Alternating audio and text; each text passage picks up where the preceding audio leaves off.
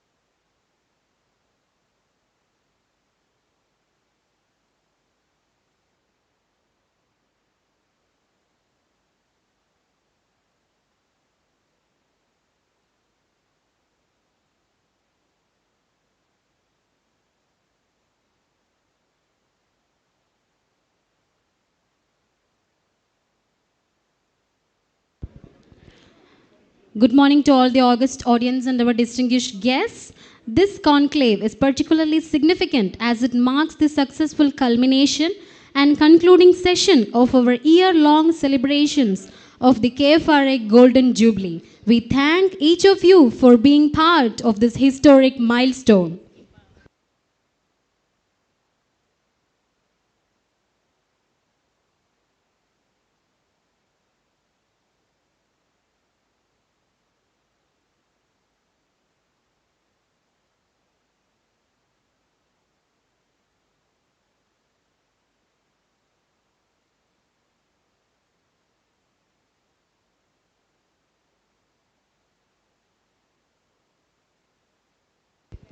I request all the distinguished guests to be seated on the dais.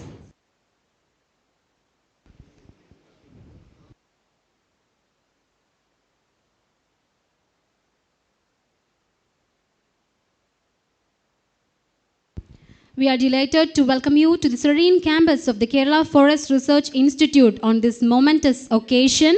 Today marks the inauguration of the Tropical Forestry Conclave, an international event featuring insightful talks, panel discussions, a medicinal plants business meet, exhibition, and stakeholders meeting running from today, 15th to 19th December. May I now invite Dr. Sajeev, Chief Scientist, KFRA, to kindly deliver the welcome address and provide introduction to the Tropical Forestry Conclave 2025.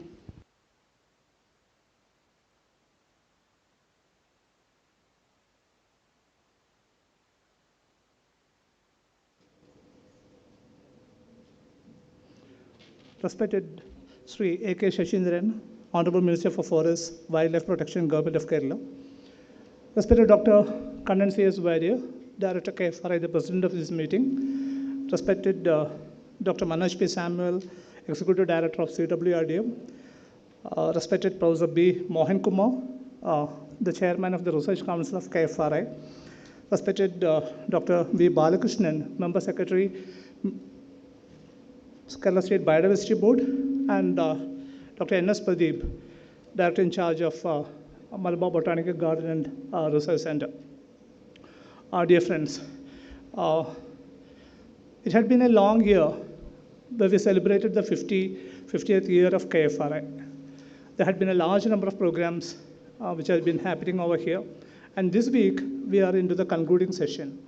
And this particular concluding session is being inaugurated right now. This meeting is presided over by the Director KFRA, Dr. Kannan C.S. Vaidya. I think there are a lot of students who are come from the nearby colleges. So a brief introduction of people on the dais would suffice, it seems. Dr. Kannan C.S. Vaidya was a student of forestry. He came out with flying colors, obtaining first rank in both BSc and MSc Forestry. He has nearly 30 years of experience in forestry research. His specialization is silviculture, genetics of plantation crops, and biodiversity conservation. He is the recipient of two major awards, one by ICFRI and another one at the national level. And he had been the person who is into music in a big way, and he has composed the theme music for the Kerala Forest Department, which was released by the Honorable Minister of Forest and Wildlife.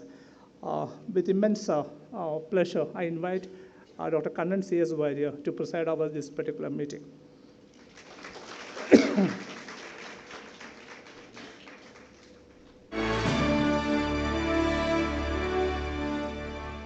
The forest of Kerala is going through unprecedented challenges.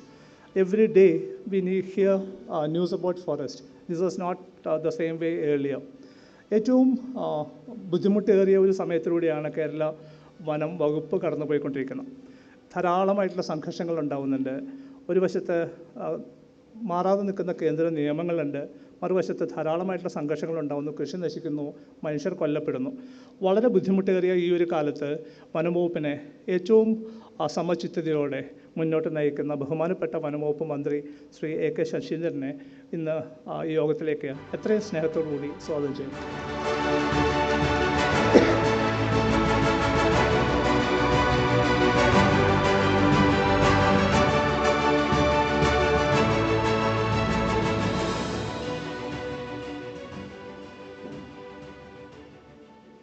Professor B. Mohan Kumar is the person who is going to give the special address to this particular audience.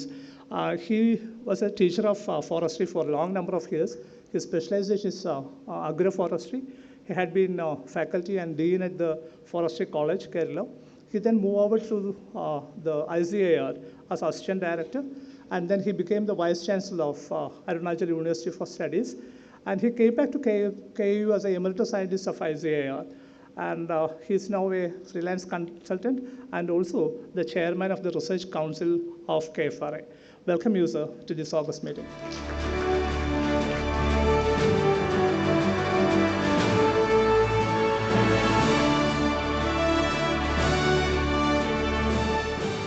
One of our prestigious sister institute is the Center for Water Resources Development and Management at Kozhikode. We have with us the executive director of CWRDM, Dr. Manoj P. Samuel. He had been enviously running the institute for quite some time. Every now and then, we can hear how the CWRDM is operating at the regional level, at the national level, and at the global level. Welcome you, sir, to this August gathering.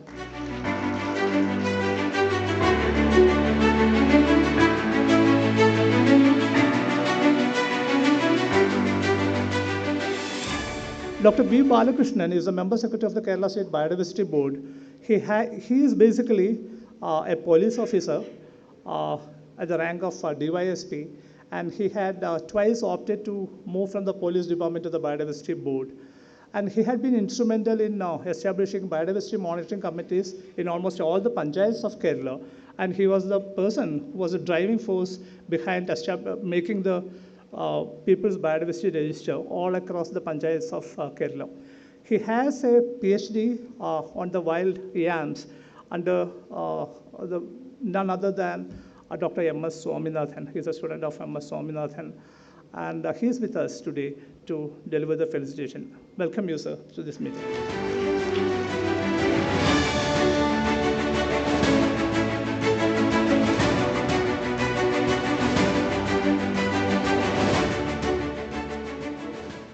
We have on dais Dr. N.S. Pradeep, who is director in charge of the Malabar Botanical Garden and Research Center, a sister concern of 𝐓𝐿, a botanist. He had been in the process of transforming a small institute into an attraction right now with a large number of research happening and a very interesting research establishment and botanical garden in Kozhikode. I'm so happy that Dr. N.S. Pradeep is here. Welcome you, sir, to this August gathering.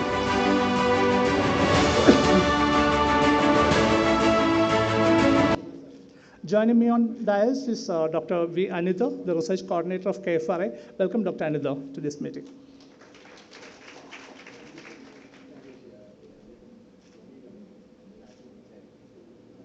There are many people over here who had been in the process of creating what 𝐘𝐹RI is, which is right now the retired scientists of 𝐘𝐹RI. We have Dr. R.V. Verma, we have Dr. K.C. Chapko, Dr. Chandrasekhara, Dr. Nandakumar, Dr. Jason. They were people who was part of the long history of 𝐘𝐹RI. I welcome each one of you, sir, to this August gathering. We have our former chairman of the Research Council, Dr. Krishna Kumar, over here. Welcome you, sir, to this meeting. We have our representatives from the Forest Department, Adelaide. Welcome you, sir, to this meeting. We have dignitaries over here. Dr. Jyotis is here. Welcome, Jyotis, to this meeting. We have many people who have come from far and wide to the concluding session of the Jubilee year.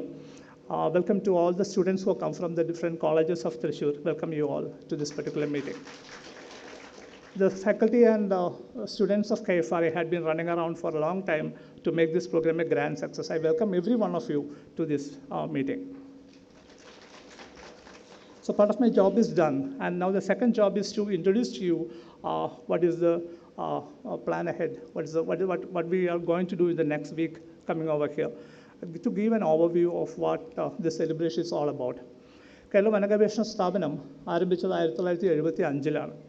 75-ൽ Kerala വനഗവേഷണ സ്ഥാപനം തുടങ്ങുന്ന സമയത്ത് ഇത് ഇന്ത്യയിൽ തന്നെ ആദ്യമായിട്ടാണ് സംസ്ഥാന സർക്കാരിന് കീഴിൽ ഒരു വനഗവേഷണ സ്ഥാപനം തുടങ്ങുന്നത്. അതിനു മുന്നേ നമുക്കുള്ളത് ഫോറസ്റ്റ് റിസർച്ച് ഇൻസ്റ്റിറ്റ്യൂട്ട് ഡെറാഡൂണാണ്. ബ്രിട്ടീഷുകാരുടെ കാലത്ത് തുടങ്ങിയ സ്ഥാപനമാണ്. അതാണ് ആകെ ഉണ്ടായിരുന്ന ഒരു മോഡൽ. അതിന് വ്യത്യസ്തമായിട്ട് ഒരു സംസ്ഥാനത്തിന് വേണ്ടി മാത്രമായിട്ടൊരു വനഗവേഷണ കേന്ദ്രം തുടങ്ങുന്നത് ഇവിടെയാണ്, 𝐘𝐹RIയിലാണ്. അതൊന്ന് തുടങ്ങുന്ന സമയത്ത് ഈ 50 വർഷക്കാലത്തിനിടയ്ക്ക് എന്താണ് 𝐘𝐹RI ചെയ്യാൻ ശ്രമിച്ചത്, എന്താണ് നേടിയത്, എന്താണ് അതിൻ്റെ കോട്ടങ്ങൾ, എന്താണ് അതിൻ്റെ നേട്ടങ്ങൾ എന്നുള്ളത് ഓർത്തെടുക്കേണ്ട ഒരു സമയമായിട്ട് ഞങ്ങൾ ഈ സന്ദർഭത്തെ കാണുന്നു. അന്ന് 50 വർഷം മുന്നേ ഫോറസ്റ്റ് റിസർച്ച് നോക്കിക്കഴിഞ്ഞാൽ ആ റിസർച്ചിനകത്തുള്ള ഏകദേശം ഒരു 98% അറിവുകളും നമുക്ക് കിട്ടിയിട്ടുള്ളത് ടെമ്പറേറ്റ് ഫോറസ്റ്റ് എന്നാണ്, ട്രോപ്പിക്കൽ ഫോറസ്റ്റ് എന്നേ അല്ല. മിക്കവാറും എല്ലാ ഗവേഷണ സ്ഥാപനങ്ങളും നിലനിൽക്കുന്ന യൂറോപ്പിലും അമേരിക്കയിലുമായിരുന്നു. വനത്തെക്കുറിച്ചിട്ടുള്ള അറിവുകളെല്ലാം തന്നെ വന്നിട്ടുള്ളത് ആ തരത്തിലുള്ള കാടുകളിൽ നിന്നാണ്. അതിൽ നിന്ന് വ്യത്യസ്തമായിട്ട് ആഫ്രിക്കയിലും ബ്രസീലിലും ഉണ്ടായിരുന്ന റിസർച്ച് സെൻറ്റേഴ്സ് പോലും നടത്തിയിരുന്നത്, അവിടെ ഗവേഷണം ചെയ്തിരുന്നത് ഒന്നല്ലെങ്കിൽ അമേരിക്കയിലെയോ അല്ലെങ്കിൽ യൂറോപ്പിലെയോ ശാസ്ത്രജ്ഞരായിരുന്നു. അതിൽ നിന്ന് വ്യത്യസ്തമായി തദ്ദേശീയമായിട്ട് ഒരു ട്രോപ്പിക്കൽ സെറ്റിങ്ങിൽ ഒരു ഫോറസ്റ്റ് ഇൻസ്റ്റിറ്റ്യൂട്ട് എന്നുള്ള നിലയ്ക്കായിരുന്നു 𝐘𝐹RIനെ അന്താരാഷ്ട്ര സമൂഹം ശ്രദ്ധിച്ചത്. ആദ്യമായിട്ട് ട്രോപ്പിക്കൽ ഫോറസ്റ്റിൽ നിന്ന് പ്രൈമറി ഡാറ്റ വരാൻ തുടങ്ങുന്നു. ആ ഡാറ്റയെ വളരെ ശ്രദ്ധയോടുകൂടി ലോകം കാണുകയും ചെയ്തിരുന്നു. ആദ്യകാലത്ത് 𝐘𝐹RI തുടങ്ങുന്ന സമയത്ത് വന്ന ശാസ്ത്രത്തിൽ പലരും അന്താരാഷ്ട്ര തലത്തിൽ പ്രസിദ്ധീകരിച്ച മറ്റു പല സ്ഥലങ്ങളിൽ ജോലി ചെയ്തവരായിരുന്നു. അമേരിക്കയിലും ഓസ്ട്രേലിയയിലും ഒക്കെ ജോലി ചെയ്യുന്ന ആളുകൾ 𝐘𝐹RIയിലേക്ക് വരികയും 𝐘𝐹RI അതുകൊണ്ട് തന്നെ തുടങ്ങുന്നത് മറ്റു പല സ്ഥാപനങ്ങളിൽ നിന്ന് വ്യത്യസ്തമായി വളരെ ഉയർന്ന തലത്തിൽ ഒരു ടേക്ക് ഓഫ് പാഡ് 𝐘𝐹RIയൊക്കെ കിട്ടിയിട്ടുണ്ടായിരുന്നു. ആ നിലയ്ക്കാണ് ഗവേഷണങ്ങൾ തുടങ്ങുന്നത്. നമ്മൾ ഇന്ന് പേടിക്കുന്ന ഒരു പ്രധാന റിസർച്ച് പേപ്പറുണ്ട്. ആ റിസർച്ച് പേപ്പർ അമേരിക്കയിൽ നിന്ന് പബ്ലിഷ് ചെയ്ത പേപ്പറാണ്. ആ പേപ്പറിൽ അവർ ചെയ്തത് അമേരിക്കയിലുള്ള 140 ഗവേഷണ സ്ഥാപനങ്ങളുടെ ചരിത്രം അവർ പഠിക്കുകയുണ്ടായി.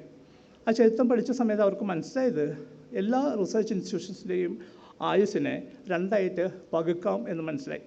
അല്ല, ആദ്യത്തെ ഒരു ഭാഗം ഉണ്ടാവും, വേണ്ടത്ര വിഭവങ്ങളില്ലാത്ത, വേണ്ടത്ര സൗകര്യങ്ങളില്ലാത്ത, വേണ്ടത്ര മുറികളില്ലാത്ത, വേണ്ടത്ര വാഹനങ്ങളില്ലാത്ത ആദ്യം ഒരു ഘട്ടം ഉണ്ടാവും. റിസോഴ്സസ് വളരെ കുറവായിരിക്കും. കുറച്ച് കഴിയുമ്പോൾ റിസോഴ്സ് പതുക്കെ വരാൻ തുടങ്ങും. ഓരോരുത്തർക്കും ഒറ്റയ്ക്ക് മുറികളൊക്കെ കിട്ടും, വാഹനങ്ങൾ കിട്ടും, സംവിധാനങ്ങളുണ്ടാവും. പക്ഷേ ആ പേപ്പർ ചൂണ്ടിക്കാണിച്ചത് ആ ഒരു സ്ഥാപനത്തിൻ്റെ ഔട്ട്പുട്ട് നോക്കിയാൽ അല്ല, ഏറ്റവും ആദ്യത്തെ ഭാഗത്തെ ഔട്ട്പുട്ടായിരിക്കും ഏറ്റവും ഗംഭീരം എന്നാണ് ആ പേപ്പർ ചൂണ്ടിക്കാണിച്ചത്. വിഭവങ്ങളില്ലാത്ത സമയത്ത് ഒരു മേശയുടെ അപ്പുറവും ഇപ്പുറവും ഇരുന്ന ആളുകൾ ജോലി ചെയ്യുന്ന സമയത്ത് ആണ് ആ സ്ഥാപനത്തിൽ ഏറ്റവും ഗംഭീരമായിട്ടുള്ള ഔട്ട്പുട്ട് ഉണ്ടായെന്ന് ആ പേപ്പർ പറയുന്നു. ആ പേപ്പർ 𝐘𝐹RIയെ സംബന്ധിച്ച് പേടിപ്പിക്കുന്ന ഒന്നാണ്. 𝐘𝐹RI തുടങ്ങുന്ന സമയത്തും അങ്ങനെ തന്നെയായിരുന്നു. നമുക്ക് വേണ്ടത്ര വിഭവങ്ങളില്ലായിരുന്നു.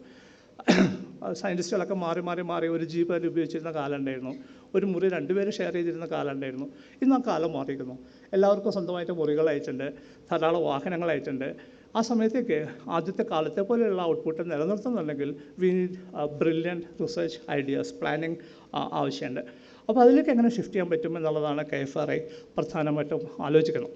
ഗ്ലോബൽ സ്റ്റേച്ചറിൽ അന്താരാഷ്ട്ര തലത്തിൽ 𝐘𝐹RI ചെയ്തത് ട്രോപ്പിക്കൽ ഫോറസ്റ്റിനെ കുറിച്ചിട്ടുള്ള പ്രൈമറി ഡാറ്റ ഡെവലപ്പ് ചെയ്യുക എന്നുള്ളതായിരുന്നു. നാഷണൽ ലെവലിൽ 𝐓RIക്ക് മറ്റൊരു മാതൃക വളരെ ചെറിയൊരു ഇൻസ്റ്റിറ്റ്യൂട്ട്, വളരെ ഡൈനാമിക്കായിട്ട് വർക്ക് ചെയ്യാൻ പറ്റുന്ന ഒരു ഇൻസ്റ്റിറ്റ്യൂട്ട്, വളരെ ഫാസ്റ്റായിട്ട് ഓപ്പറേറ്റ് ചെയ്യാൻ പറ്റുന്ന ഇൻസ്റ്റിറ്റ്യൂട്ട്. FRA പോലെ അത്ര വലിയ സ്ഥാപനമല്ല, ചെറുതാണ്, പക്ഷേ എങ്കിലും വളരെ ഡൈനാമിക്കായിട്ട് വർക്ക് ചെയ്യാൻ പറ്റും. അപ്പോൾ വനഗവേഷണത്തിൽ മറ്റൊരു മോഡൽ നാഷണൽ ലെവലിൽ അവതരിപ്പിക്കാനായിട്ട് KFRAക്ക് സാധിച്ചിരുന്നു. ഇനി കേരളത്തിൽ എന്താണ് KFRA ചെയ്തത് എന്ന് ചോദിച്ചാൽ, കേരളത്തിൽ ആദ്യകാലം മുതൽ തന്നെ കേരളത്തിലെ ഒരു കൺസർവേഷൻ ഭാഗത്ത് വളരെ ശക്തമായി നിലനിർത്തിച്ച ഒരു സ്ഥാപനമായിട്ട് നമുക്ക് KFRA മനസ്സിലാക്കാൻ പറ്റും. മറ്റു പല സ്ഥാപനങ്ങളിൽ നിന്നും വ്യത്യസ്തമായി പരിസ്ഥിതിയുടെ പക്ഷത്ത് നിൽക്കുക, കാടിൻ്റെ പക്ഷത്ത് നിൽക്കുക, സംരക്ഷണത്തിൻ്റെ പക്ഷത്ത് നിൽക്കുന്ന ഒരു സ്വഭാവം ആദ്യകാലം മുതൽ KFRAക്ക് ഉണ്ടായിരുന്നു.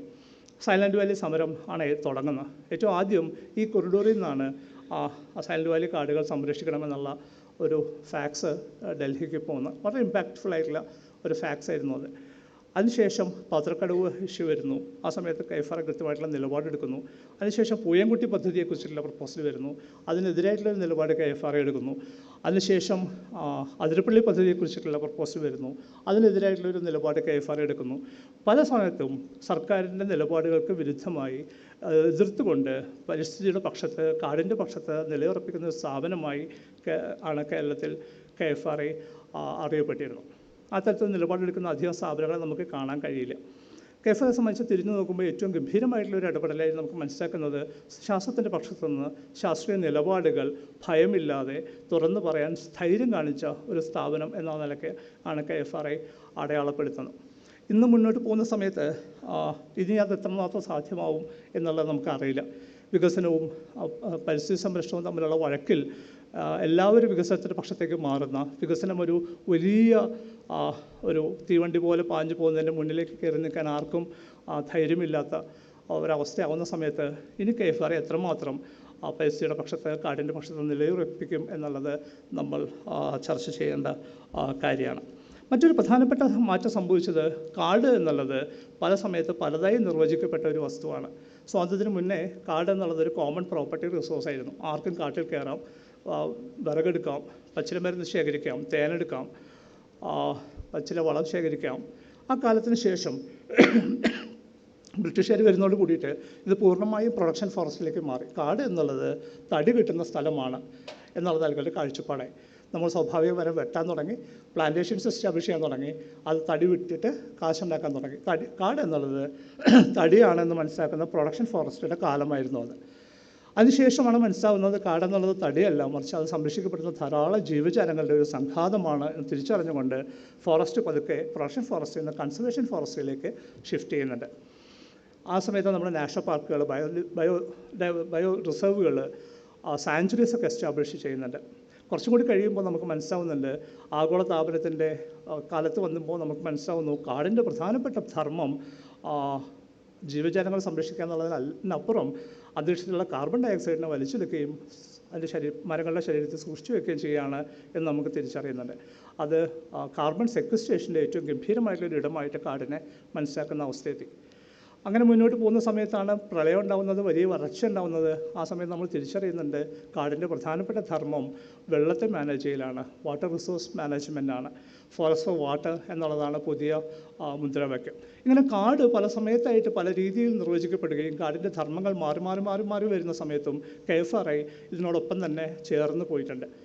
പ്രൊഡക്ഷൻ ഫോറസ്ട്രിയിലും കൺസർവേഷൻ ഫോറസ്ട്രിയിലും കാർബൺ സെക്വസ്ട്രേഷൻ സ്റ്റഡീസിലും വാട്ടർ സ്റ്റഡീസിലും എല്ലാം തന്നെ KFRA പങ്കെടുത്തിട്ടുണ്ട്.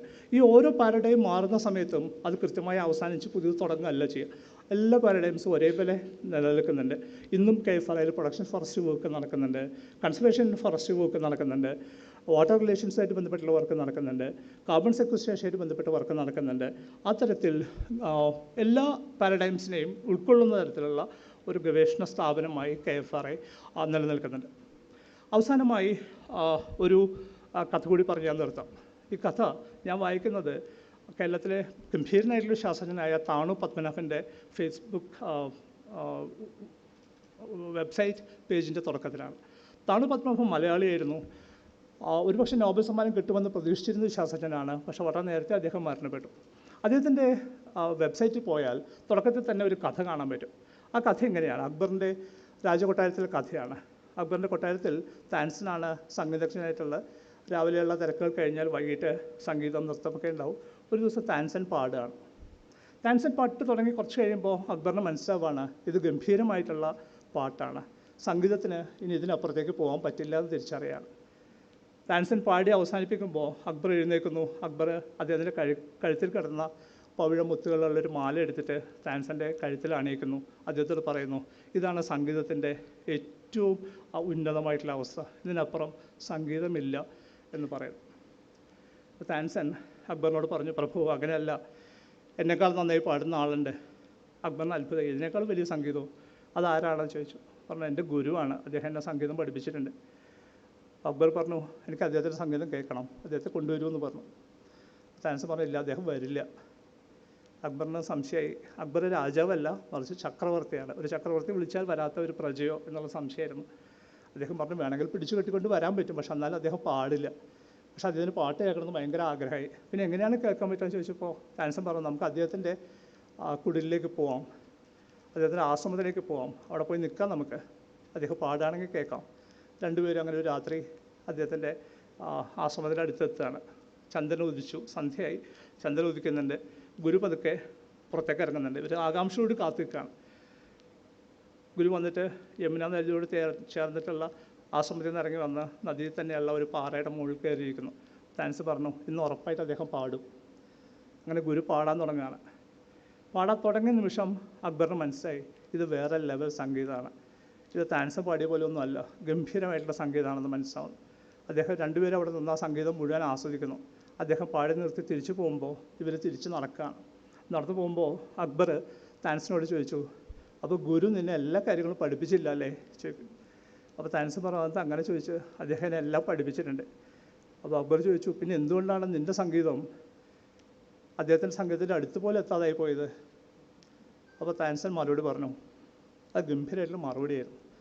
താൻസൻ പറഞ്ഞു, അതിന് കാരണം പ്രഭു, ഞാൻ പാടുന്നത് അങ്ങയ്ക്ക് വേണ്ടിയാണ്, പക്ഷേ എൻ്റെ ഗുരു പാടുന്നത് യമുനയ്ക്ക് വേണ്ടിയാണ്, അതാണ് വ്യത്യാസം എന്ന് പറഞ്ഞു. ഈ 50 വർഷക്കാലം 𝐓𝐼 ചെയ്യാൻ ശ്രമിച്ചത് അതാണ്. രാജാവിന് വേണ്ടി അല്ല പാടിയിട്ടുള്ളത്, മറിച്ച് പ്രകൃതിക്ക് വേണ്ടിയാണ്, കാടിന് വേണ്ടിയിട്ടാണ്, പുഴയ്ക്ക് വേണ്ടിയിട്ടാണ്, കടലിന് വേണ്ടിയിട്ടാണ്, കാടിന് വേണ്ടിയിട്ടാണ്, മലകൾക്ക് വേണ്ടിയിട്ടാണ്, ഓട്ടവകാശമില്ലാത്ത കാട്ടിലെ ജീവജാലങ്ങൾക്ക് വേണ്ടിയാണ്. ആ 50 വർഷം ആഘോഷിക്കുന്ന ഈ സമയത്തേക്ക് എത്തിച്ചേർന്ന എല്ലാവർക്കും ഒരിക്കൽ കൂടി സ്വാഗതം പറഞ്ഞുകൊണ്ട് നിർത്തുന്നു. നന്ദി, നമസ്കാരം. Thank you, sir, for that comprehensive welcome and for articulating the aspirations behind this conclave. To preside over this session, we invite Dr. Kannan C.S. Warrior, the Director of 𝐓𝐼, for his presidential address.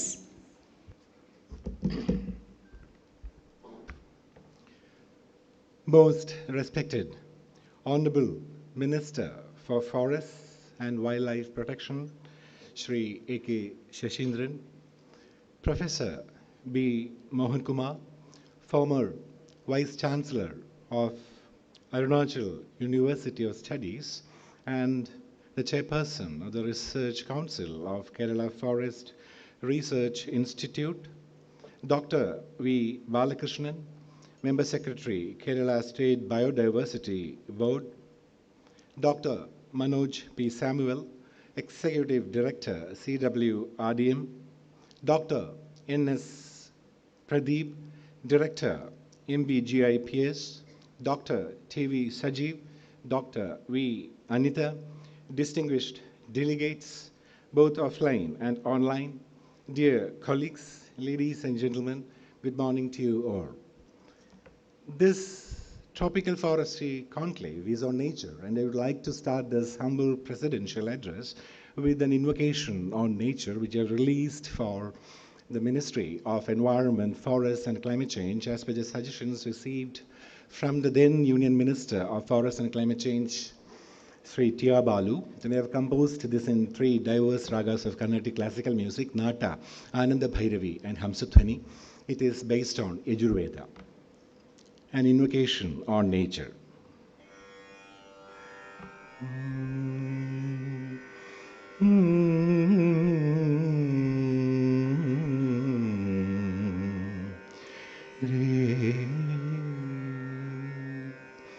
Mahendra Malaya Sahyo Devada हिमालयः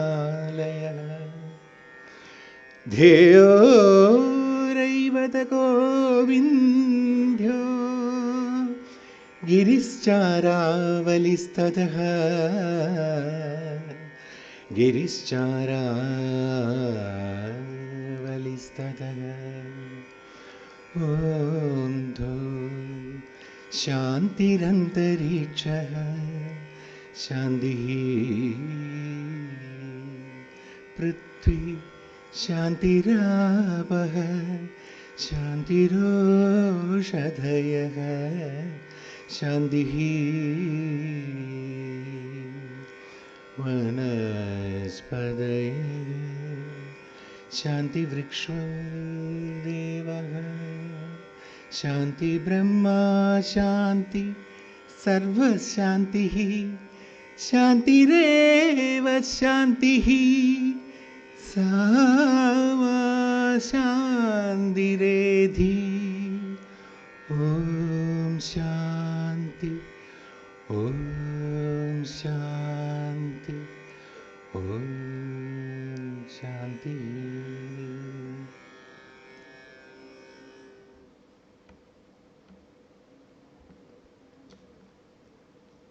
It's my great privilege and honor to extend a warm welcome to all of you to the Tropical Forestry Conclave, a global gathering being organized by the Kerala Forest Research Institute, 𝐓𝐹𝐼, as part of the culmination of its Golden Jubilee celebrations. This conclave stands as a significant milestone in our collective journey of advancing tropical forestry research, biodiversity conservation, and sustainable development. Your presence here today, physically and virtually, adds immense value to this historic occasion.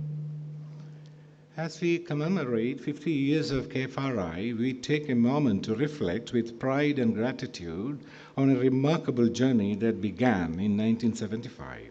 From those humble yet determined beginnings, 𝐓𝐹𝐼 has grown into a nationally and internationally recognized center of excellence in forest science, responding proactively to emerging environmental challenges and societal needs. Over the past 5 decades, 𝐓𝐹𝐼 has made pioneering contributions across diverse fields including ecology, biodiversity conservation, climate change research, ecosystem services, the restoration of degraded landscapes, non-timber forest produce, and sustainable forest management.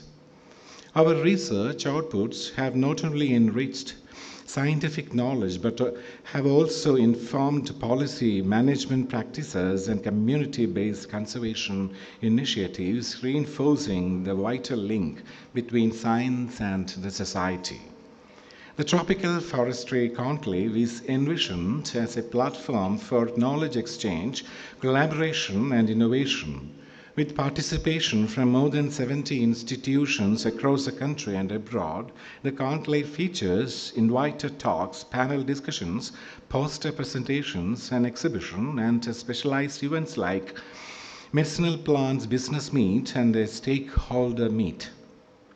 These diverse sessions reflect the multidimensional nature of tropical forestry and the need for integrated approaches that bring together researchers, practitioners, policymakers, entrepreneurs, and forest-dependent communities. Yet, this is more than a gathering. It's a clarion call to action in an era of escalating climate threats, habitat loss, and biodiversity crisis. Tropical forests stand as our planet's lungs and cradle of life. Let's harness this platform to forge collaborative pathways, integrating cutting-edge science with policy, entrepreneurship, and community wisdom to build resilient ecosystems for generations ahead. I am particularly pleased to note that the enthusiastic participation of students and young professionals who are a vital component to this conclave.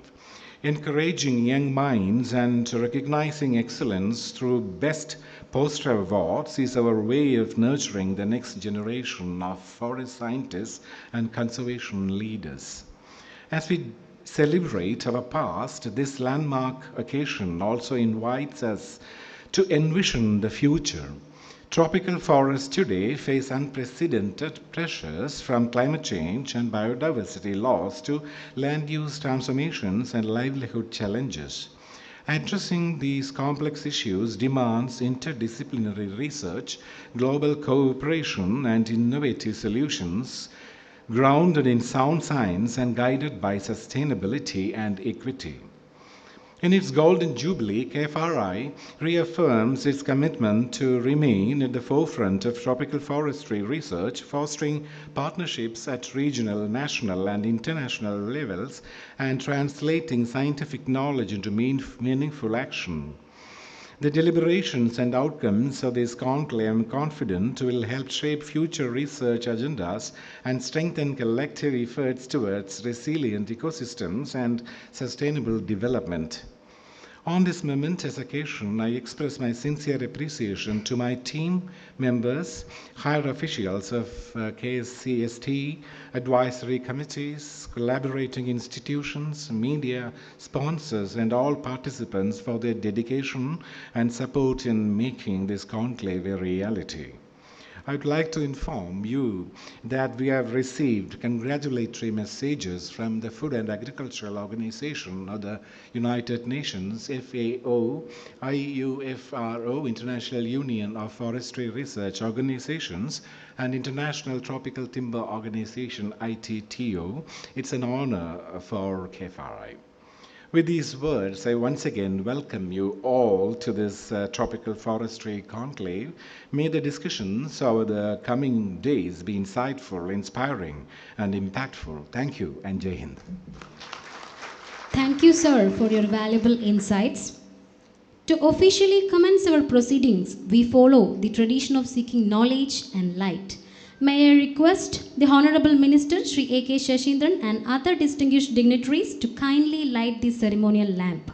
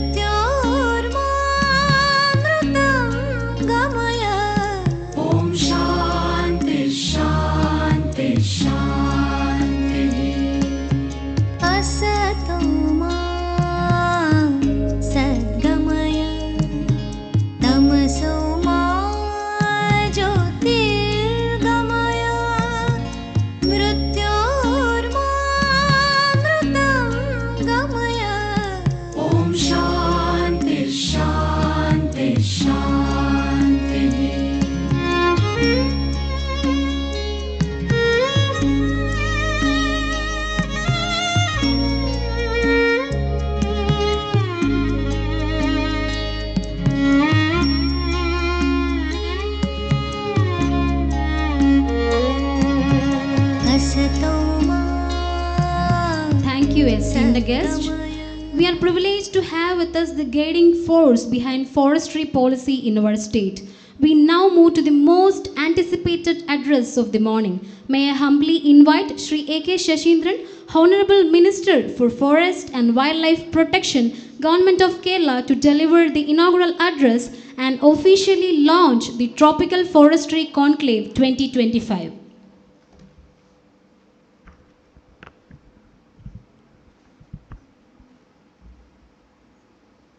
ബഹുമാന്യനായ അധ്യക്ഷൻ doctor Kannan CS Warrier, ഇവിടെ ഈ പ്രൗഢഗംഭീരമായ സദസ്സിൽ നമ്മളോടൊപ്പം പങ്കുചേരുകയും വേദി പങ്കിടുകയും ചെയ്ത 𝐓𝐼𝐂𝐻്𝐼ലെയും മറ്റും പ്രവർത്തിക്കുന്ന സയൻറ്റിസ്റ്റുകൾ ഉൾപ്പെടെ പ്രിയപ്പെട്ട സഹോദരി സഹോദരന്മാരെ, 50 വർഷത്തിന് മുമ്പ് അന്നത്തെ കേരളത്തിൻ്റെ മുഖ്യമന്ത്രിയും തൃശ്ശൂർ സ്വദേശിയുമായ ശ്രീ C. അച്യുതമേനോൻ അദ്ദേഹത്തിൻ്റെ ഭരണകാലഘട്ടത്തിലെ ശ്രദ്ധേയമായ ഒരു ദിശാബോധം സൃഷ്ടിച്ച ഒരു സ്ഥാപനമായിരുന്നു കേരള ഫോറസ്റ്റ് റിസർച്ച് ഇൻസ്റ്റിറ്റ്യൂട്ട്. കേരളീയ സമൂഹത്തെ ശാസ്ത്ര സാങ്കേതിക പാതയിലൂടെ മുന്നോട്ട് നയിക്കുന്നതിൽ ആ കാലത്താണ് നിരവധി ഗവേഷണ സ്ഥാപനങ്ങൾ നമ്മുടെ സംസ്ഥാനത്തുണ്ടായത്. ആ കാര്യം അനുസ്മരിച്ചുകൊണ്ടല്ലാതെ 50ാം വാർഷികം ആഘോഷിക്കുന്ന കേരള ഫോറസ്റ്റ് റിസർച്ച് ഇൻസ്റ്റിറ്റ്യൂട്ടിൻ്റെ പരിപാടികളിൽ സംസാരിക്കുന്നത് അനുചിതമായിരിക്കും എന്ന് ഞാൻ കരുതുകയാണ്. ഇവിടെ ഈ വാർഷികാഘോഷ പരിപാടിയുടെ ഭാഗമായി 5 ദിവസം നീണ്ടു നിൽക്കുന്ന വിവിധ ചർച്ചകളും വാദപ്രതിവാദങ്ങളും സംവാദങ്ങളും നടക്കുകയാണ്. ഈ കാലഘട്ടത്തിൻ്റെ ഉചിതമായ ആവശ്യങ്ങൾ മനസ്സിലാക്കിക്കൊണ്ടാണ് ഇതിനാവശ്യമായ വിഷയങ്ങൾ തിരഞ്ഞെടുത്തിട്ടുള്ളതെന്നാണ് എനിക്ക് മനസ്സിലാക്കാൻ കഴിഞ്ഞിട്ടുള്ളത്. അതേപോലെ തന്നെ ഈ വാർഷികാഘോഷ പരിപാടിയുടെ ഭാഗമായി ഇത്തരത്തിൽ ഒരു ട്രോപ്പിക്കൽ ഫോറസ്ട്രി കോൺക്ലേവ് സംഘടിപ്പിക്കാൻ ഭൗതികവും ആശയപരവും കായികവുമായ ശേഷിയും കഴിവും പ്രദർശിപ്പിച്ച് അതീവ ചിട്ടയോടെ ഇത്തരമൊരു ചടങ്ങ് സംഘടിപ്പിച്ച ഇതിൻ്റെ സംഘാടകരെ നിങ്ങളുടെ ഓരോരുത്തരുടെയും പേരിലും എൻ്റെ വ്യക്തിപരമായ നിലയിലും ഞാൻ അഭിനന്ദനങ്ങൾ അർപ്പിക്കുകയാണ്.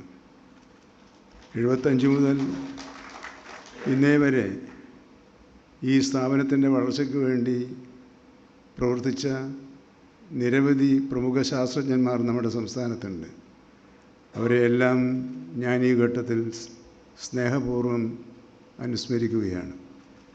ഇന്നത്തെ നമ്മുടെ ചീഫ് ശ്രീ കണ്ണൻ CS വാര്യർ, അദ്ദേഹത്തിൻ്റെ ശ്രുതി ലയ മധുരിമയാർന്ന പ്രാർത്ഥനാഗീതം അദ്ദേഹത്തിലെ സംഗീതജ്ഞനെ പുറത്തു കൊണ്ടുവന്നിട്ടുണ്ട്.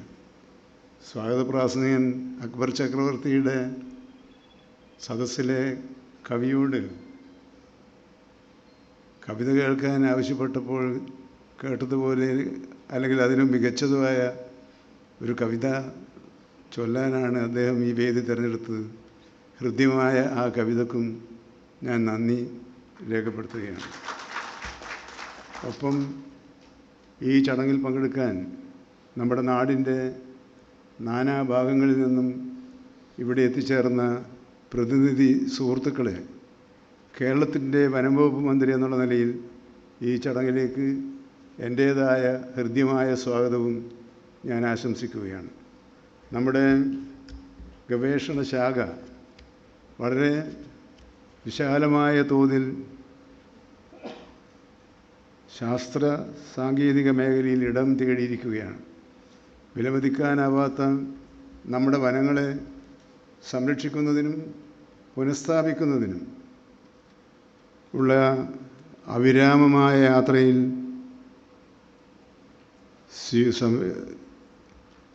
ഒരു മാർഗദർശിയായോ ദീപസ്തംഭമായോ 𝐓𝐹RI പ്രവർത്തിക്കുന്നത് എന്ന് കാണുന്നതിൽ ഞാൻ അതിയായി ആഹ്ലാദിക്കുകയും ഒരിക്കൽ കൂടി അവരെ അഭിനന്ദിക്കുകയും ചെയ്യുന്നു.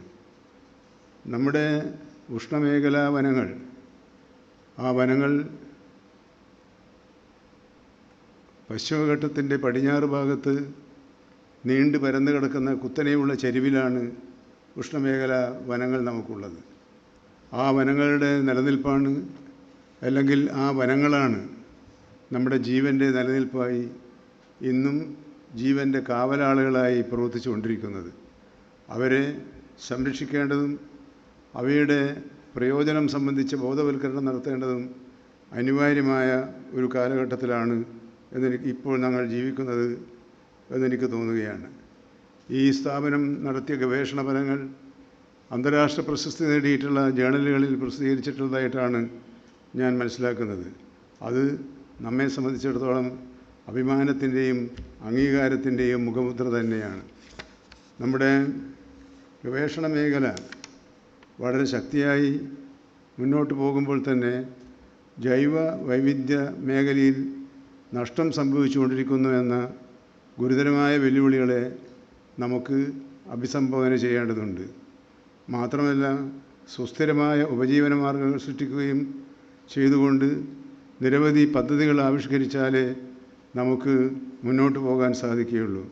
ഇതിനുള്ള തുടക്കം 𝐓𝐹Rയുടെ ഭാഗത്ത് നിന്ന് ആരംഭിച്ചിട്ടുണ്ട് എന്നറിയാൻ കഴിഞ്ഞതിൽ എനിക്ക് അതിയായ സന്തോഷമുണ്ട്.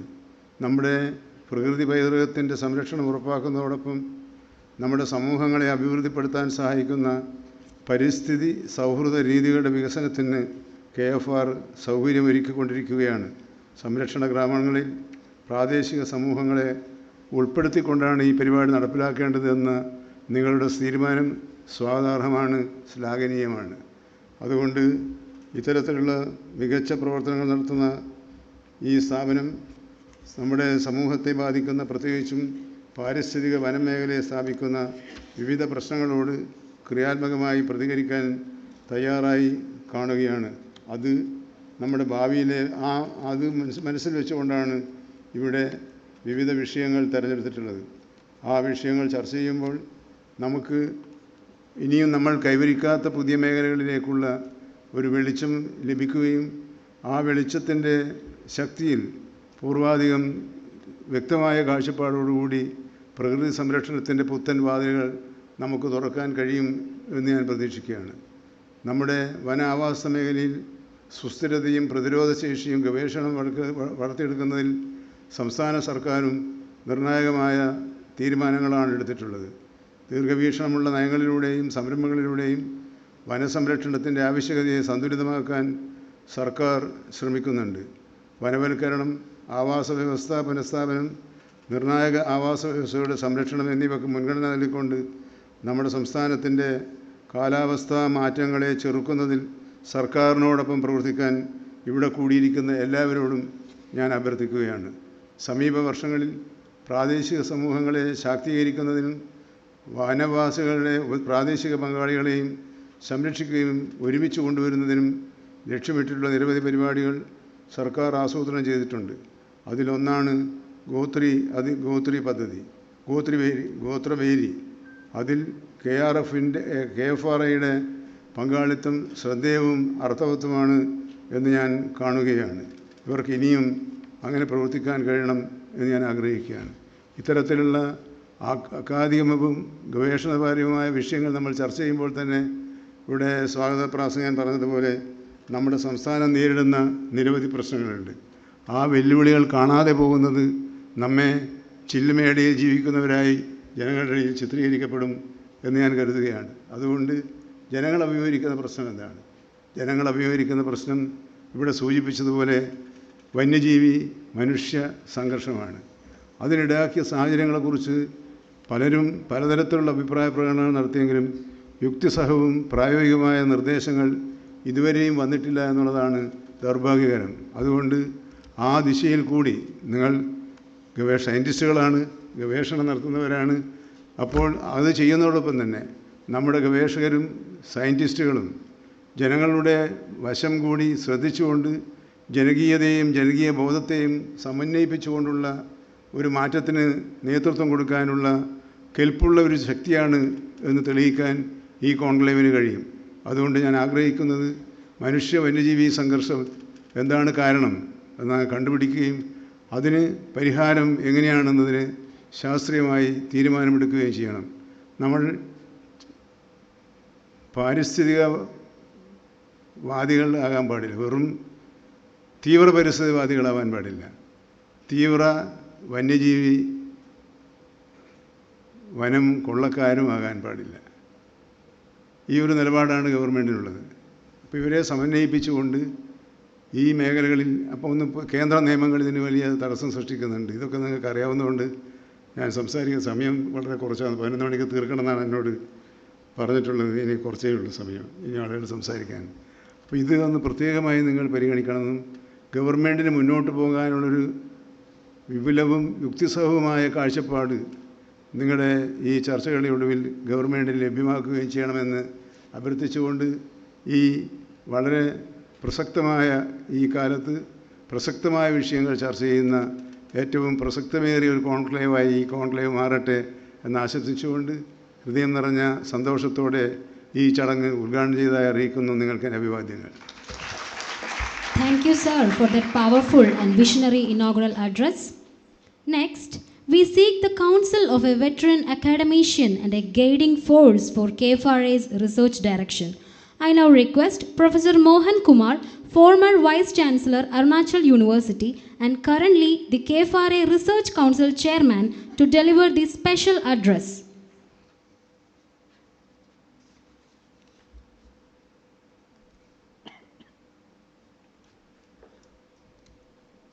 Honorable Forest Minister of the State of Kerala, Sri A.K. Shashindran ji, 𝐓𝐹RA Director, Dr. Kannan Warrior, CWRDM Director, Dr. Manoj Samuel,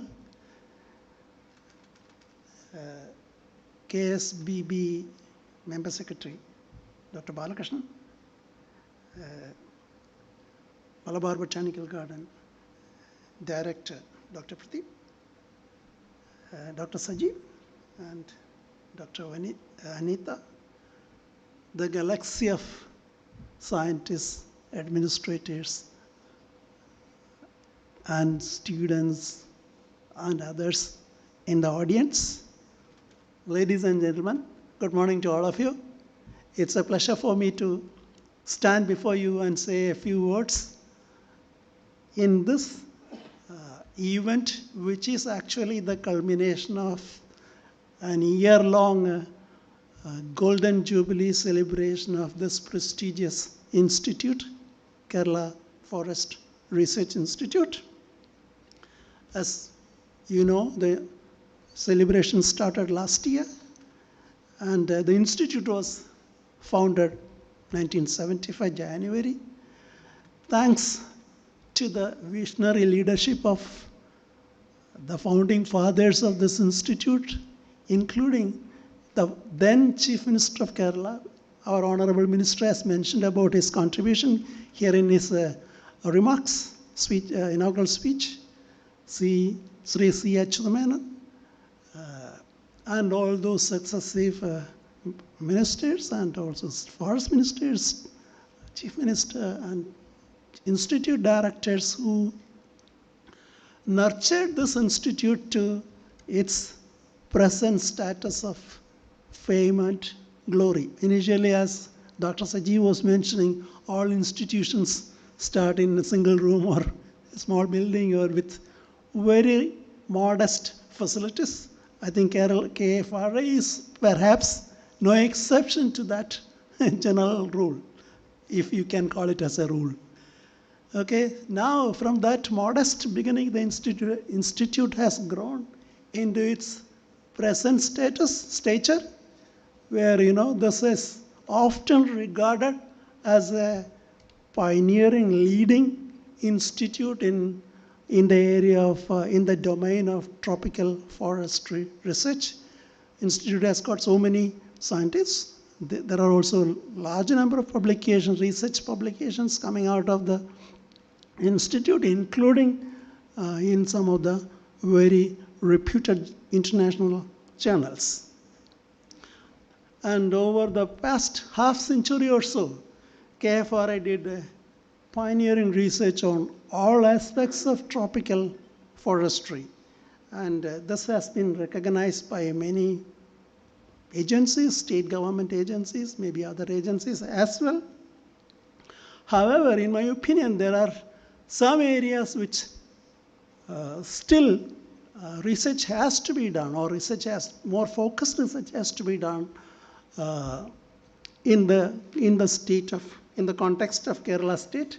And this we should the researchers, the research fraternity of the Kerala Forest Research Institute, of course others also, I see people from 𝐊𝐼𝐂𝐀𝐋 University and others also. So one area that I would like to flag here is the tree improvement research. Including those using modern molecular genetic tools. I remember in the one of the recent research council meetings, we have considered a small project, but in my opinion, more efforts should be made in tree improvement research. And Kerala is also considered to be one of the meccas or one of the Vaticans of agroforestry, with a large number of agroforestry systems and practices. India, South Asia also maybe is eligible for that kind of a qualification. So agroforestry research at this institute probably was in my opinion, it was kind of peripheral. And there should be more efforts made on several aspects of agroforestry research. Kerala being one of the leading, land masses, one of the important land masses as far as agroforestry systems, many traditional agroforestry systems, including, the tropical home gardens, which is considered to be a kind of time-tested example of sustainable agroforestry. And agroforestry also, the National Agroforestry Policy, as some of you might know, has clearly stated that 67% of the timber requirements in India are met from agroforestry. Perhaps for the state of Kerala, this figure may be even higher. I remember a couple of wood balance studies were conducted in the past at Kerala Forest Research Institute, and this has clearly established that fact. So agroforestry should be promoted, and there may be a kind of associated consequential issue, that is competition for land. But given the situation of land abandonment in the state of Kerala, this could be easily resolved, in my opinion. There may not be any major issues. Of course, in the heartland of India, there could be challenges with respect to competition between wood or timber, trees and arable agricultural crops, competition for land. But now in Kerala, a lot of land being abandoned. So some of that land could certainly be utilized for this purpose. And of course, agroforestry is a cross-cutting issue. And the forest department and agriculture department should talk to each other and resolve some of those outstanding issues, if any. And one small suggestion that I wish to flag in the presence of the Honorable Minister of Forests is that the state of Kerala should evolve a policy on agroforestry and tree farming. So that will probably encourage farmers to take up trees, farmers to grow trees on their private farms and meet the timber requirement. I'm not going into the details of timber statistics here. Of course, in India as a whole, we are a timber deficit country. We import a lot of timber. And given the situation of ban on green felling in our forests, we have to meet this rising demand for timber for various purposes from agricultural lands. In India, we have 142 million hectares of agricultural land. If some of that, and also we have over 120 million hectares of degraded lands, if part of that land could be utilized for agroforestry, certainly this rising demand for timber could probably be satisfied from sources outside our natural forests, which probably cannot be utilized for meeting the industrial or other timber requirements. So this probably needs some kind of a policy. Of course, at national level, we have a policy, and some of the states, as some of you might know that, states like Assam, states like Odisha, Himachal Pradesh, and Haryana have already enunciated agroforestry policies, or are discussing an advanced stage of discussion as far as launching agroforestry policy is concerned. National level, we have launched the agroforestry in 2014. I had a modest contribution in drafting that because there was a drafting task force on that, of which I was a member. 2014, this was initiated, but the ground reality is that the implementation of although we have a policy, there are several constraints. There are several challenges in implementing this policy, and to what extent we have moved forward with respect to the stated objectives of this national agroforestry policy of 2014 needs to be investigated. Our Honorable Minister has mentioned about the issue of man-animal conflict, of which there is a lot of discussion, a lot of debate going on. I'm not going into the details of that, but certainly what we require is, as the Honorable Minister himself has pointed out, is tangible solutions to resolve this issue. But then it may be remembered that this is a pan-India issue, this man-animal conflict. So when I was working in the Indian Council of Agricultural Research, there used to be so many parliament questions about this man-animal conflict, which we were supposed to answer. Prepare the answer on behalf of the Minister for Agriculture, because there was conflict always associated with the farming community and the wildlife. So Kerala is also no exception. Of course, the animals in the North Indian, most of the North Indian states are monkeys, nilgais and all that. Here we have another scenario where elephants and tigers are creating a lot of havoc in the among the forest fringe communities. So we probably, as foresters, we probably need to evolve some tangible, or agroforestry researchers, we need to evolve some tangible solutions to overcome this grave challenge of this vexatious problem of man-animal conflict.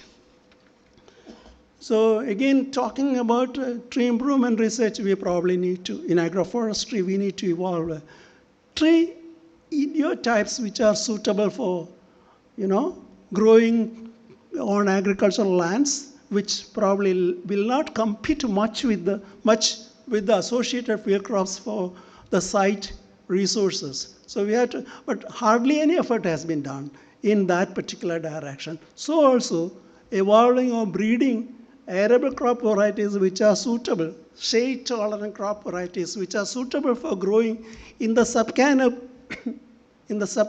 of trees. So, breeders are developing a lot of crop varieties. You probably know that. But there has so far been no significant effort on evolving shade-tolerant crop varieties which may be suitable for sub-canopy production in agroforestry system. So we probably need to evolve some crop varieties. We probably need to evolve some, a policy for adoption of agroforestry or for expanding agroforestry. We are already having a lot of area, but tropical home gardens is an example. Several other systems are also in vogue in the state of Kerala, but we probably need to have we need to evolve, which I hope our Honorable Minister may consider evolving a agroforestry or tree farming policy for the state of Kerala.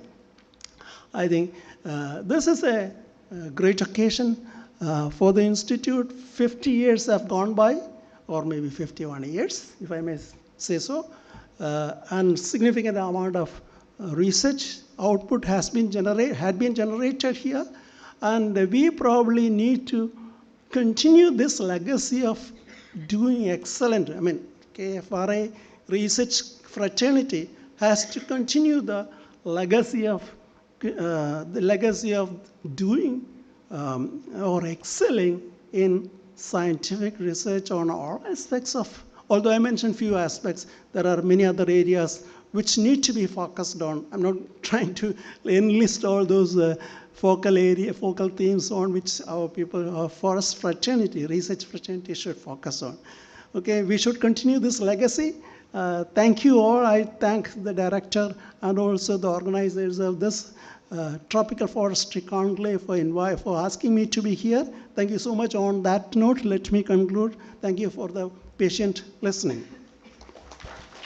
Thank you, sir, for sharing your experience and vision with us. We all now have the felicitations.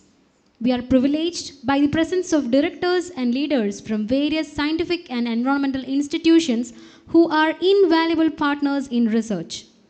May I now invite Dr. Manoj P. Samuel, Executive Director, KSCST Center for Water Resource Development and Management, to kindly say a few words.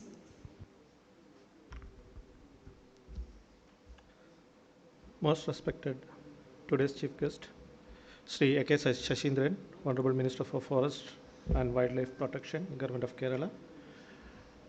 The President of today's event, Dr. Kannan C.S. Vairya, Director, KFRA, Dr. Sajeev, Dr. Balakrishnan, our guest of honor, Professor Mohan Kumar, Dr. N.S. Pradeep, Dr. Anita, Dr. Krishna Kumar, Dr. George Thomas, Dr. Varma, many luminaries, dignitaries are off the dais. Good morning to all of you. At the outset, I congratulate KFRA, its dynamic leadership, and all the scientists and all the staff members for completing 50 years of service to this country. You have done a very wonderful job.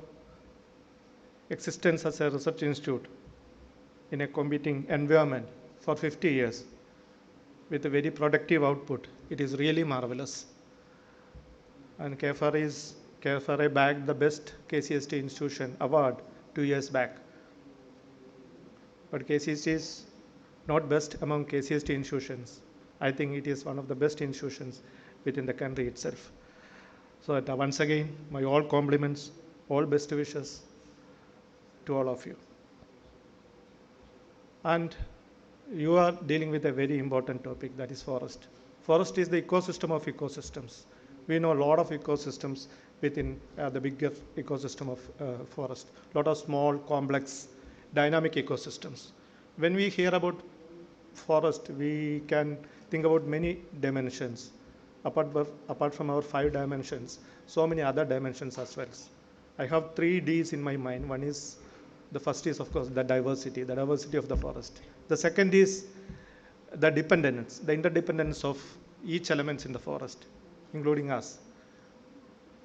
We are outside players, but we are also much dependent on the forest. Climate is dependent on the forest. And third one is the dynamism, the dynamic interactions which is happening inside the forest. So that these 3 Ds are important as far as the forest is concerned for an outside person like me.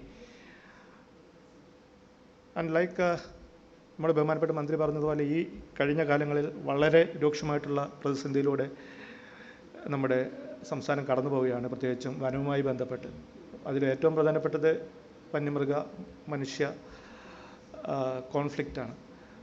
അപ്പോൾ അത് ഒരു വലിയൊരു പ്രതിസന്ധിയായി നമ്മളെ തുറച്ചു നോക്കുമ്പോൾ തന്നെ അത് മാത്രമല്ല, അത് കൂടാതെ നമുക്ക് കാലാവസ്ഥാ മാറ്റം വലിയൊരു പ്രശ്നമാണ്, ഇൻവേസീവ് സ്പീഷ്യസ് പ്രശ്നമാണ്, വനവുമായി ബന്ധപ്പെട്ട് ഉള്ള ജനങ്ങളുടെ ആവാസ വ്യവസ്ഥയുള്ള പ്രശ്നമുണ്ട്, ട്രൈബൽസ് ഉൾപ്പെടെയുള്ള ആവാസ വ്യവസ്ഥയുള്ള പ്രശ്നമുണ്ട്, ക്ലൈമറ്റ് ചേഞ്ച് വലിയൊരു പ്രശ്നമായിട്ട് വരുന്നുണ്ട്.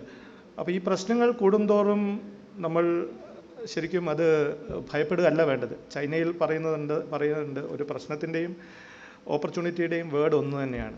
അപ്പോൾ അതുകൊണ്ട് തന്നെയാണ് ഇവിടെയും പറയുന്നത്, ഇവിടെ പ്രശ്നങ്ങൾ കൂടുന്തോറും നമുക്ക് വെല്ലുവിളികളും കൂടുന്തോറും നമുക്ക് സാധ്യതകൾ ഏറെയാണ്, നമുക്ക് റിസർച്ച് ഓപ്ഷൻസ് കൂടുകയാണ്, നമ്മുടെ റിസർച്ചിൻ്റെ അരീന കൂടുതൽ ഗഹനമാകുകയാണ്. അപ്പോൾ അതുകൊണ്ട് തന്നെ ഈ ഒരു വെല്ലുവിളികളെ സ്വീകരിച്ച് പുതിയ പുതിയ സങ്കേതങ്ങളും സാങ്കേതികവിദ്യകളും സംവിധാനങ്ങളും വികസിപ്പിച്ചെടുക്കാൻ 𝐾FRക്ക് സാധിക്കണം.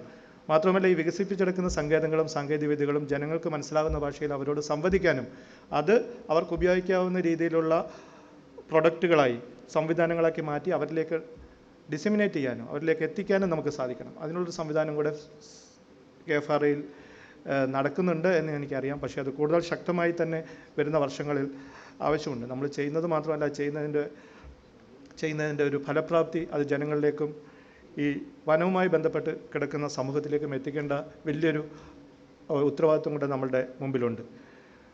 ശ്രീ ഡോക്ടർ സജീവ് പറയുണ്ടായി, ജലവുമായി ബന്ധപ്പെട്ട് ആലോചിക്കുമ്പോൾ വനങ്ങൾക്കുള്ള പ്രാധാന്യം വളരെ ഏറെയാണ്. ഫോറസ്റ്റ് ഫോർ വാട്ടർ എന്ന് അദ്ദേഹം പറഞ്ഞു. നേരെ മറിച്ച് നമുക്ക് ചിന്തിക്കാം, വാട്ടർ ഫോർ ഫോറസ്റ്റാണ് ഇപ്പോൾ വലിയൊരു പ്രശ്നം. വന്യജീവികൾ നാട്ടിലേക്ക് ഇറങ്ങുന്നത് ഒരു പരിധിവരെ വനത്തിൽ വെള്ളം കാണുന്നില്ല, വെള്ളം കിട്ടുന്നില്ല. അപ്പോൾ അതുകൊണ്ട് തന്നെ ബഹുമാനപ്പെട്ട മന്ത്രിയുടെ കീഴിലുള്ള വകുപ്പ് നമുക്കൊരു പ്രൊജക്റ്റ് തന്നത് the study about the ecological services of major forest hydrological services of major forest ecosystems in Kerala. കേരളത്തിലെ 7 വിവിധ തലത്തിലുള്ള വനപ്രദേശങ്ങളിൽ മഴ പെയ്യുമ്പോൾ എത്രത്തോളം വെള്ളമാണ് അത് നദികളിലേക്ക് എത്തുന്നത് എന്ന് പഠിക്കാനുള്ളൊരു പഠനം കേരള ഫോറസ്റ്റ് ഡിപ്പാർട്ട്മെൻറ്റിൻ്റെ ആഭിമുഖ്യത്തിൽ CWRD ഇപ്പോൾ നടപ്പിലാക്കി വരുന്നുണ്ട്.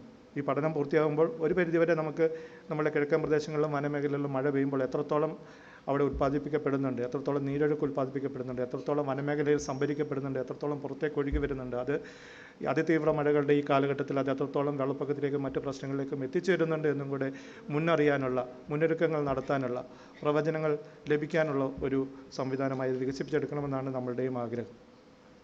അപ്പോൾ അതൊരു വലിയ പ്രധാനപ്പെട്ട കാര്യമാണ്. വാട്ടർ ഫോർ ഫോറസ്റ്റ് എന്നുള്ള ഒരു കൺസെപ്റ്റിലും കൂടെ CWRDയും 𝐾FRയുടെ കൂടെ ഒരുമിച്ച് വർക്ക് ചെയ്യാൻ ഭാവി വർഷങ്ങളിൽ ഒരുമിച്ച് പ്രവർത്തനങ്ങൾ മുന്നോട്ട് കൊണ്ടുപോകാനും ഏകോപിപ്പിക്കാനും സാധിക്കട്ടെ എന്ന് മാത്രം ആശംസിച്ചുകൊണ്ട് 𝐾FRയ്ക്കും ഈ ഒരു പരിപാടിക്കും CWRDയുടെയും എൻ്റെ വ്യക്തിപരമായ പേരിലുമുള്ള എല്ലാ ആശംസകളും ഒരിക്കൽ കൂടി നേരുന്നു. നന്ദി, നമസ്കാരം. Thank you, sir. May I now invite Dr. V. Balakrishnan, Member Secretary, Kerala State Biodiversity Board, to kindly say a few words. Honorable Minister, respected dignitaries on the dais and off the dais. First of all, great congratulations to Kerala Forest Research Institute for the wonderful contribution to the conservation of biological resources of our state. This institution is contributing a lot for developing the various policies for the state as well. ഇവിടെ വളരെ പ്രധാനപ്പെട്ട ഒരുപാട് ഗവേഷകരും മറ്റ് even retire ആയിട്ടുള്ള വർമ്മ സാറിനെ പോലെ, George Thomas സാറിനെ പോലെ, സ്റ്റേറ്റ് ബയോഡൈവേഴ്സിറ്റി ബോർഡിൻ്റെ ചെയർമാൻമാരായിട്ടുള്ള ആൾക്കാർ, കൃഷ്ണകുമാർ സാറിൻ്റെ പോലുള്ള ആൾക്കാർ എല്ലാവരും നമ്മളെ സഹായിക്കാനായിട്ട് ഇപ്പോൾ രംഗത്ത് വന്നിട്ടുണ്ട്. അതാണ് നമ്മളൊരു ഭാഗ്യം. എനിക്ക് തോന്നുന്നു കേരളത്തിൻ്റെ ഒരു ഗുണം അതാണ്. 1200 ജൈവ വൈവിധ്യ മാനേജ്മെൻറ്റ് കമ്മിറ്റികളിലൂടെ പ്രവർത്തനം നടത്തുന്ന ഒരു സ്റ്റാറ്റ്യൂട്ടറി അഡ്വക്കസി ബോഡിയെ പ്രതിനിധീകരിച്ചാണ് ഞാനിവിടെ നിൽക്കുന്നത്, സ്റ്റേറ്റ് ബയോഡൈവേഴ്സിറ്റി ബോർഡ്. ഈ 1200 കമ്മ്യൂണിറ്റി ഓർഗനൈസേഷൻസ് എന്ന് പറഞ്ഞു കഴിഞ്ഞാൽ വളരെ പ്രധാനപ്പെട്ട ഓർഗനൈസേഷൻസാണ്. കാരണം ബഹുമാനപ്പെട്ട ഫോറസ്റ്റ് ഒഫീഷ്യൽസൊക്കെ ഇവിടെ ഉണ്ട്. നമ്മളെപ്പോഴും ഫോറസ്റ്റും ഫോറസ്റ്റ് ഒഫീഷ്യൽസും ഒക്കെ ഒരു പൊതുജനങ്ങളുടെ കണ്ണിൽ അവരൊരു വേറെ ആൾക്കാരാണ്.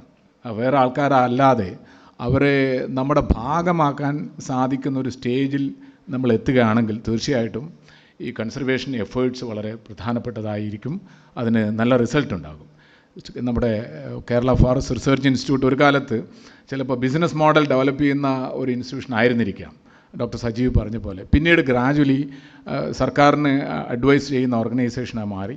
പിന്നീട് കൺസർവേഷനായി. Conservation, sustainable utilisation of bio resources and equitable benefit sharing of the bio resources. ഇങ്ങനെ ഒരു 3 കാര്യമാണ് കൺവെൻഷൻ ഓൺ ബയോളജിക്കൽ ഡൈവേഴ്സിറ്റി 1992 പറഞ്ഞിരിക്കുന്നത്.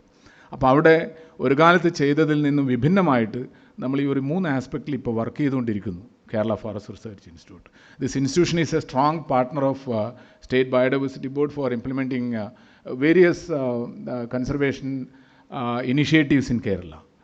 Not only the research perspective, the developmental research perspective also, this institution is contributing a lot. നമ്മൾ സാധാരണ PhD തീസീസുകളൊക്കെ impact factor ഉണ്ടാക്കാനായിട്ട് publish ചെയ്യും. അല്ലെങ്കിൽ നമ്മുടെ തീസീസൊക്കെ അലമാരയിൽ ഉണ്ടാവും ഭദ്രമായിട്ട്. പക്ഷെ അതിനപ്പുറം പ്രൊഫസർ സ്വാമിനാഥൻ, എൻ്റെ ഗുരു, അദ്ദേഹം എപ്പോഴും പറയാറുണ്ട്, there should be lab to land approach. നിങ്ങളൊരു 4C അപ്രോച്ച് അദ്ദേഹം പറയാറുണ്ട്. Conservation, to ensure conservation there should be cultivation, to ensure cultivation there should be consumption. അത് കഴിക്കണം. Ultimately all these 3 C's are controlled nowadays by commerce. അപ്പോൾ conservation, cultivation, consumption, comers, ഈ ഒരു ആസ്പെക്ട്സിൽ work ചെയ്യാനാണ് നമ്മളോട് പറഞ്ഞിരിക്കുന്നത്. സയൻറ്റിസ്റ്റുകളെല്ലാം തന്നെ ഇപ്പോൾ മാറി. അത് വലിയൊരു അത്ഭുതമായിട്ടുണ്ട്. വലിയ മാറ്റങ്ങൾ വന്നിട്ടുണ്ട്. മാത്രമല്ല എല്ലാവരും കമ്മ്യൂണിറ്റിയിലേക്ക് ഇറങ്ങിയിട്ടുണ്ട്. നമ്മൾ ഇൻ്റർവ്യൂ നടത്തുന്ന സമയത്തും അവരുടെ പ്രൊമോഷൻ കൊടുക്കുന്ന സമയത്തും നമ്മൾ ഇമ്പോർട്ടൻസ് കൊടുക്കുന്നത് ഇമ്പാക്റ്റ് ഫാക്ടറിനും പബ്ലിക്കേഷൻസിനുമാണ്. പക്ഷേ അതിൽ നിന്ന് മാറിയിട്ട് ഒരു 50% കമ്മ്യൂണിറ്റി ഇൻ്റർവെൻഷൻസിന് ഇമ്പോർട്ടൻസ് കൊടുക്കേണ്ട ഒരു സാഹചര്യം വന്നു. അതിലുള്ള മോഡലുകളും ഇവിടെ ചെയ്തു വരുന്നുണ്ട്. നമുക്ക് സക്സസ് സ്റ്റോറീസ് ഡെവലപ്പ് ചെയ്യാൻ വേണ്ടിയിട്ട് പറ്റണം. ബഹുമാനപ്പെട്ട മന്ത്രി നമ്മളോട് പറഞ്ഞിട്ടുണ്ട്. അതായത് നമ്മളിത് പ്രസംഗിക്കുകയോ അല്ലെങ്കിൽ ഗവേഷണം നടത്തി പബ്ലിഷ് ചെയ്യുകയോ ചെയ്യുന്നതിനപ്പുറം നല്ല നല്ല മോഡലുകൾ, ഇവിടുത്തെ കാവുകളും കുന്നുകളും വയലുകളും ഇവിടുത്തെ നീർച്ചാലുകളും ഇവിടുത്തെ ഫോറസ്റ്റും എല്ലാം തന്നെ സസ്റ്റൈനബിളായിട്ട് കൺസർവ് ചെയ്യാനും യൂസ് ചെയ്യാനും നമ്മൾക്ക് പറ്റേണ്ട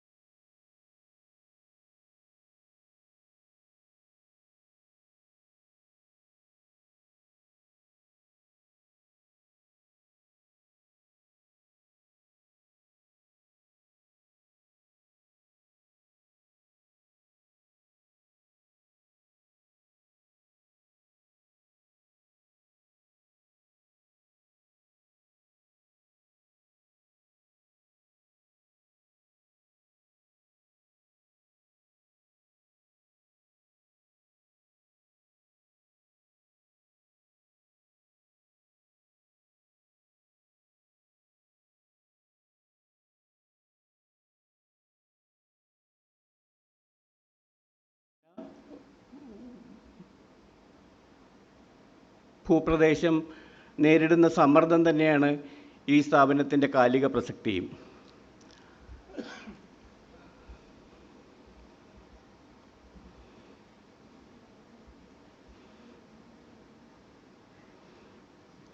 സ്ഥാപനം ചെയ്യേണ്ടുന്ന സംഗതികളും. അപ്പോൾ എന്താണ് ഇതിനൊരു മാർഗമെന്ന് ചോദിച്ചാൽ, സജീവ് സാറ് പറഞ്ഞ പോലെ പാടിക്കൊണ്ടേയിരിക്കുക എന്നുള്ളത് തന്നെയാണ്. രാജാവിന് വേണ്ടി അല്ലാതെ പാടിക്കൊണ്ടേയിരിക്കുക എന്നുള്ളത് തന്നെയാണ്.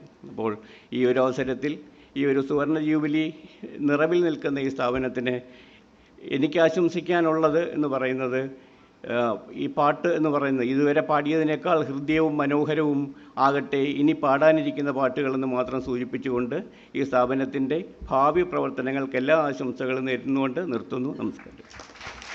Thank you, sir. We have a felicitation from our long-term collaborative partner, Dr. Kenichi Shono, Food and Agricultural Organizations, UN.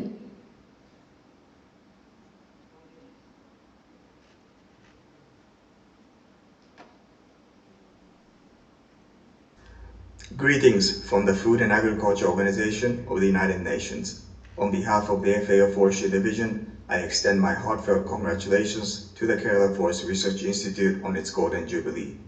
For 50 years, KFRI has demonstrated leadership in forest research, innovation, and knowledge sharing. FAO greatly values our long-standing collaboration with KFRI, which has advanced sustainable forest management in India and beyond. Together, we have worked on important areas such as teak management and addressing invasive species, efforts that have strengthened forest ecosystems and supported local communities. As we celebrate this remarkable milestone, we look forward to continuing our partnership to tackle emerging challenges and create a greener, more resilient future. Congratulations once again, and best wishes for the decades ahead. Thank you. Thank you, esteemed directors and board members, for your generous words of support and partnership. Finally, we now invite Dr. Anita, Research Coordinator, KFRI, to present the vote of thanks.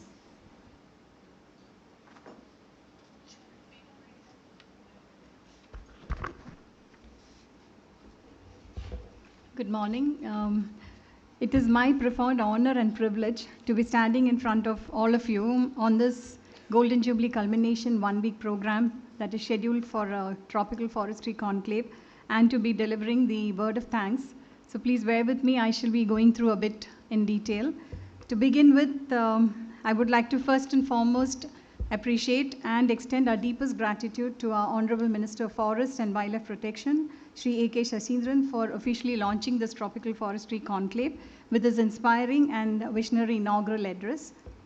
His presence here has been of a clear endorsement of the value of research and its role in informed policy making.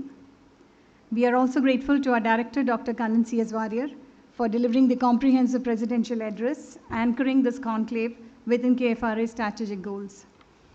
Coming next online would be our profound thanks to Professor B. Mohan Kumar, former Vice Chancellor of Agriculture University of Studies and currently the Research Council Chairman of KFRI, for sharing his wisdom and strategic direction in a special address with a clear focus on agroforestry, streamlining, and farm forestry. Your guidance ensures that our research remains relevant and impactful, sir. Thank you. Coming to our collaborative partners, the Tropical Forestry Conclave, as you all know, is a collaborative effort. We express our heartfelt thanks and appreciation to all the esteemed directors of our sister concern and the Kerala State Biodiversity Board representation who have joined us and offered their invaluable appreciation and felicitation. The supports have come from Dr. Manoj P. Samuel from CWRDM, Director, from Dr. N.S. Pradeep, Malabar Botanical Garden and Institute for Plant Sciences, Dr. V. Balakrishnan, Member Secretary of the Kerala State Biodiversity Board. This truly underscores the spirit of interinstitutional collaboration and partnership that drives the scientific progress of the state. Let me take this moment to also bow down to the esteemed memory of our former directors and our senior scientists who have built this institution to where we are standing today at the threshold of 51 years of research, tropical forestry research. And I would also like this time to take pride in saying that the two people who have been through the Institute's Silver Jubilee and Golden Jubilee, that is myself and Dr. Sajeev, it is something to be very, the feel of pride is really immense to be standing here today before you. Let me also go ahead to add on that we have with us a former RC Chairman Dr. Krishna Kumar, former Chief Scientist Dr. R.V. Verma, Dr. K.C. Chako, Dr. U.M. Chandrasekharam, Dr. Nandakumar, Dr. George Thomas, Forest Department representatives, also Dr. Adla Rashan, and all the senior scientists, as well as Dr. A.V. Santosh Kumar from the Agriculture University. And also would like to say a special word of thanks to the special message that was conveyed to KFRI by the UN Chief Dr. King. Finally, but not the least, please note that we have to put forward our best foot and the best appreciation to these KFRI faculty, Dr. Colonel Johnson Thomas, our registrar, staff and students for their tireless efforts to the conduct of this tropical forestry conclave that is being scheduled for the next 5 days. And this also culminates the Golden Jubilee celebrations, which has been a year-long activity. Finally, we thank our respected delegates, researchers, business meet participants, media representatives who have traveled from far and wide to be part of this historic moment where we stand today, culminating 50 years of our tropical research. On behalf of KFRI, I take this opportunity once again to thank each one of you and look forward to very impressive and appreciative scientific deliberations in the coming 3 days of scientific technical sessions. Thank you once again. Thank you, Madam. With this, we bring the inaugural session of Tropical Forestry Conclave 2025 to a close. We thank all our distinguished guests for their valuable time and inspiration. Please join us for refreshments served outside this auditorium. Thank you once again, and we wish you a productive 5 days at KFRI. We will rejoin here after 10 minutes for the technical sessions.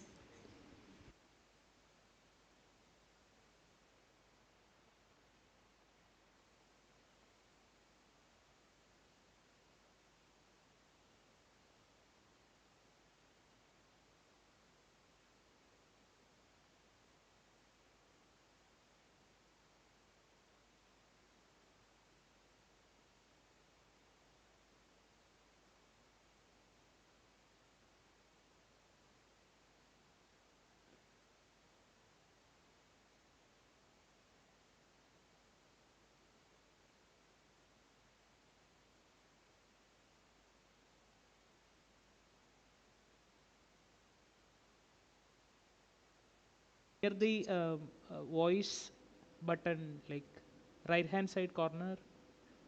Audio? No. Otherwise, it's okay, sir. You please continue. Now it's okay? Sir, it's okay. Please continue. Okay. In fact, I was looking forward to joining you all in this conclave, which is the culmination of the Golden Jubilee celebrations of KFRI. But somehow I could not attend it in person because I already had some engagements. Now, today's presentation, in fact, it's a work which I did for nearly 10 years. And this is based on my personal experience and research done at Shiv Nara University, which is now the Institute of Eminence. I'm going to talk about the ecosystem degradation and significance of eco-restoration, a case study on butterflies. I'm sure you must be wondering why I'm talking about butterflies when I specialize in forest pathology. In fact, after I left KFRI,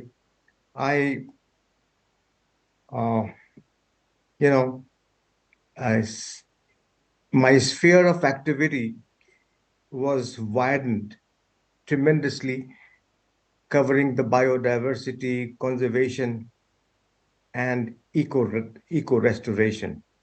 And that is how this talk is on the eco-restoration.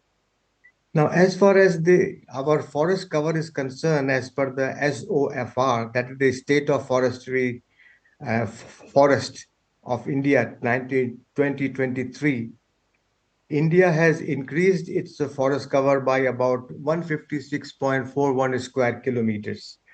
However, if we see the state-wise data from the report, it shows that there is a severe decline across the country, and that is almost in all the states or in most of the states, it has declined.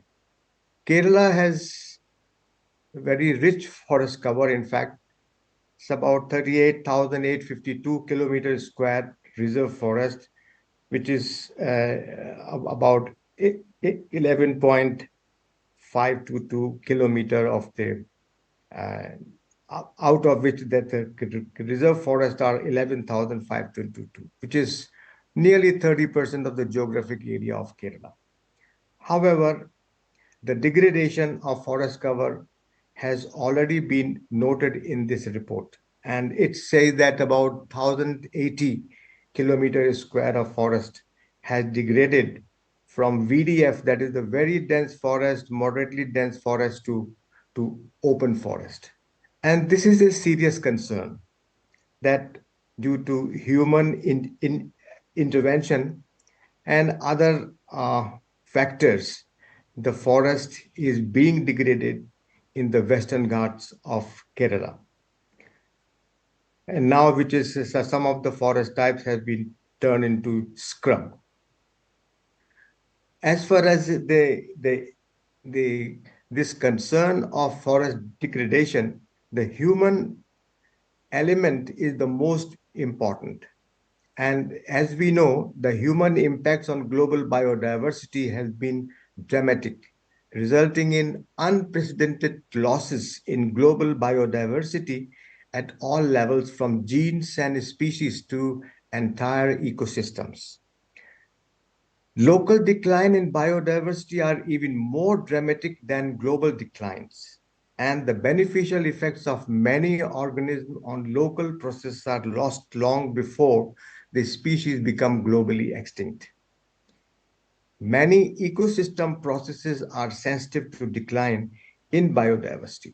So when we lose biodiversity, it is not only the loss of biodiversity, but there are several other connected elements of the ecosystem. They also get affected because the whole ecosystem has been degraded. And consequently, the ecosystem services are also altered to the extent that overall environment gets affected. The impact is visible on biodiversity, flora, fauna, as their habitats are destroyed, making them unsustainable for their survival. This is just a view of a degraded forest in Madhya Pradesh. You can just see, a barren land almost, and scattered trees here and there. So what is eco-restoration? Eco-restoration is the process of assisting the recovery of an ecosystem that has been degraded, damaged, or destroyed. And the process of eco-restoration, though maybe it is easy to talk, but it is not that easy because it takes time. Eco-restoration is not easy to achieve, but it's a great challenge due to its multi-dimensional aspects and complexities. It is an intentional activity that initiates or accelerates an ecological pathway through time for the restoration of the ecosystem. It's a means of sustaining the diversity of life on Earth and re-establishing an ecologically healthy relationship between nature and culture. The last one is very important. In fact, for my work on eco-restoration, I followed what the Morrison said in 1990, that it is the reintroduction and re-establishment of community-like groupings of native species to sites which can reasonably be expected to sustain them, with the resultant vegetation demonstrating aesthetic and dynamic characteristics of the natural communities on which they are based. And so I present to you a case study on eco-restoration and butterflies. What happens to the flora and fauna when we eco-restore a degraded site? Now, human activities, as I have already told you, destroy the whole of biodiversity, including the butterfly habitats. The distribution and abundance of butterfly declined to a very great extent, and especially the use of herbicides, chemical fertilizer, and all other human interventions, they affect the butterfly population to a great extent. And climatic fluctuation also affect the butterfly habitats.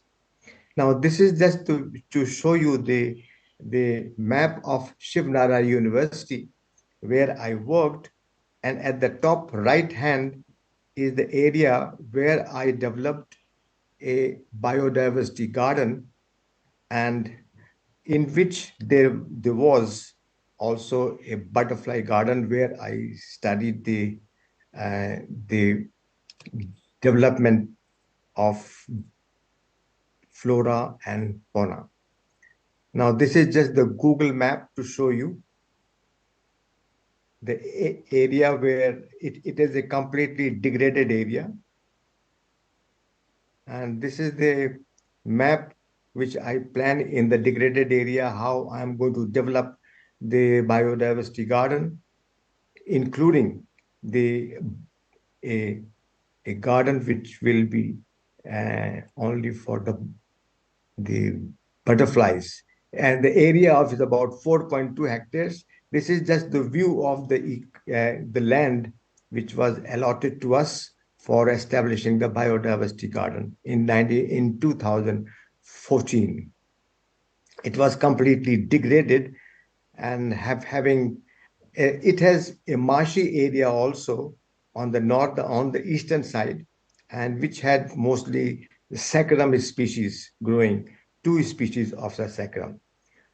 So this area, the land was marshy partly, and in fact, originally this area has trees of Butea monosperma, the flame of the forest, along with wild date palms trees, singly or in clusters.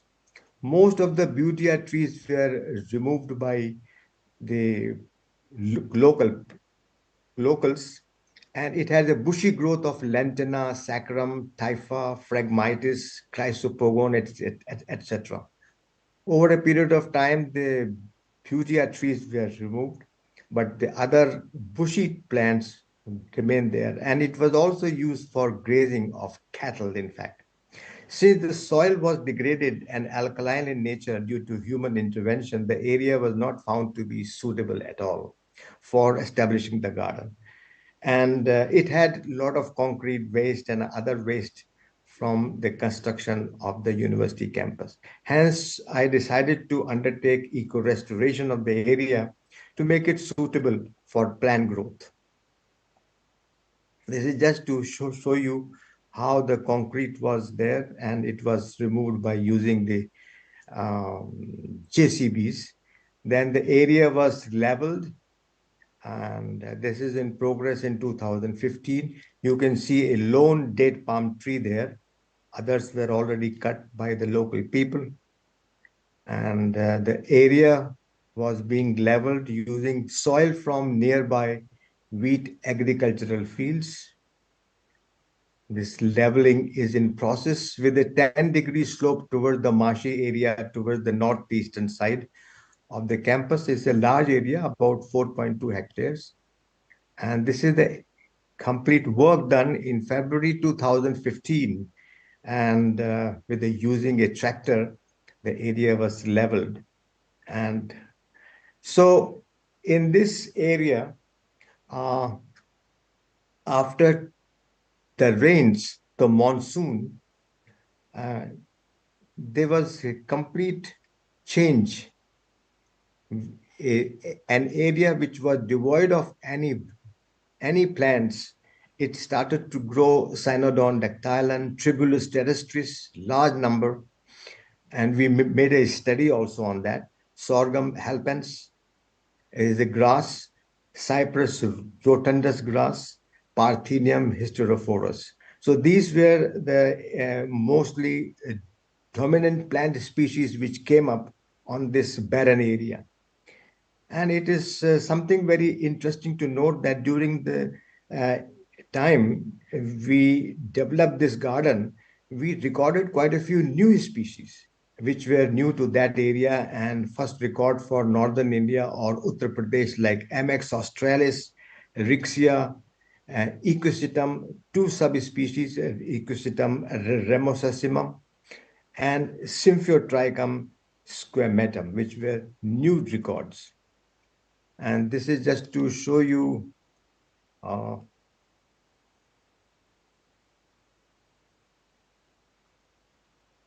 this is the Jumex,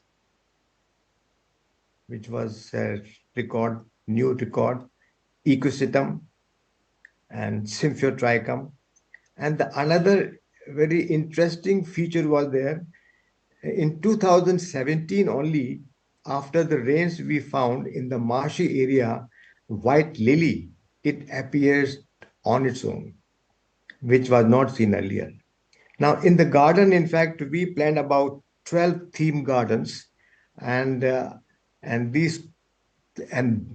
butterfly garden was one among these 12 theme gardens.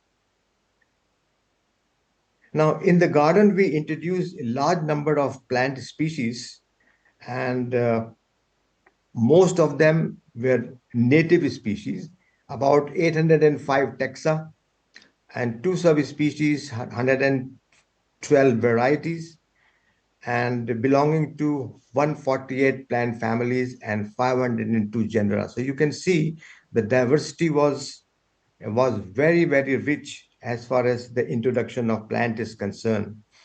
And the garden had a biofencing of Carissa carendis, which is in Hindi called Karonda. And that was followed by a boundary plantation where we have 87 plant species belonging to 34 families. And of the 87 plant species, 65 were large to medium-sized trees and 22 shrub species. And then in the center part, we had our theme gardens. And this is just to show you the entrance of the botanic garden. This is the welcome rock at the entrance. Then the butterfly garden. I'm not going into the detail of other garden except the butterfly garden. So this is one of the 12 theme gardens. And in the garden, we introduced about 128 host and nectar plants, which included trees, shrubs, herbs, ornamentals. And in the center of the butterfly garden, we made a pond to provide conducive moisture regime. And the pond also has served as a hydrophytic garden because we introduced about 31 species of hydrophytes, including lotus and water lily plants of different colors. This is just a view of the butterfly garden and the pond in the center. And we found that a Crotalaria retusa plant, which I'm very grateful to Dr. George Matthew for supplying the seeds of this plant. It served as an excellent host plant for butterflies. And this is just to show you a video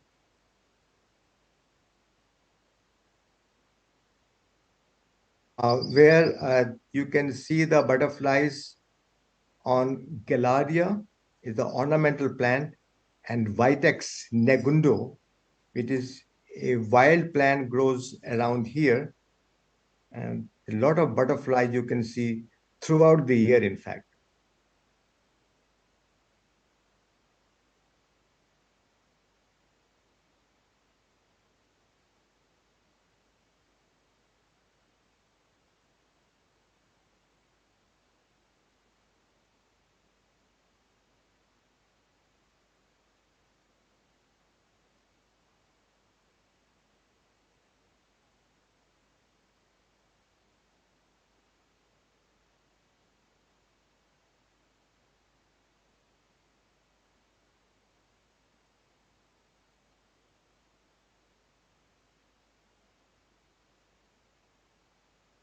Now I can show you another video.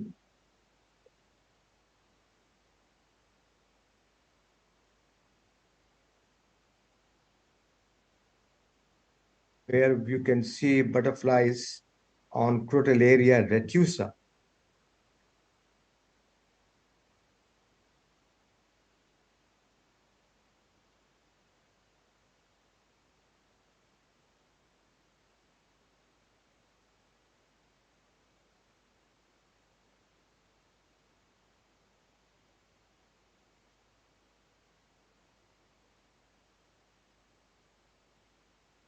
And this plant also had butterflies, in fact, throughout the year, except a lean period of, when there were no leaves left, because all the leaves were, gone due to the feeding of these butterflies.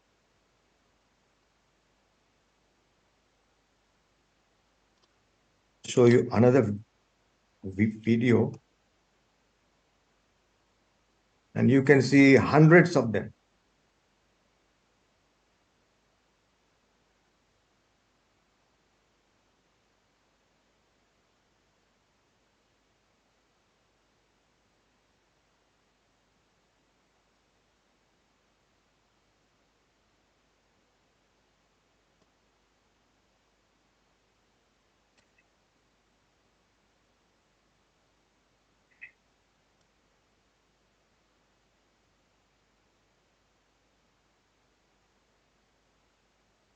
These are just to show you the larval host plants in the garden. The butterflies feeding on the nectar. Now you have seen that how successful the attempt was. The area which was devoid of any plants, we introduced the plants and different thematic gardens, including the butterfly garden, and which started to attract butterfly on its own because we introduced the host and the nectar plants. Now, as far as the butterflies are concerned, in India, we have more than 1,300 species known to occur in India. And it is heartening to see that even in urban areas of India, like Delhi, Mumbai, and Bangalore, they have significant local butterfly population. And every year, census is done for the occurrence of different butterfly species. So in the thematic botanic garden, this is the status of the animal groups. Mammals, we recorded aves, amphibians, fish, reptiles, insects, before eco-restoration and after eco-restoration. So you can see that there is an increase in the wildlife population, both population as well as diversity of these animals. And in fact, quite a few animals, they belong to Schedule 4 and Schedule 3. And like in mammals, we had one monitor lizard, jungle cat, porcupine, and of course, other mammal also there. Birds, we recorded earlier 36, but in the garden we had 106. And out of 153 recorded in the whole of SNU campus. And so now butterfly, if you see, I'm not going to the detail of other species. Butterflies, before eco-restoration, we have 8, but after eco-restoration, there were 25, while in the whole of SNU campus, we had 54 species of butterfly. This is just to show you the list of 25 butterflies we have recorded in the garden.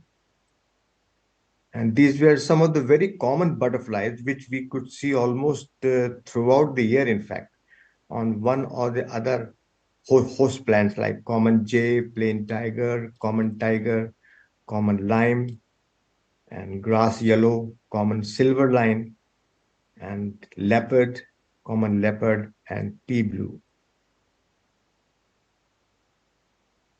Why we are talking about the butterfly? Why are they important in the ecosystem? Now, there are many reasons, in fact, have been put forward why the butterfly is so important, and both in their own right, but also as quality of life indicators of the ecosystem. And the main reasons being they have intrinsic value, aesthetic value, scientific value, ecosystem value, and economic value. Now, intrinsic value, we know that they are valuable in their own right because they are part of the life on Earth and rich, especially an important component of the rich biodiversity. And the most important thing that they have been around for at least 50 million years. So one of the animal species which has been there for a pretty long time. And they are considered to be the flagship species for conservation. They have aesthetic value because they have been studied for last more than 300 years. And they have been found place in Bible through Shakespeare in modern day literature, and they are being used in the advertising, illustrations of various commercial, and also they are portrayed as the essence of nature, as representing the freedom, beauty, or peace. They have educational value also, especially the life cycle is very interesting, as you know, and it is to teach children about the natural world, because the transformation from egg to caterpillar to chrysalis is one of the wonders of nature. And their wings are also very intricate patterns, iridescence, and insect migration. So these are the educational value, and people enjoy seeing all colorful butterflies. And they are like in Delhi, we have a butterfly club. So like in other places also there may be. The scientific value is that the butterflies are used as a model organism and used for navigation, pest control, embryology, mimicry, evolution, genetics, population dynamics, and biodiversity conservation. These are the areas in which butterflies have been studied quite a lot. And it's an insect group unmatched in geographical scale and time scale anywhere in the world. And so, and they have been also proved to be quite important for scientific research on climate change. Now, ecosystem value, in fact, which we are concerned today, is butterfly as indicators of a healthy environment and healthy ecosystem. As you have seen in our studies also, before eco-restoration and after eco-restoration, how the number of butterflies increased. Areas rich in biodiversity are richer in other invertebrates, and that is true. And they help in pollination, environmental benefits, and natural pest control. Elements of food chain and pollination, of course, is one of the most important ecological service these butterflies provide. Economic value, like in Malaysia, Philippines, Thailand, they are being used as souvenirs. So what is required, in fact, we need to conserve the butterflies. And considering the habitat fragmentation, loss, unabated pollution of environment, including soil, air, and water, and impact of global warming and climate change, it is imperative to conserve the butterfly diversity to keep intact various ecosystem services provided by sensitive butterflies.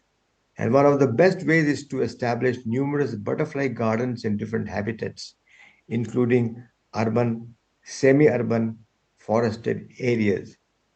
And I think Dr. George Matthew has to be congratulated because he started this work in Kerala and has been doing this thing, this butterfly gardening in other states of India also. So conserving butterflies will improve our whole environment for wildlife and enrich the lives of people now and in future, as they are an important component of the ecosystem. So I end my talk by saying that butterfly gardening in natural surrounding is one of the best way to conserve the butterfly as well as generate awareness among people about butterflies. And it is an ideal to have a garden as far as possible in most of the schools, colleges, universities, and all the plants and overall microenvironment of the garden is made butterfly friendly by introducing larval host plants and nectar plants, as I have already talked about. So this is all. Thank you very much. Thank you, sir. Thank you, sir. Thank you, Anita. Yeah. Thank you for having taken us through the ecosystem degradation and significance of butterfly, looking at reiterating the fact that community involvement becomes very critical as far as eco-restoration initiatives are concerned, and also having taken us through the butterfly garden establishment by way of a case study and highlighting the significance of scientific and economic value of butterflies and the critical role they play as indicator species for a healthy ecosystem. Thank you very much, sir, for that exposure. And any round of interactions among the audience, or we could take 2 quick questions, or anybody interested could even share your questions in writing. Any quick question, or else we will move on to the... Yes, sir. Just hold on, please. Good morning, sir. I am Dr. Jason. Good morning, Jason. It is very interesting to listen to you after many years. So I found that you have done a great work because such a degraded area has been brought back to the with such a diverse biodiversity components, and you have done a very good documentation on that also. Thank you for that. And I have noticed that the bird community also has increased a lot, very much. Oh, yes, bird community, around 153 species. That's a very good indication of the restoration of the ecosystem. I congratulate you, sir, for taking this such a sort of study and documenting also. Thank you, sir. Thank you, Jason. I was lucky to have a good postdoctoral research associates with me. One who was specialized in butterfly, Dr. Manish, now who's a lecturer in Magad University, and Dr. Masood Khan from Aligarh Muslim University. And so these were the 2 people really who contributed a lot. And so we worked as a team. And I had another research associate who worked on plants. He was from Northeastern Hill University. So this is a work which was done by a team of all the experts, in fact. Thank you, Jason, for your comments.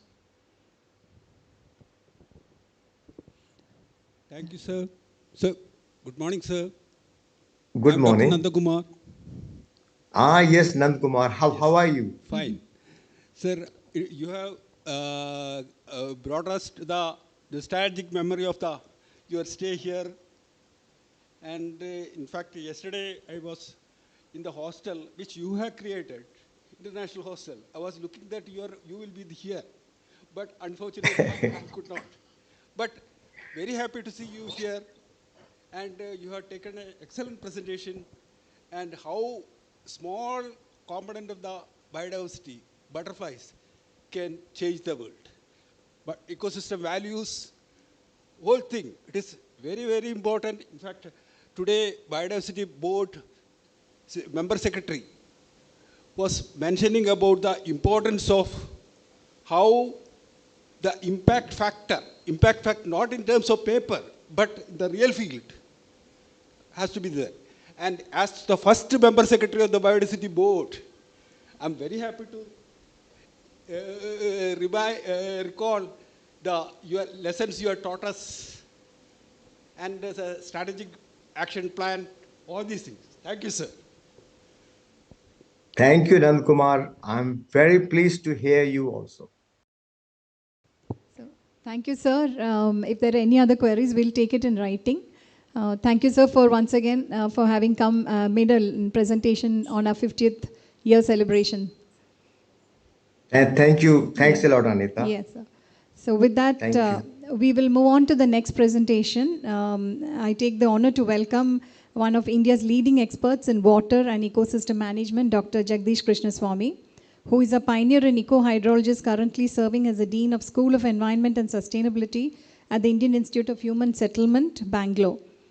And his influential work in landscape ecology was instrumental in successful declaration of the Western Ghats of India as a UNESCO World Heritage Site. He generates essential knowledge to inform complex river and ecosystem management challenges, with a strong focus on enhancing civil society capacity to monitor the changing hydrology of natural and managed ecosystems through field-based training. Dr. Krishnaswamy has also been convener in the Suri Sehgal Center for Biodiversity and Conservation at 𝐓𝐿 since 2008 and remains an active research council member of KFRI currently.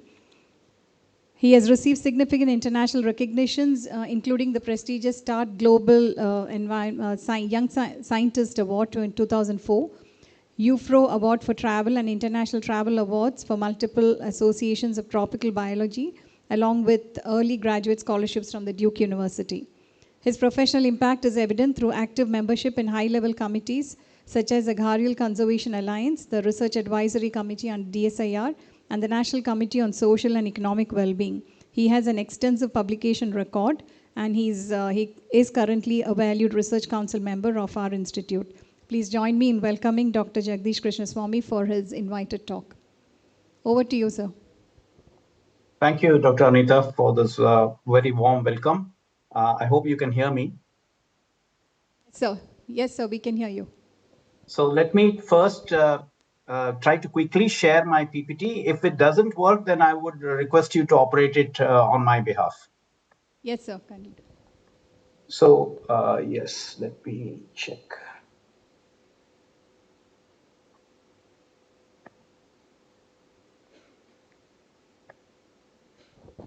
I think I will move to screen or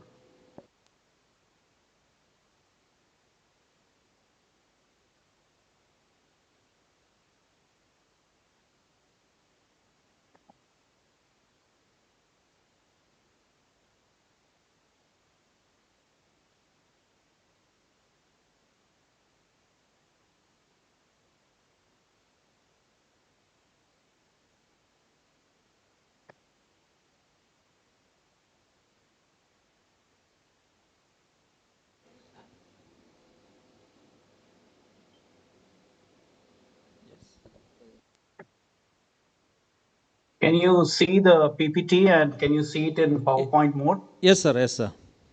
It's okay now. So can I go ahead? Yes, sir.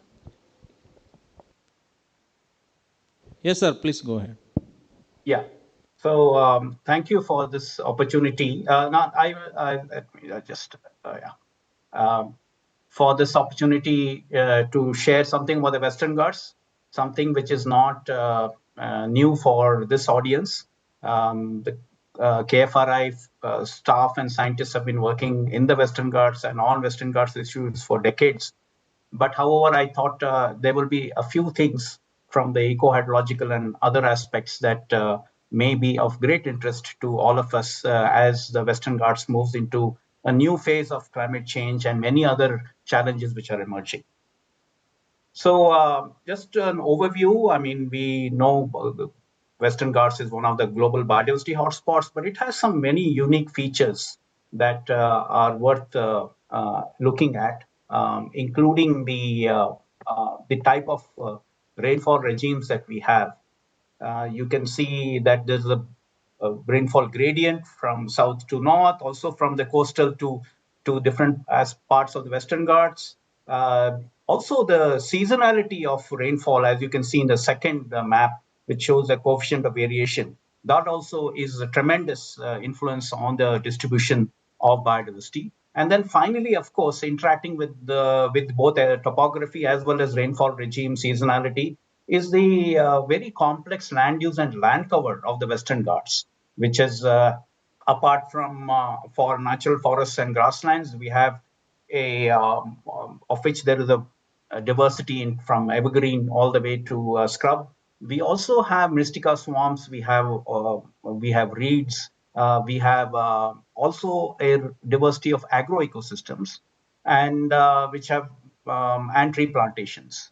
So the agro-ecosystems, some of them are actually part of the ecological connectivity across the Western Ghats, depending on how they are managed. And they will continue to play a very important role in the sustenance of biodiversity in the future. So the Western Ghats is also one of the most populated biodiversity hotspots around the globe.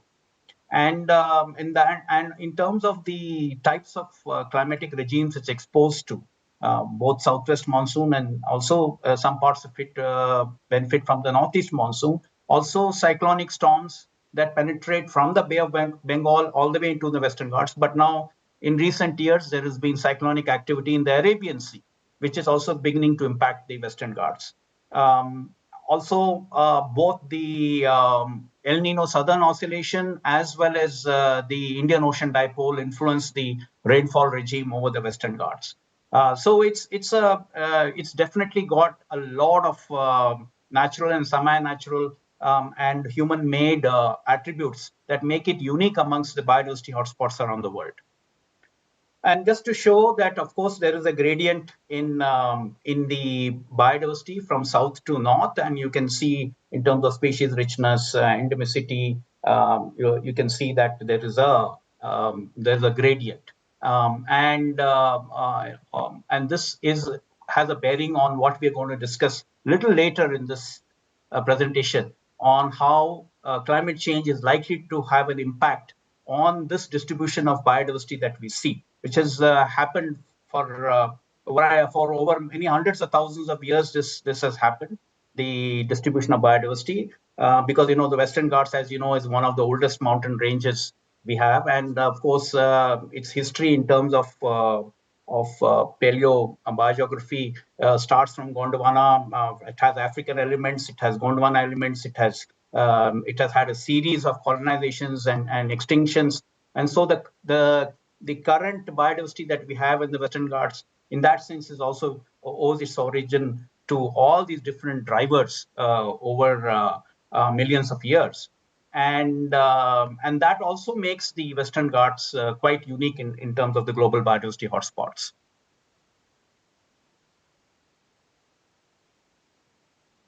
The other thing I want to mention is that it's not just about what happens in the Western Ghats, but the contribution of the Western Ghats to even our coastal and marine ecosystems. So the Western Ghats as a landmass occupies about 0.1% of the global area, but it contributes 1% of the nutrient flux into the neighboring seas.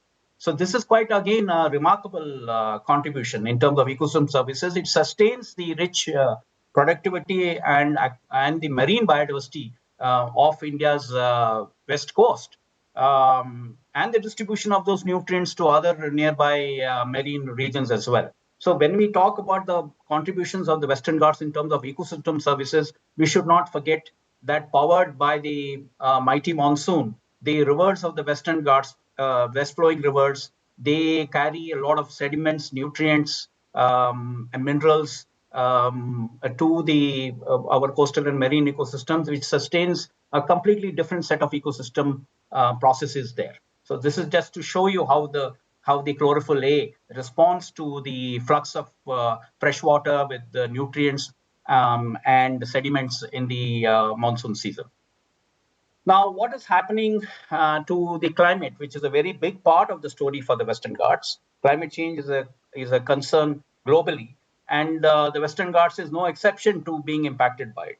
So here is a graph showing a send slope, which is basically a slope of the trend in rainfall between 1950s and about 2015 or so.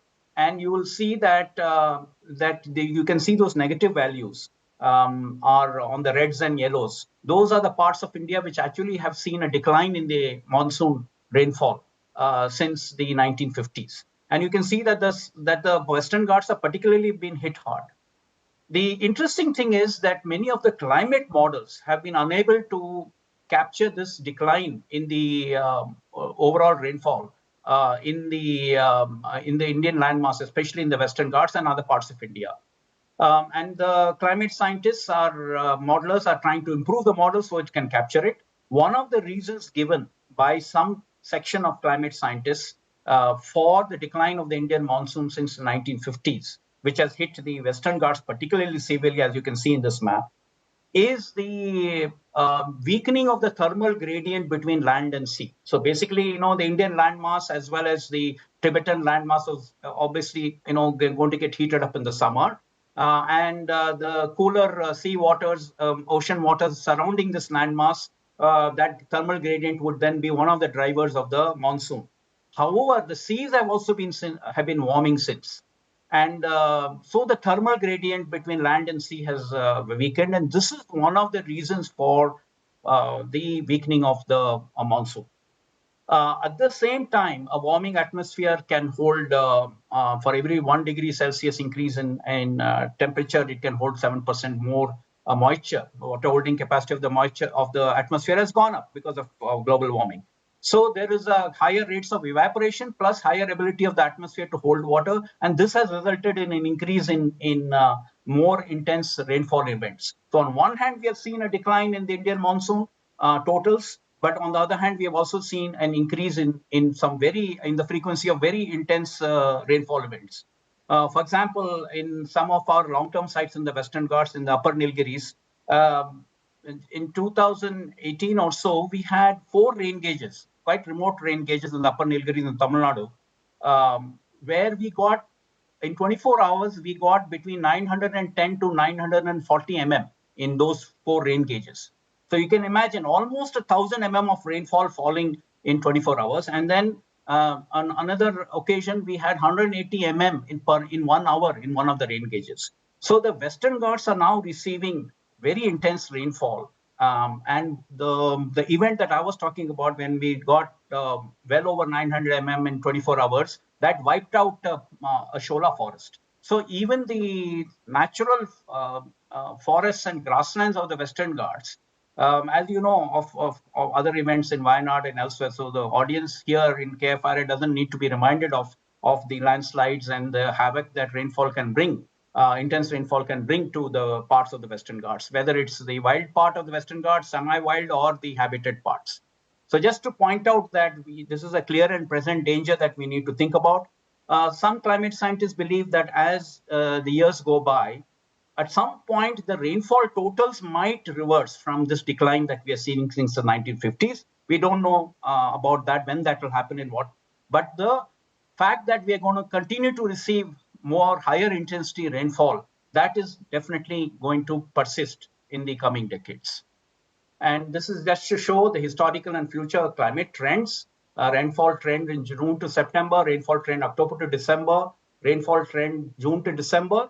And the first 3 maps are showing you that there's been some increase in the rainfall trend in millimeters per year in the northern parts of the Western Ghats and decrease in the southern parts, which is consistent with the earlier map that I just showed you, which suggests that, which is the opposite of the distribution of biodiversity. We actually have the more moist ecosystems and the more moisture-loving plants and animals, organisms, which are in the southern part. And the rainfall trend that we are seeing is a drying up of the southern part and a wettening of the northern parts. Now, what this is going to imply for the future of biodiversity in the Western Ghats has to be an important area of research for people in KFRI and elsewhere. Anybody who's concerned about the Western Ghats, we need to generate more evidence and information on this. And of course, in the future, we are likely to see higher rainfall intensity. You would recall that some years back, Mumbai received about 950 mm in 24 hours. It created havoc. So even the coastal zones are going to be battered by some of these big rainfall events. And of course, warming is something. So you're going to have, if the current trends persist, you're going to have a warmer and wetter northern Western Ghats and a warmer and drier southern Western Ghats. So that is something to think about. Now coming to hydrology, this is the pioneering work of Sampurna Brunzil, who conceived of what is known as the infiltration evapotranspiration trade-off hypothesis. Basically, if you on the left-hand side, you have mature forests which have got high rates of evapotranspiration. You also have good recharge as well as some runoff. Now, as you convert it into degraded land, you're going to reduce the evapotranspiration, but there might be consequences for the runoff and reduced recharge to groundwater. And then you have regrowth, which means afforestation or reforestation. Then, depending on the age class distribution, on the age of the forest or the age of the recovery, you might have evapotranspiration that goes up to a particular point and then tapers off. And then you might have some increase in both runoff as well as groundwater recharge. So this balance between evapotranspiration and infiltration as the tree cover changes is an area of active research for eco-hydrologists. And my own work, both in Western Ghats and other parts of the world, this is illustrated in the form of these three competing trends that you might see over time. So you have a tree cover, let's say on the x-axis, and you have dry season stream flow. You could have, if the infiltration and groundwater recharge is dominant over the evapotranspiration, then you will find the sponge effect. Remember that conservationists and foresters have always looked at forests as places where rainfall is absorbed nicely during the wet season and then is released slowly to maintain perennial streams in the dry season. Now that doesn't hold everywhere. It also depends on the soil type, the type of degradation that may happen, the hydrogeology. But yes, that is the sponge effect, which in many parts of the Western Ghats has actually happened. You do see that well-developed soils with a lot of macropores and organic matter with a lot of recharge. And so the sponge effect does hold, which means that as you recover the forest, you might actually see an increase in dry season stream flow. It does. We have observed that in some parts of the Western Ghats. Then the second one, in the middle one, where the infiltration gains are balanced by evapotranspiration losses, they equal to each other, then you might actually find that as you increase the tree cover, you might find a relatively insensitive response of dry season stream flow to that. And then the third one, where the evapotranspiration is dominating, you can see over the groundwater recharge and infiltration, you will see that you will see the downward decline. The dry season stream flow will decline with the increase in tree cover. Now, this has happened in the upper Nilgiris, where water plantations have taken over. It has also happened in some places where other exotic trees have come up and so on. So all three mechanisms, at least the top one and the bottom one, have been observed in the Western Ghats. So this is something to watch out for as the climate change changes the rainfall regime in the future. And this is from previous instrumented catchment work in the Western Ghats. We have looking at remnant evergreen forest, degraded forest, and acacia plantations. We have looked at the infiltration evapotranspiration hypothesis and seen that there is high rates of recharge of groundwater under the natural forest, and the recovery of hydrologic functions because of acacia plantations is not complete.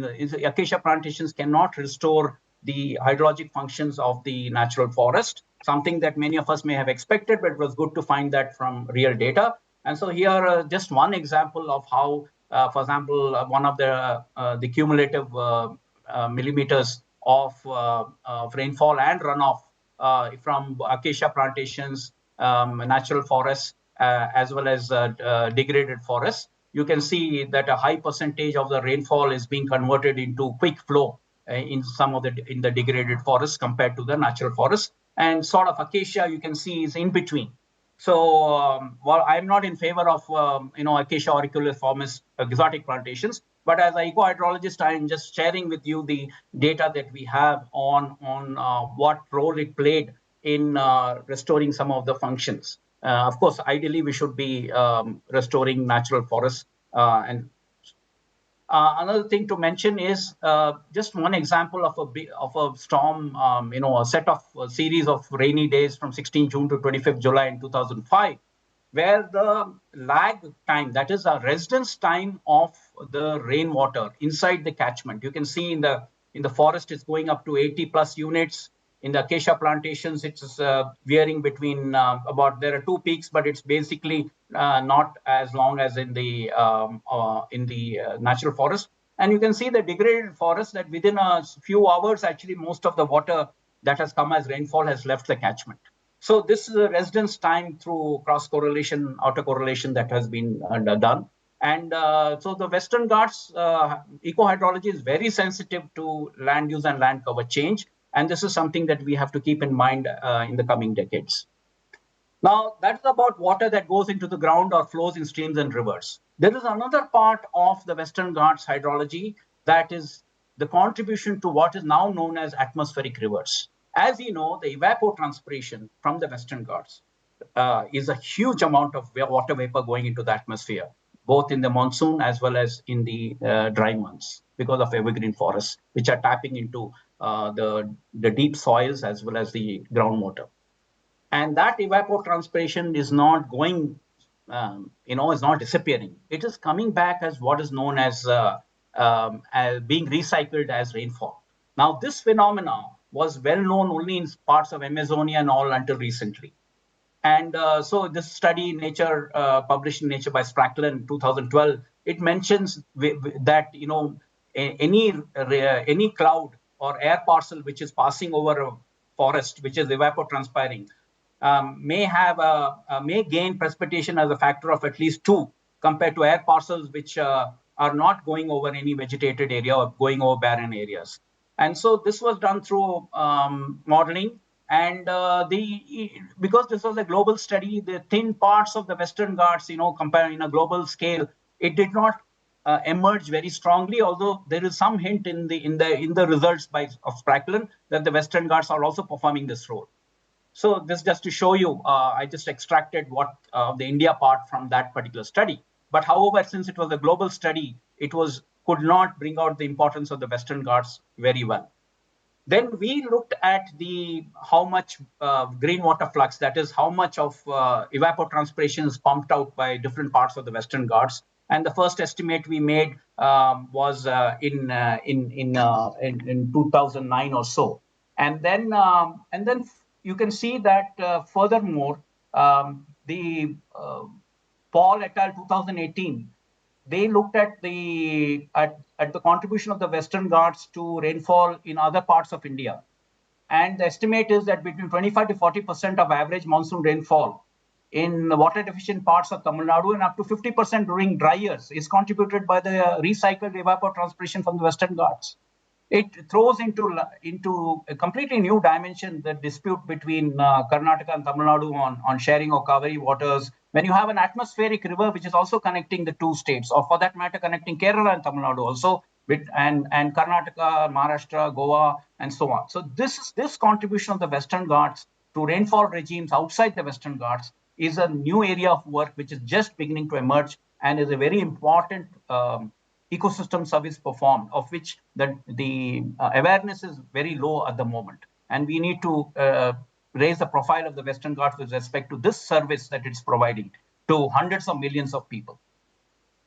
Now, what else has been changing in the Western Ghats is, of course, we have lots of invasive alien species. We have them in the water, we have them in the soil, we have them in the terrestrial ecosystems. I will talk more about from some examples from my long-term site in the Upper Nilgiris, where wattle was being introduced, Acacia mensae, and it was brought for industrial and other purposes. It became invasive. and it has now basically replaced many of the original grasslands of the Western Ghats, both in Upper Nilgiris, in the Palani Hills, and in a few other places in Karnataka as well. So this has had implications for both the hydrology as well as the biogeochemistry.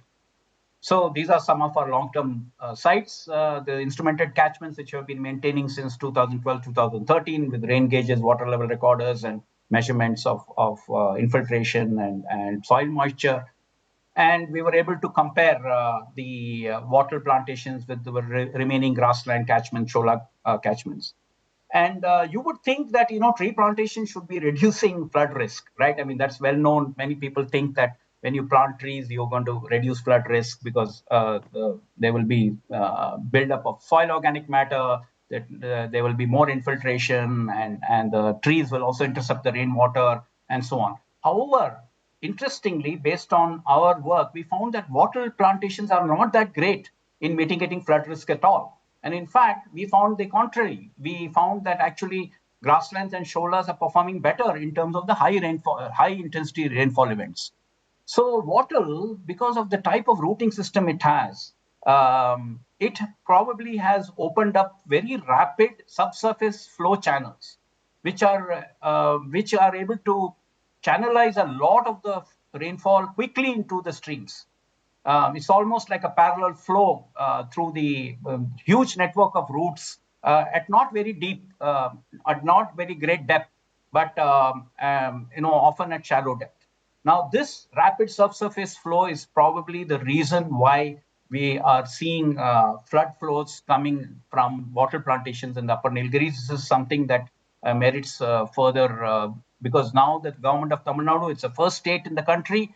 It has to be congratulated for actually having a very active management of areas which have been invaded by wattle and prosopis and so on.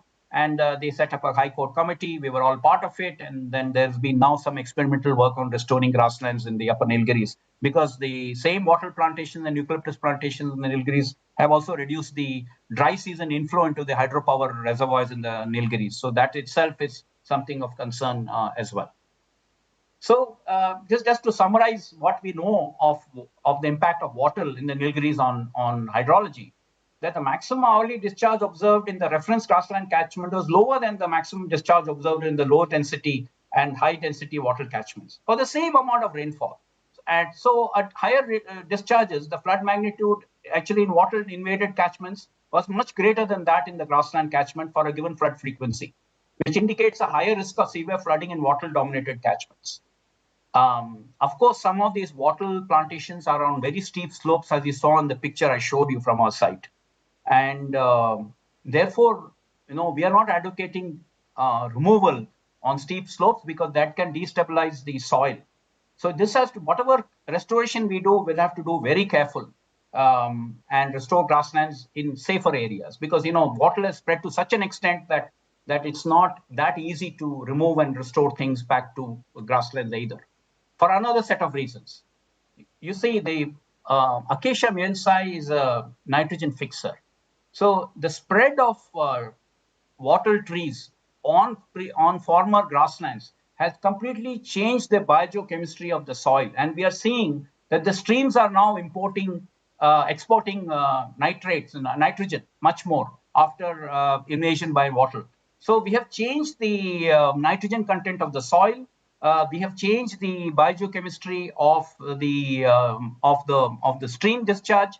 And so when we talk about restoration back to grassland, we may have some unpleasant surprises waiting for us. We may need to experiment and adapt to see how the nitrogen enriched soil, whether grasses that can cope with that or can compete under those conditions, what might happen to other new invasive grasses and shrubs that may be able to come in. So these are things to keep in mind, and again, an area of active research to be done. And what we fixing invasive plants which are spread over large areas, over hundreds of square kilometers. Now, coming back to some of the other things that have happened in the Western Ghats, all of you are very familiar with the escalating human-wildlife conflict, and also the curtailment of the movement for many large mammals because of linear infrastructure. So you can see a Western Ghats on the right-hand side. It has got natural forests, natural ecosystems. Then you have natural forests which are impacted by linear infrastructure. Then you have a third category where natural forest which has got multiple linear infrastructure. Then you have natural forests with human settlements in it, natural forests with high population density and linear infrastructure. And so various combinations are there. All of them can do many things. It just takes a few hundred meters of linear infrastructure per square kilometer to make strong impedance to the movement of gaur, leopard, sambar, sloth bear, based on the work that has been done. So I was also part of this group that did this work, even though I'm an eco-hydrologist, but I do some applied ecology work also. And this is something that we have to think about, is that how do we restore ecological connectivity, genetic connectivity for the terrestrial large mammals in the future with mitigation measures, because this is something that's going to escalate. There are going to be more roads, there are going to be more railway lines, there's going to be more linear infrastructure penetrating different parts of the Western Ghats. And this is just a terrestrial ecosystem. On aquatic ecosystems is a different story. I'm not going to cover that in terms of the impact of small dams and many other things, because time is limited. So I won't cover that. Maybe in a future talk at a KFRI, I will focus exclusively on what's happening to our aquatic ecosystems. So this is going to be a challenge in the coming years. How do we try to use agroecosystems and try to have mitigation measures on different linear barriers to provide better connectivity? Then these are the overall the threats which are being faced by the Western Ghats. Linear infrastructure I've already talked about. There is browning happening in different parts of the Western Ghats. There is also greening happening because of tree plantations. The browning can also happen because of forest fires.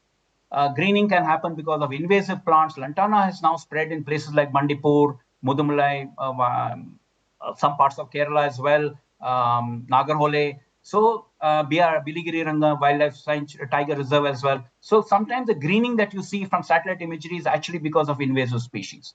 And there's been a limited amount of agricultural expansion happening. And then, of course, the very big threat of future warming, how increasing temperature is going to impact both plants and animals and humans in the Western Ghats in the coming years. And the conservation opportunities in the Western Ghats, the opportunities for expanding protected areas and excluding human settlements from them are going to be more limited. We'll have to focus more on what is known as land sharing approaches. See, land sparing is basically your national parks, wildlife sanctuaries, tiger reserves, where land is spared for protection of wildlife, conservation of wildlife. But land sharing is where the land use practices in agroecosystems or any other type of human managed systems can be shared with biodiversity safely, and they can be safe coexistence. So we'll have to explore that opportunity to protect, to conserve large parts of the Western Ghats, apart from restoration. Very nice example of restoration was mentioned by the previous speaker, so on butterflies. So this is something that we need to be taking up in the future. So what are the future directions for us in terms of research and practice? Is that we need early warning systems for forest fires, early warning systems for what is happening to the upper catchment, so that we can think about how to manage the flows from reservoirs.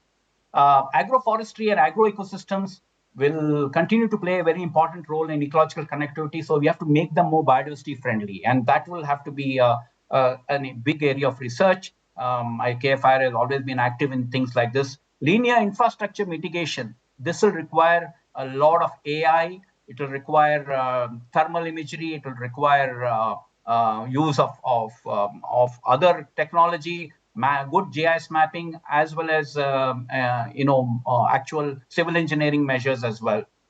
Invasive species are here to stay, but we'll have to think about ways of at least regulating them if we are not able to. We cannot eliminate invasive species because the scale at which they have spread is very large. Human-wildlife conflict. People in Kerala know much more about this than it's escalating, and they will soon be. It will become a little unmanageable to handle, and therefore the lot of research is required applied research, action research is required, and mitigation measures, again, early warning systems, as well as quick rescue and rehabilitation, and some difficult decisions with respect to certain types of wildlife in certain areas. This is something that I think requires dialogue between different stakeholders. Now, climate change is here to stay. So how can we, so it's difficult to reverse that. So the coming decades are going to get warmer overall, and some parts of the Western Ghats will become wetter, so others will become drier. And the uncertainty about the effect of climate change on Indian monsoon is still there. So we really didn't know what is going to happen to the Indian monsoon in the, say, 30, 40, 50 years from now. Exactly. So we have to prepare for all contingencies. So reducing the non-climatic stressors on our biodiversity, that might help biodiversity to cope with climate change. And then finally, this land sparing approach and land sparing sharing approach, we need to have a balance. Even in urban areas, we need to have restoration. We need to urban areas need to take on their share of conserving biodiversity, at least some components of biodiversity like birds, butterfly, bats, and small reptiles, small mammals. They can surely clearly play a role. Land sparing, the land for new national parks and sanctuaries is going to become more difficult to find. But whatever can be achieved through very socially just ways of ensuring that the burden of conservation is not placed on the most marginalized people. If we can ensure that, we can still spare some more land. And if we can highlight the ecosystem services of the Western Ghats, it's a carbon storehouse, it sequesters so much of carbon, it sustains our marine ecosystems, it helps maintain the rainfall regimes in neighboring drier areas, agriculture. All of this, and apart from the medicinal plants and everything else, non-timber forest products that it produces, I think that's reason enough for us to have some optimism that we will be able to conserve the Western Ghats in the coming decades. So thank you for this opportunity. I will end here.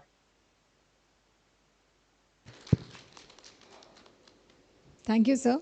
That was an excellent exposure to the emerging trends and patterns as far as biodiversity hotspots in India is concerned, where you have touched upon changing rainfall pattern and also given significance to agro ecosystems, which play an important role as far as ecosystem restoration is concerned and establishment, contribution of Western Ghats and the marine ecosystem services. And the most important factor that you have touched upon was also talking in terms of highlighting some of the potential research areas that could be an area of focus for institutions like KFRI and also forestry research, where you mentioned about historic and future climate trends, which has not been actually touched upon by various climate models, which needs to be addressed very critically. The second one that has caught attention was evapotranspiration and infiltration with regard to groundwater recharge, being a significant research area for future. Impact of forest cover and the changes in hydrology.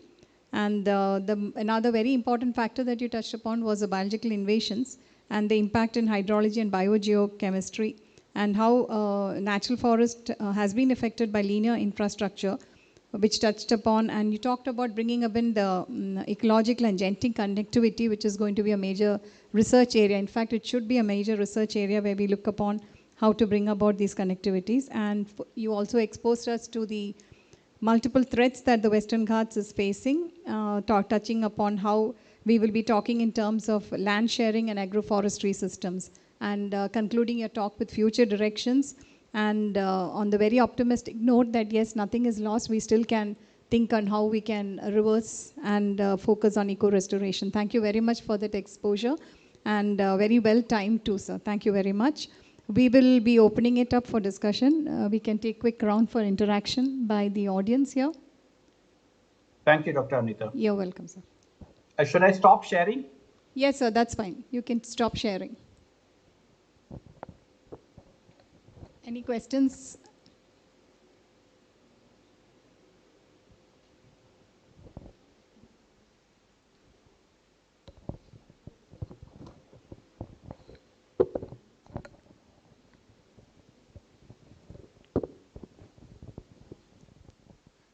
I'm Dr. Nandakumar. Thank you, sir, for the excellent presentation. You have brought out the most important topic which need to be addressed. now Kerala is, during the last 10 years, Kerala spent almost 90,000 crores of rupees under 𝐓𝐶FP for various interventions. And it has ruptured the whole watersheds. So how to protect it, how to manage it, how to continue it, how to see the hydrology in the right way moving forward is the task ahead. You have really brought out the key issues. Thank you, sir. Thank you, Dr. Nandakumar. I really appreciate your.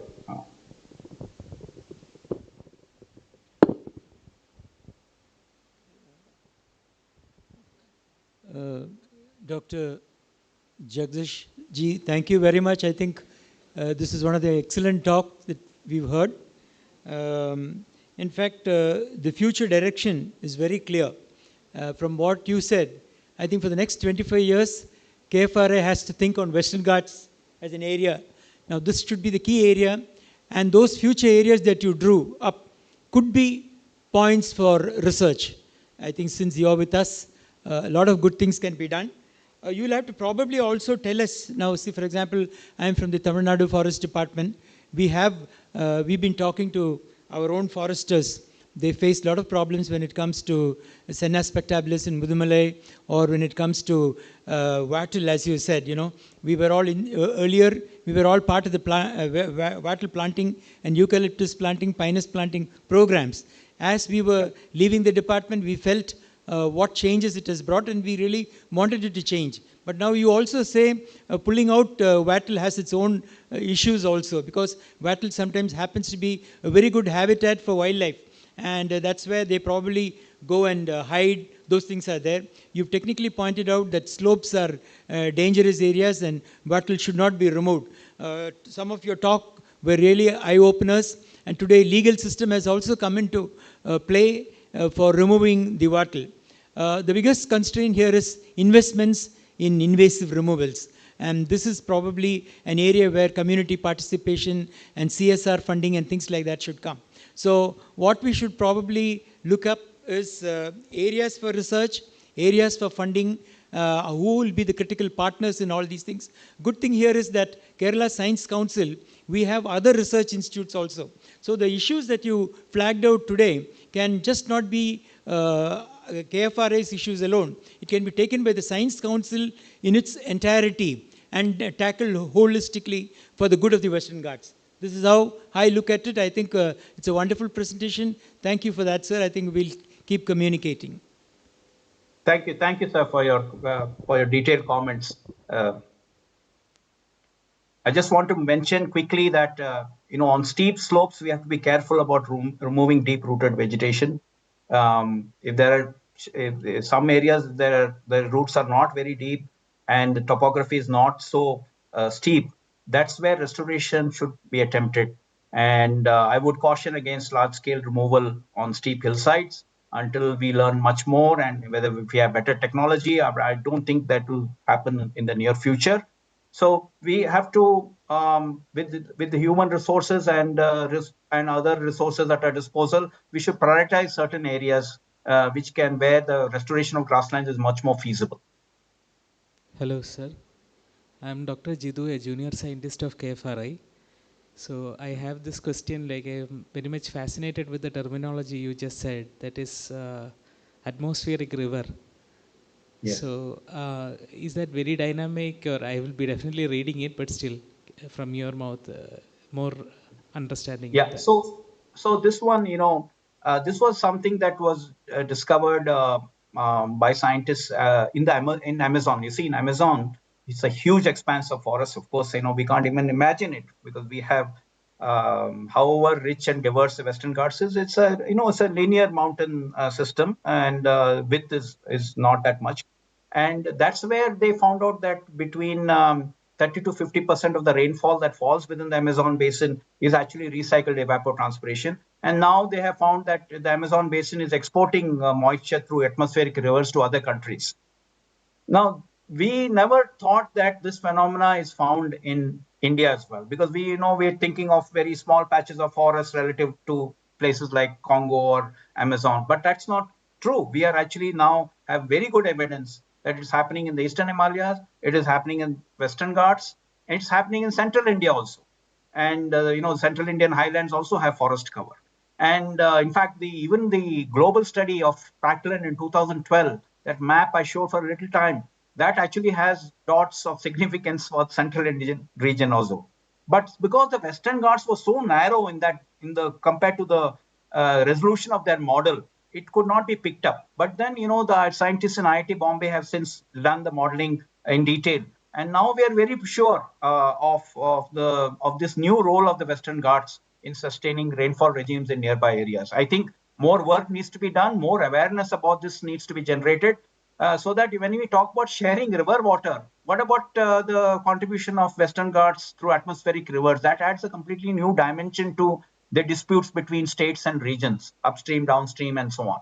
So this is, again, something I thought I'll share with you. If you want to read more about this on the global scale, you can go to the work of the Global Commission on the Economics of Water.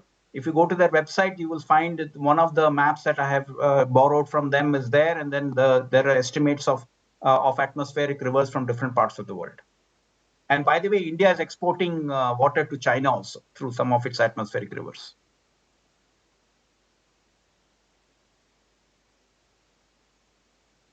Thank you, sir, for your inputs. Thank you.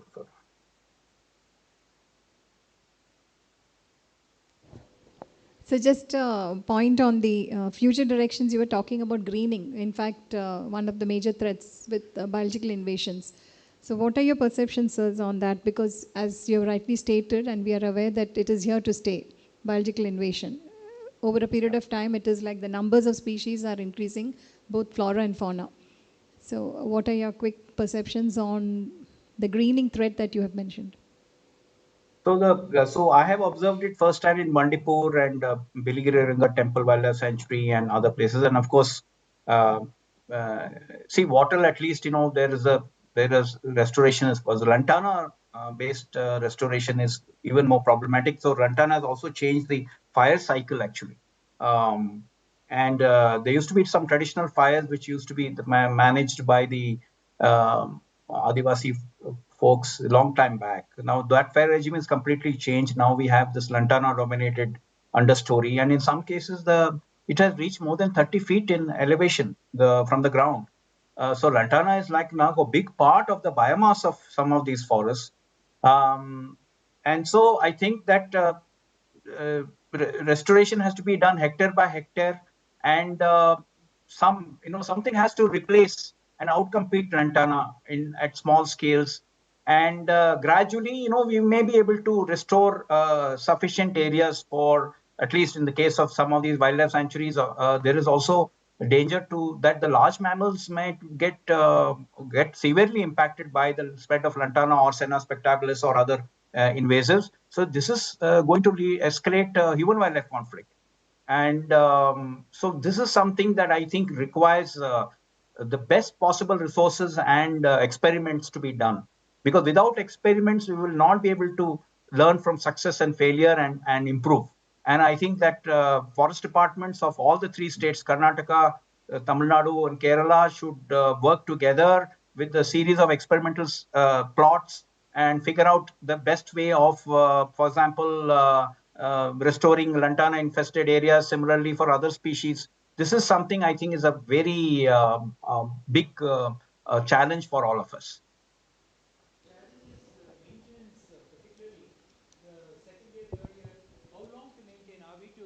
Do this clearing for 5-year period, 10-year period? That's something that foresters have been rattling their mind with. Because when it comes to afforestation program or reforestation, 3 years to 5 years is maximum what we get. But when it comes to invasive removal, we find that Senna spectabilis, and this is what our institutes also they're finding us. It comes 10 times more prolifically. You will know it better. So what the foresters at the ground level, they say is, how do we really handle it, sir, and for how long? And as you said, hectare by hectare, and we are talking of huge chunks of forests of Falana square kilometers under Wattle or under these regimes. So that becomes the real challenge, and probably the next 2 decades of forestry should be only on probably one subject called invasive elimination, and then the so-called passive and active restoration models that people talk of.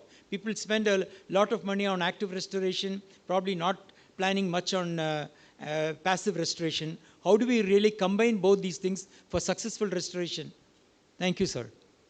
Yeah, so I just want to add, I mean, you brought out some very challenging concerns that we all need to think deeply about.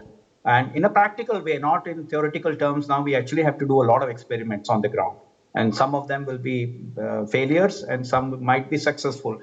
I have heard from some folks that areas that were infested with lantana in Nagarhole, parts of Nagarhole, what is now Nagarhole National Park Tiger Reserve, they are now having bamboo. That means there was some changes in the environmental conditions that resulted in lantana being replaced with bamboo. Now, this is something that came to me from the tiger researchers who were working in Nagarhole for many decades.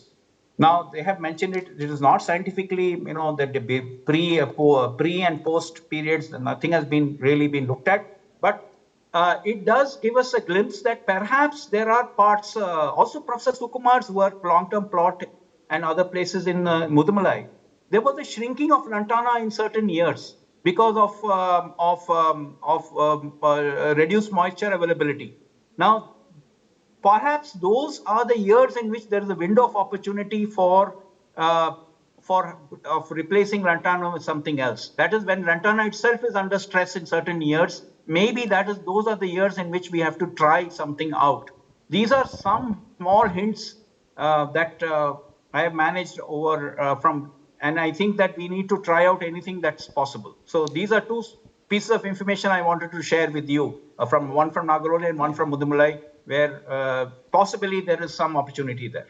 One small point, Dr. Jagdish, I think you will also agree. Something that we should really think of is seed banking. I think we'll have to look into the seed availability, the rootstock availability on ground, and as well as also see, like KFRI, we have got a very strong seed center. For the next decade, we should be looking at both seed banking in a very big way, both at the rootstock level, at the ground level, and also trying to collect seeds. These are 2 critical areas for restoration, is what I feel. In fact, this also probably has to be built into our system.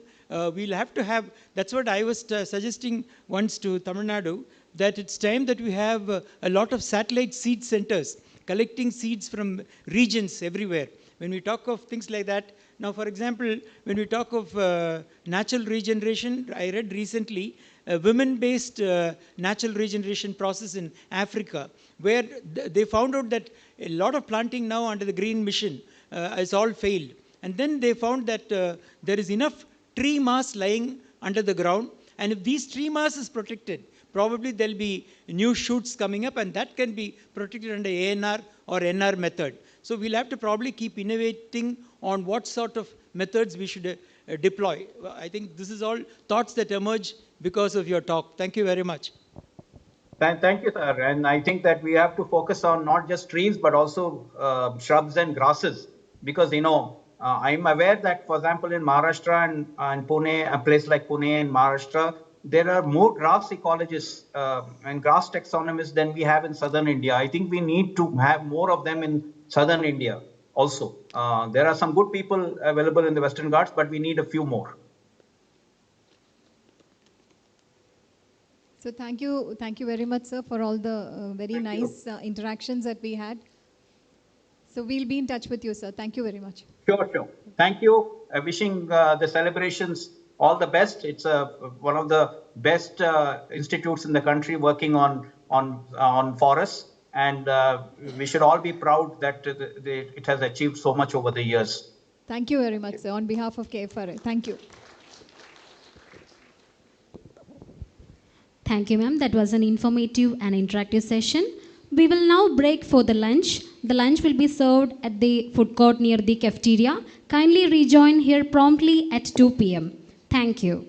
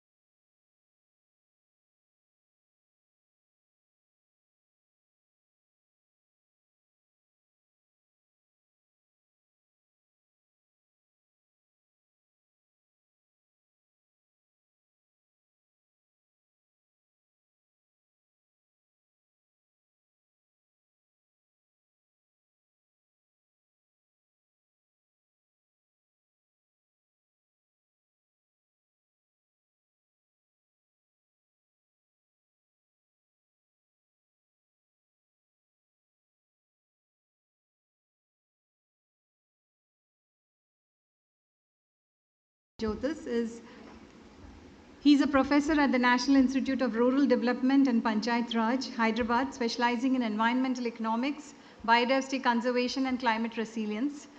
And as foundational research, he has done his PhD in economics from the University of Mysore at the Indian Institute of Social and Economic Change, Bangalore, specifically focused on the economics of biodiversity conservation in the Western Ghats of Kerala. His profile is highlighted by exceptional contributions from the point of view of science policy interface. He is a lead author of the Intergovernmental Science Policy Platform on Biodiversity and Ecosystem Services, contributing to major global and Asia-Pacific assessments, report on biodiversity loss and sustainable use of wild species, while also serving as the IPBES task force on scenarios and models. He has also been pivotal role and a member of key national bodies, including the National Adaptation Policy Plan for Climate Change Committee of the Ministry of Environment, Forests and Climate Change, and the National Empowered Committee on MGNER, just directly influencing the frameworks of ecosystem management and sustainable rural livelihoods in India. His work is internationally recognized, covering economics of ecosystem services, community-based natural resource management, and rural development, supported by the prestigious fellowships like the Netherlands Organization for Scientific Research, Indian Council of Social Sciences Research, and Exchange of Scholar Fellowships. With an exhaustive record of peer-reviewed publications and book chapters, he continues to bring a link between both economic realities and conservation science, focusing on nature's contribution to people. So with this background, please join me in welcoming Dr. Jyotis to this platform to deliver his lecture to us. Over to you.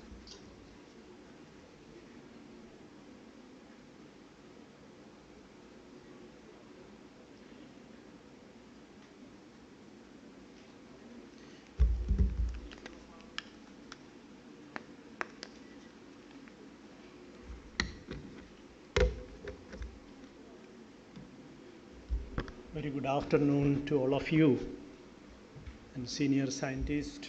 And I could see that a lot of young faces here.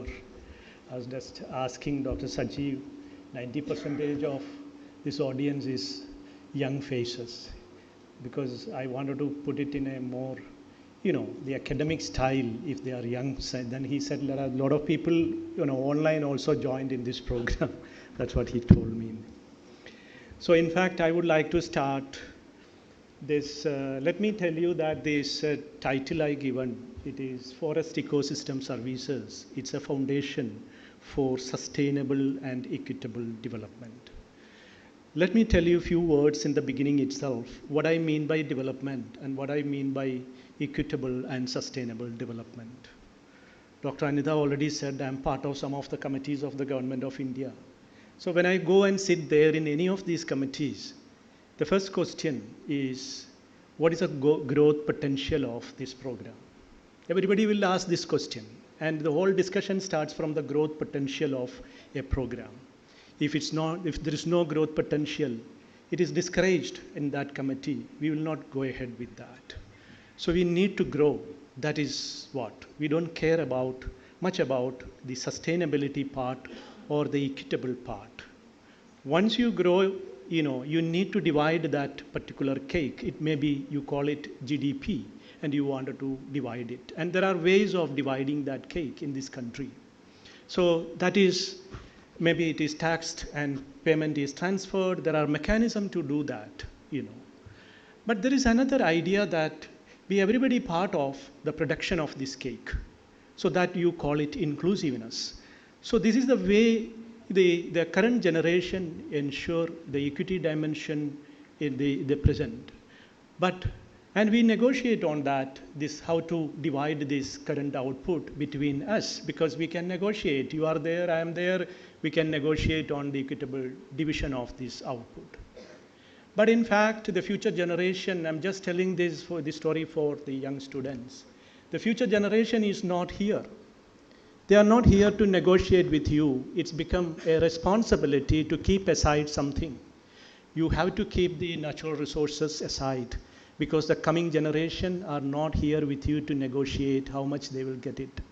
That is the whole idea of intergenerational equity and intragenerational equity. This is the way we work. And I would also like to mention one more thing, that what we mean by development. Development is nothing but improving the quality of life. Improving the quality of life. Whatever is happening in the economy, maybe you may have lots of airports, you may have lots of good roads, you may have good malls, everything is there.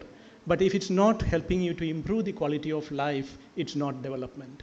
Development will happen within us. We need to improve, that is what the development. The whole discourse, if you see historically, the environment development discourse, the social scientists played a very important role to bring the quality of life into the whole discussion. Social scientists, economists, sociologists, and even historians, many of us, brought the social dimension, the quality of life dimension into it. And this story, I think this is much more developed scientifically in the northern part of the globe. That's what I understood.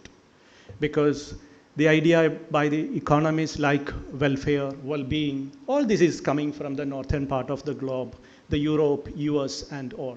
It was not considered much from the southern part of the globe, So that's what it's happened. And we used last maybe 40 years or 50 years, for example, welfare and well-being to represent this quality of life. That's what it happened. But if you see that the recent some of the international bodies, the discussions it's happened, they want to make all these concepts more inclusive. They want to include the southern perspective on it. I could see that I will come to that later. So they said that we don't want, some of the scientists coming from the southern part of the globe said that we don't agree with your well-being, because well-being is it's a jargon that is developed by economists, and it has its own definitions of well-being, right? We want to see it in another form. To make it more inclusive, they changed that concept, and today it is, if you see that some of the IPBS framework and some of those literature coming assessment, they see that the good quality of life. The good quality of life is not equivalent to the well-being concept. They made it more equal, they made it more inclusive, that concept. This is what exactly happened to the ecosystem service also. I think the ecosystem service, that concept, it started from 1970 onwards, that sense. Before that, economists used it, even David Ricardo used it. I'm just seeing that the application in policy and in academics, it's become more prominent after 1970s.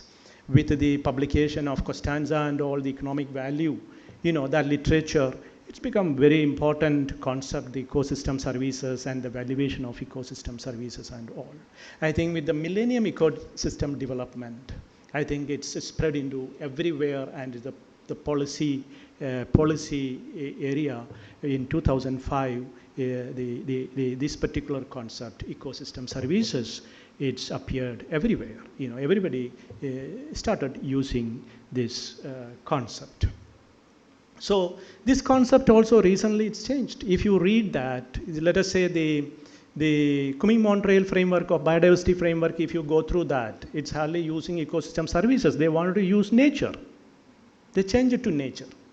Everywhere, the global language is changing. They wanted, nature is much above the biodiversity and ecosystem services. They want to use nature. So in all IPBS, I think the framework, they have started using nature's contribution to the people. They are not using ecosystem services. It's another concept that appeared in the literature, nature's contribution to the people. I think these two changes, connecting human well-being with the ecosystem services, this change has happened in the IPBES framework, that it's become more inclusive. That is what it happened. So nature's contribution to the people, they call it NCP.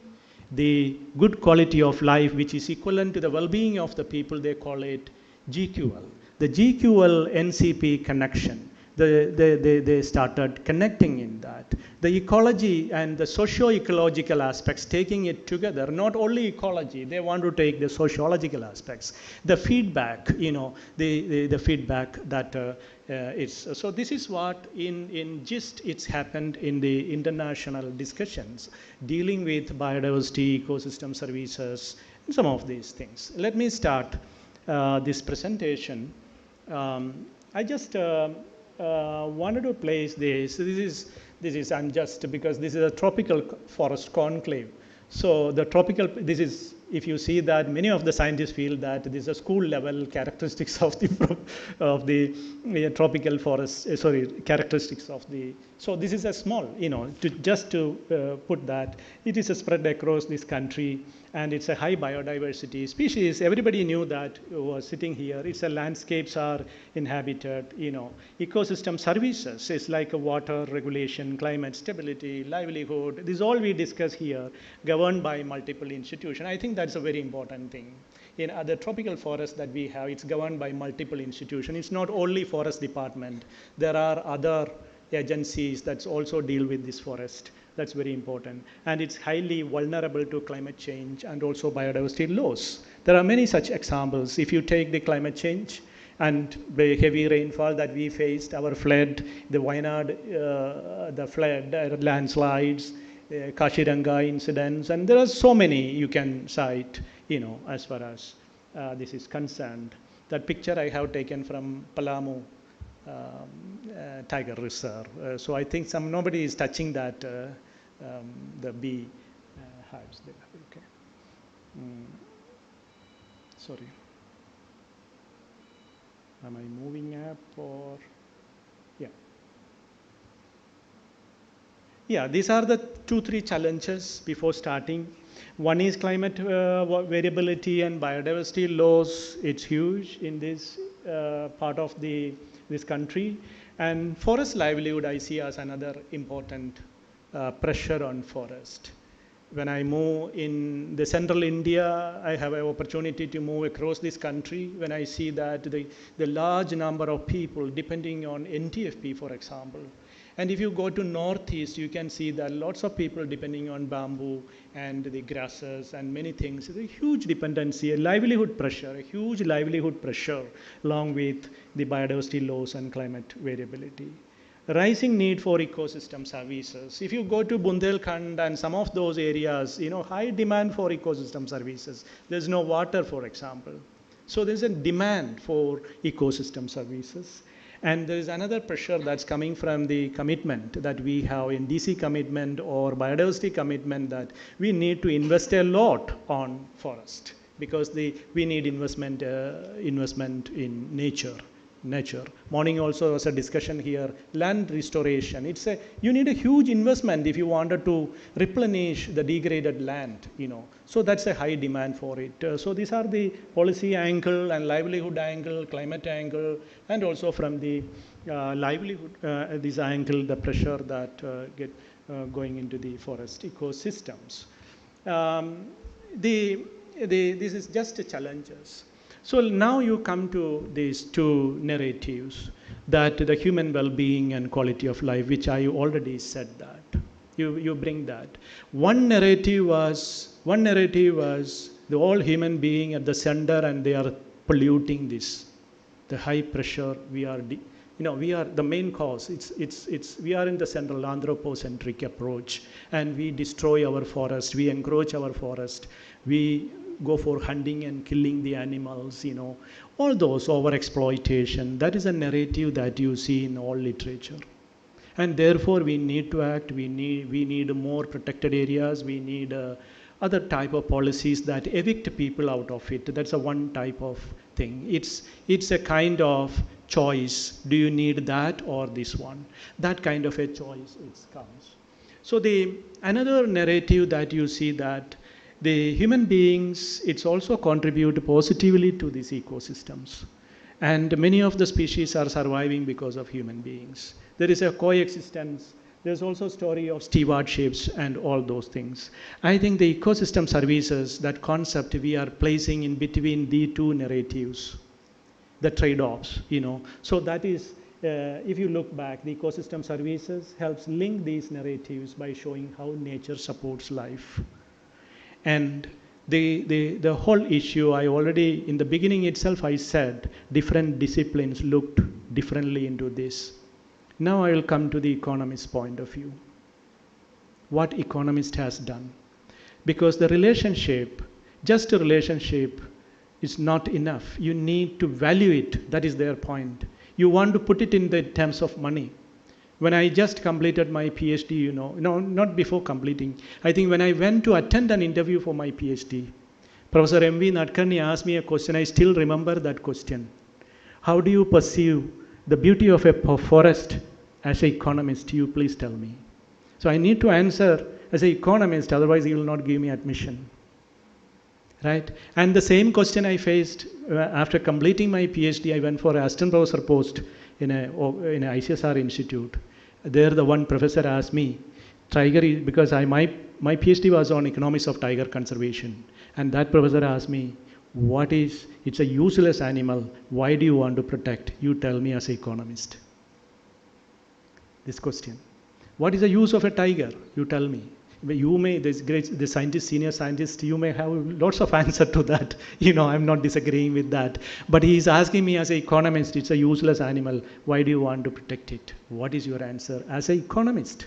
If I answer like a layman, I will not get the job. If I was answering like a layman for PhD admission, I will not get the job, the admission.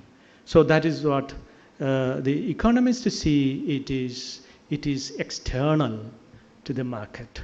It's an externality. The beauty of the amenity of a forest is an externality. It's not in the market. That's point. There is no value for it because it's outside. It's not coming to the production system. It's not in the consumption system. It's not coming to the market. So they started developing methodologies to bring such externalities and how to internalize that externality, put it into a production system or in the consumption system. So the economists started developing methodologies on the production side and also from the consumption side. I can give you some examples that if you look into the Charles Perring studies, some of the Charles Perring studies, the upperland forest reforestation, it's how it's improving the hydrology, and the improved hydrology, whether it will reflect in the lowland agriculture production or not.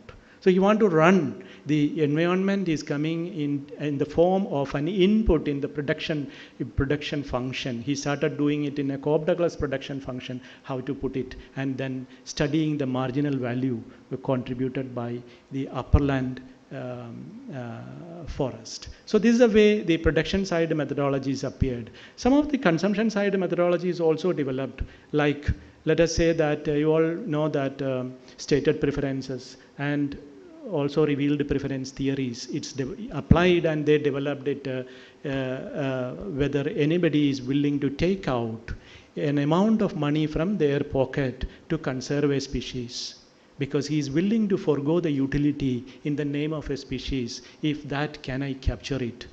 This is captured using revealed preference and also the stated preference theories. It's something called contingent valuation or travel cost. There is a PhD thesis, I think in 1996-7, under Dr. Muralidharan, there was a PhD, the first PhD thesis, I think, in India that tried a travel cost method from KFRI.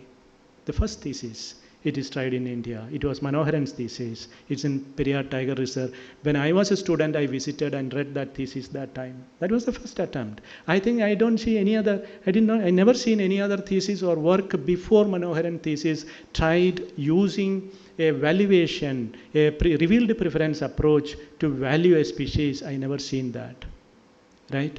Because he applied into the tourism market and try to state the preference of the tourist, how much is willing to forego from their utility, to save the tiger. So that is what happened in KFRI during that period. So KFRI is a pioneer in that way. But this approach, this approach is based on the trade-off. You see, whether you need that or not, this is the approach. Whether if you estimate there is a higher value, the present, and also I would like those who are not economists, I would like to say one more point here. It's also based on a concept called the discounting. Do you know the discounting? Discounting is an idea. It's based on the human preferences. If you value the present a lot, you have a very high discount rate. You have a very high discount rate. If you value the future, you are foregoing the present and keeping it for tomorrow, you have a very low discount rate. This is the thing. But nobody knows what is the value of the time preferences of the society. That we don't know. This is all based on the assumptions we are doing it, right? So as a thumb rule, economists will apply very low discount rate for afforestation programs, watershed programs. When they come to construction of a bridge, they put it 12%, 16%. The planning commission will put it 12% because immediate return you will get it. If you plan something for a biodiversity, you will get a return maybe after 100 years or 150 years. It's not giving us a return quickly, immediately, so I don't prefer that one. This is another trade-off. So this is a kind of approach we use, economists use, to take decision policy level. And numbers are becoming more and more important. There is lots of studies happened in India to estimate per hectare value of carbon sequestration, per hectare watershed values, and all those kind of things. You know, that's what it's happened. So to do this exercise, we were more comfortable after Millennium Ecosystem Assessment, because Millennium Ecosystem Assessment gave a good framework. They put it provisioning services, in the sense that it is all material services that come to you. It is tangible in a sense, you know. So people started focusing on this, and economists' neoclassical framework it's helped us to estimate the value of provisioning services. It's easy to estimate the carbon sequestration value in money terms. It's easy. Tangible things. Professor Gundimeda from IIT is a well-cited study that you can see. Some of the studies of K.N. Nayanan is also there. There are various. Professor Rabindranath from IISc Bangalore has done a lot of studies. There are many such studies. They looked into the provisional service of the forest ecosystems and estimated using economic theory and principles. And then regulating. You have cultural supporting services, and then all together forming the foundation. If you see the literature, K.N. Nayanan published the 40 important valuation studies, and it's a systematic review that published in Ecological Economics in 2013. If you go and see that one, you can see an important thing, that it is the studies are skewed towards provisioning services, much less understood on the other parts. You know, it's a skewness. There is a skewed towards that side. So this is what some of what we know, what we don't know as far as valuation is concerned. Forest ecosystem surveys have high variable value. I'll show you it in another graph. You see this one, flood protection, mangroves, for example. Lots of, what is the flood protection function of mangrove forest in India? Lots of studies are there. It's done in Sundarban area, it's done in Orissa coast. There are lots of studies there. There is a flood protection function. Then the watershed services, watershed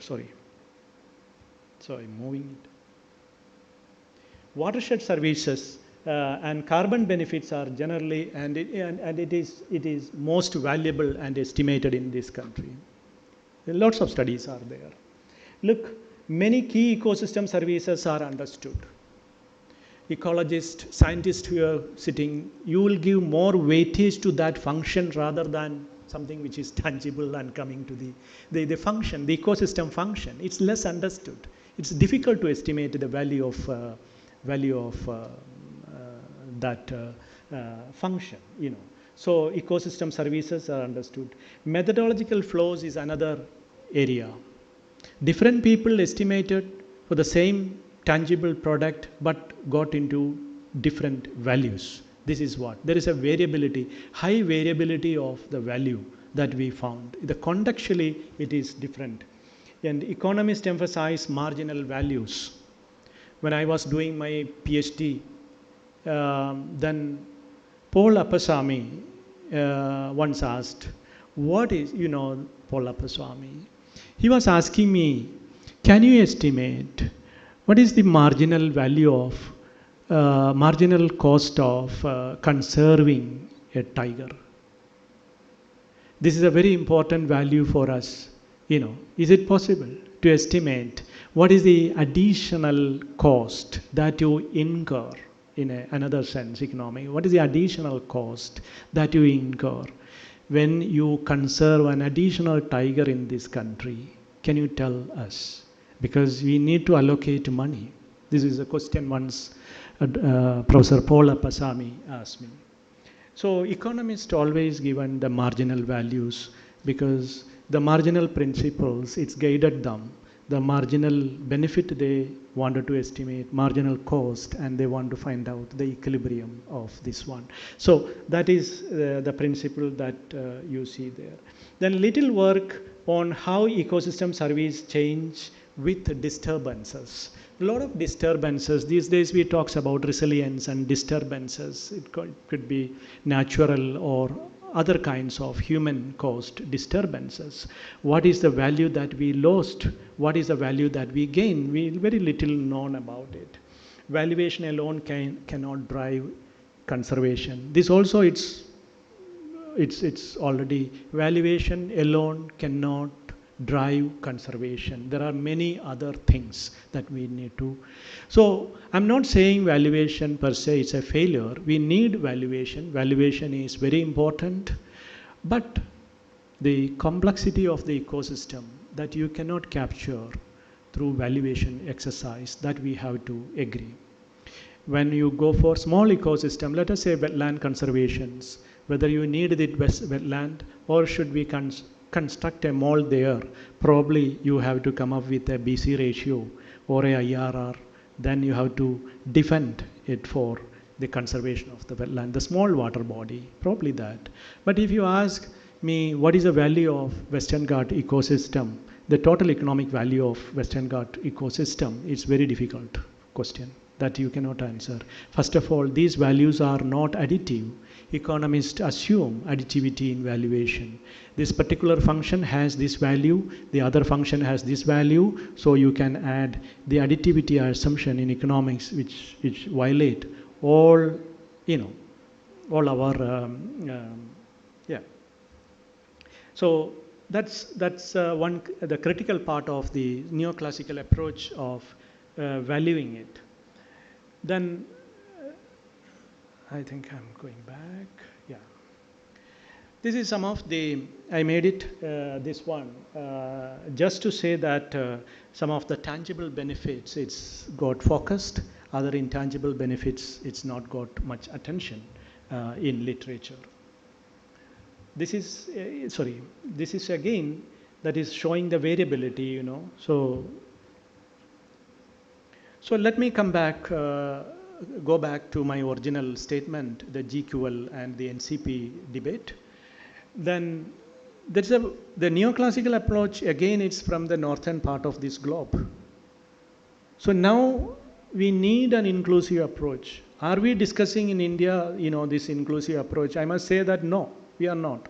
When in the last meeting of NAP, for example, National Adaptation Planning, I said, why are we using ecosystem services? Why not in nature? Because the international community started using it. They said, no, we are advised to use ecosystem services, So we have not yet started in India using such concepts. IBBA's contribution, the concept nature's contribution to the people, and recognition of multiple value system. That's what some of the Sandra Dias, Pascal, if you can see all those literature, the Sandra Dias, she was the chair of the IBBAS, and also the co-chair of the valuation assessment, it was Pascal. You can see such literature. So they were talking about multiple values and human relationship with the nature. They said the relation value, that is much more important than the money value. That's what the whole argument. And then inclusion of ILK, indigenous local knowledge, inclusion. What is scientific? This was another debate that happened in IBBAS forum. What is scientific? Scientific is something that you logically prove, or you prove it in a laboratory, then only it becomes scientific. Disagreed. The southern part, it's disagreed to that. They said there are other scientific things which it's evolved over a period of time, and the knowledge is transferred, generation after generation. That is also scientific. Finally, IBBAS agreed that let us include indigenous local knowledge as include in the larger framework of biodiversity ecosystem assessments.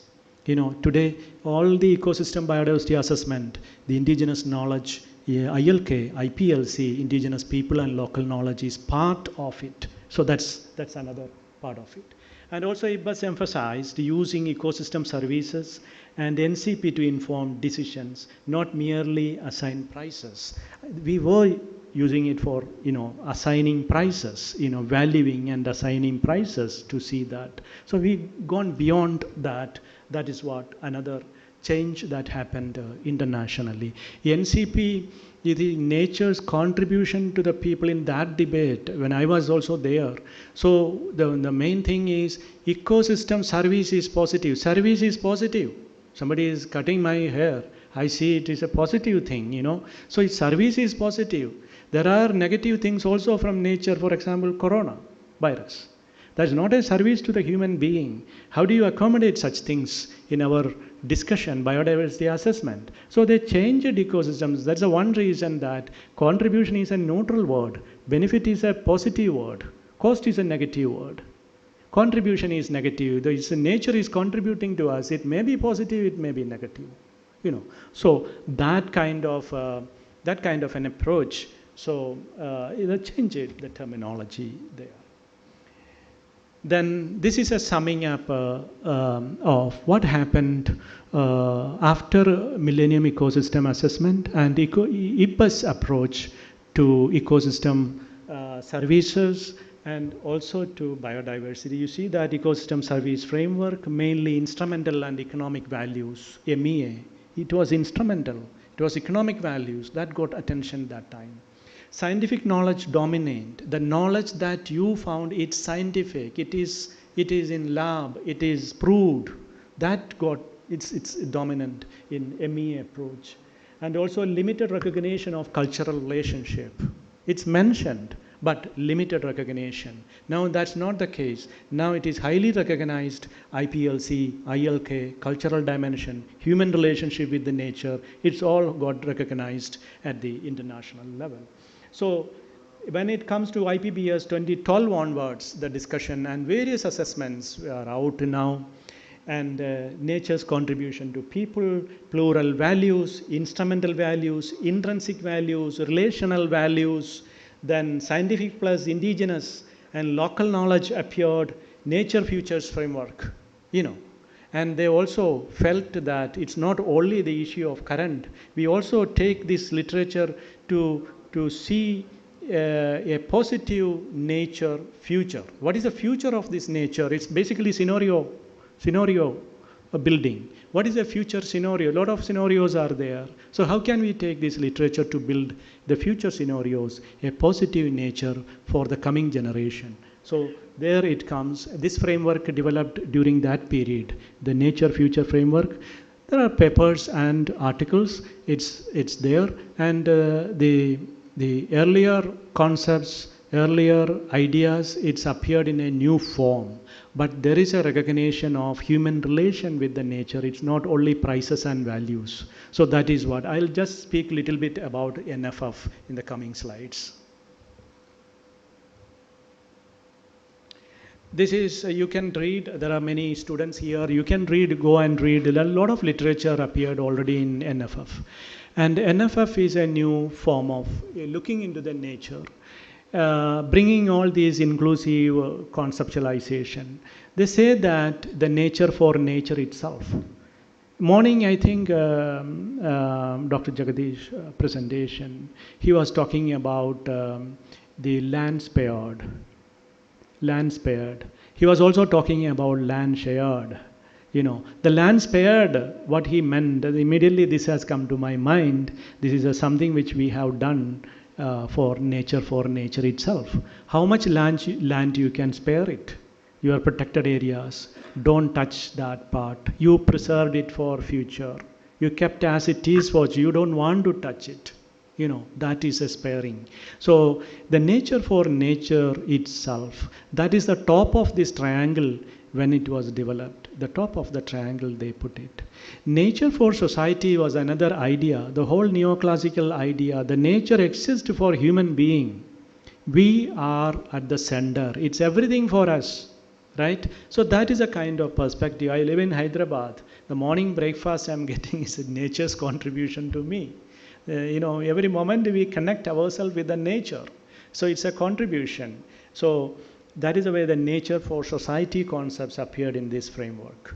And nature as culture, because you wanted to incorporate ILK, IPLC, and nature as culture. They are part of the nature. That's also, I think every human being, it's somewhere in between this triangle.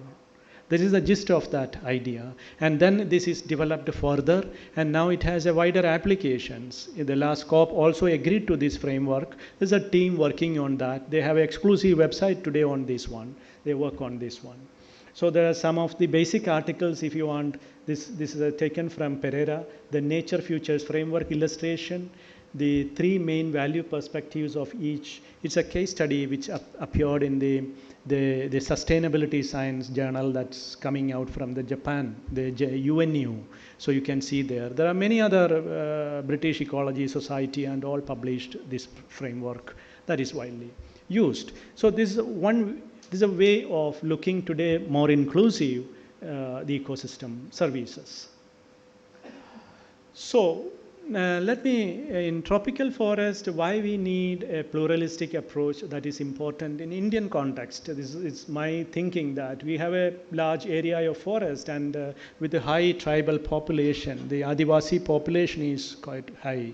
Even in protected areas and all, you will find it. It's more I think Dr. Saji was also mentioning in the inaugural speech here, the challenge facing in this Kerala's forest, and also mentioning the example of human-wildlife conflicts and the interaction, that's as a challenge you are facing that. Across India, you see this challenge, the human interaction with the nature, and you can't evict everybody. You have various, you implemented FRA, you are implementing today CFR, many things you are bringing, new institutional mechanism you are bringing, but it's a consistent interaction with human being. They are not out of the forest. So high endemism and high value, high biodiversity hotspots, again plus climate and fragmentation of forest. The fragmentation is happening, different land uses, mining is happening, you are fragmenting forest. That's what it's happening. So in this context, I think if you look into this framework, where are we? Are we keeping for nature itself, or are we taking it for nature for society, or what is happening to the idea of nature as a culture? So this framework will speak about India's tropical forest. So why we need enough of type of approach in India? One is climate variability. I thought I will explain a little bit. Extreme rainfall or flood and droughts, biodiversity loss and all. NFF can integrate ecological integrity, ecosystem services and stewardship together. I wanted to tell you here, while discussing another small case study I did in our own Meenangadi Grama Panchayat. I don't know how many of you are there, because Meenangadi Grama Panchayat got 1 crore rupees from PMO for claiming that they are carbon neutral. The first panchayat in this country is a carbon neutral panchayat. It's Meenangadi Grama Panchayat. So then I thought, coming from NIRD, I should do a small case study what they have done, because I can go and deliver case study lectures in different places. So I did that. A very interesting thing I found there. Actually, the narrative is the state promoted carbon neutrality in Grama Panchayat.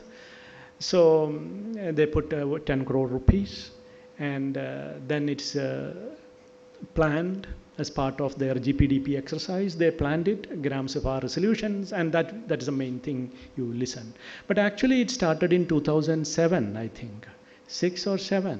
And then the Swaminathan Foundation appeared there, and I just tried the history of it, and then it was a kind of stewardship, That's what I realized. I think you are from that organization.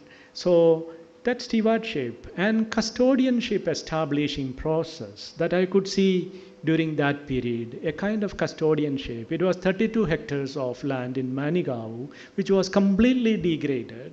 And some of the list, Swaminathan Foundation's reports and also an NGO, Tunnel reports, 64 native species they planted in a degraded sacred grove, native species, fruit-bearing species.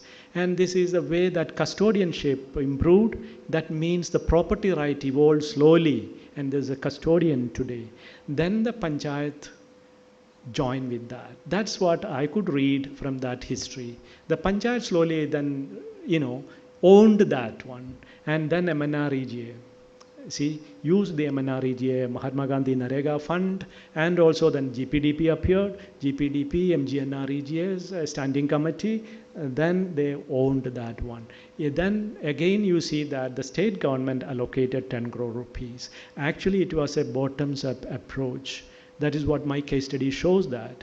What I am saying here, why I am taking this case example here is, this is a very good example of consulting people, bringing their values and belongingness to an ecosystem, recognizing that there is a belongingness. The Adivasis around, the people living around, there is a belongingness. What the foundation explored is that belongingness, keeping together and then restoring this one. And that was successful. And today, I think many places I have taken this case study. Even when I went to Jammu and Kashmir, the Palli Panchayat also in Jammu and Kashmir, there is another Panchayat called Palli Panchayat. They also got carbon neutral things, and they also implemented a carbon neutral project there. But there is no such custodianship establishing projects or bringing a degraded system.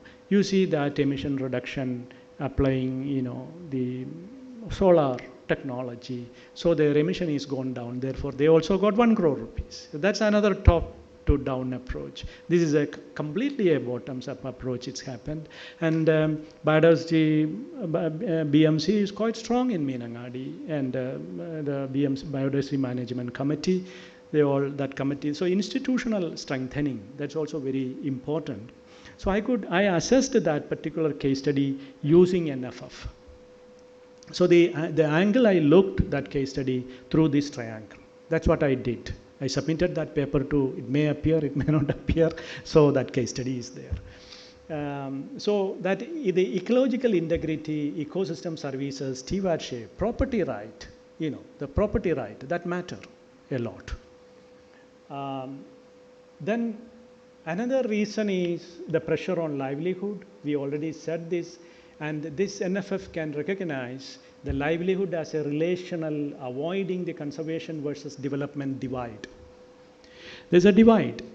That divide you can avoid if you plan your, the programs and policies using this kind of a framework, which is more inclusive in nature, rather than going with a BC ratio or IRR kind of approach.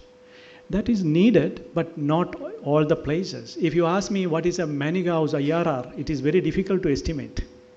What is the life you will give it? What is the human preference on time there? I have to do a lot of things.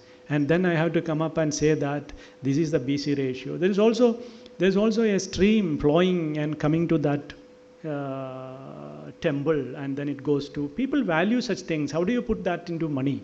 You can't put that into money. It's not possible.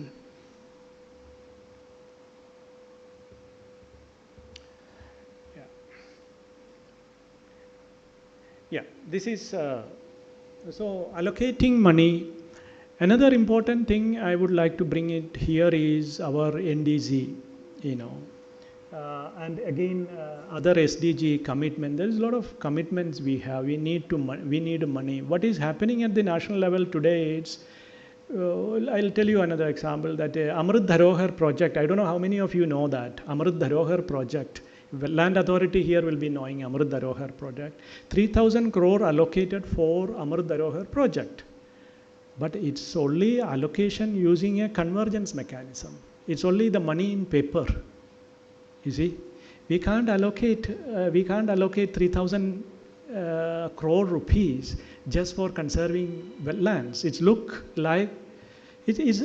Let us say Manrega will give this, NRLM will give you, PMKSY will give you this much. So all these programs you converge it and show that you have to converge with the wetland conservation and spend this much money. There is a 3,000 crore rupees. That is the way many of the investment it's going to the nature today.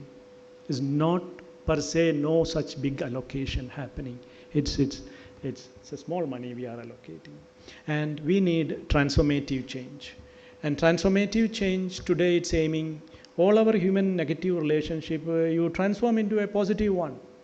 That's another. Let us take lots of investment, it's happening. Let us take the natural farming. Natural farming. You wanted to, your pesticide application you want to reduce. So that was a negative relationship with your soil.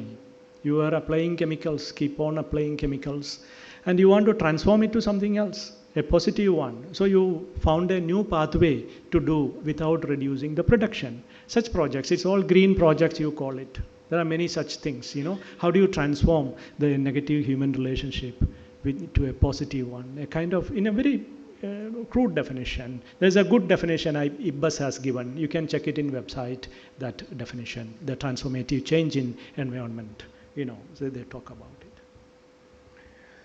Then let me come to, I don't know, my time, is okay?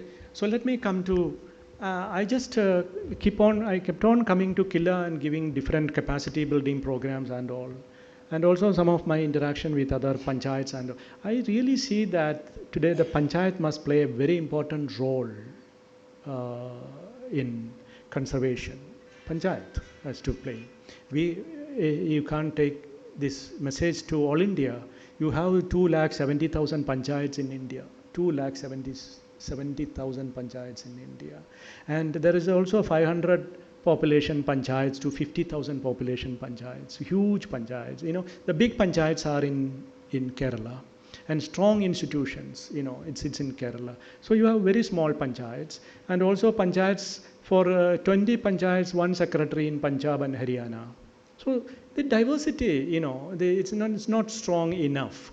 But still panchayat, I say that in Kerala, I think panchayat can play a very important role in conservations. Why I think that the panchayat matter for nature future, because it's closest governance institution. You take the case of Meenangadi itself. Immediately panchayat came forward and owning that, you know, the Manigav attempt. And today everybody knew that in India people talk about Meenangadi. If you go to Panchayat Raj Ministry, Dr. Balan, he was the director of Killa. He's the one, I think, taking Meenangadi even internationally. So everybody knew the Meenangadi story in Panchayat Raj Ministry, Rural Ministry and all. Rural development depends on forest, ecosystem services, water, livelihood. There must be an integration between all the three ministries institutionally. Ministry of Forest and Climate Change, if you go and sit in NAP discussion, they discuss a lot about Panchayat, but there is no connection between Panchayat Ministry and Ministry of Forest and Climate Change. Hardly you see people there. Hardly you see. But a lot of discussion about Panchayat, it happens. NAP, National Adaptation Plan, it is there. Ministry of Rural Development spend lots of money. Let us take the case of Manrega. They are spending a lot of money. Category A assets. It's all meant for common property resources. And even today, more than 60% of Manrega money for common property resources. So that category A assets, it's afforestation program, river regeneration programs, bringing back tanks, lakes, and all those money can be very well utilized for restoration of ecosystems.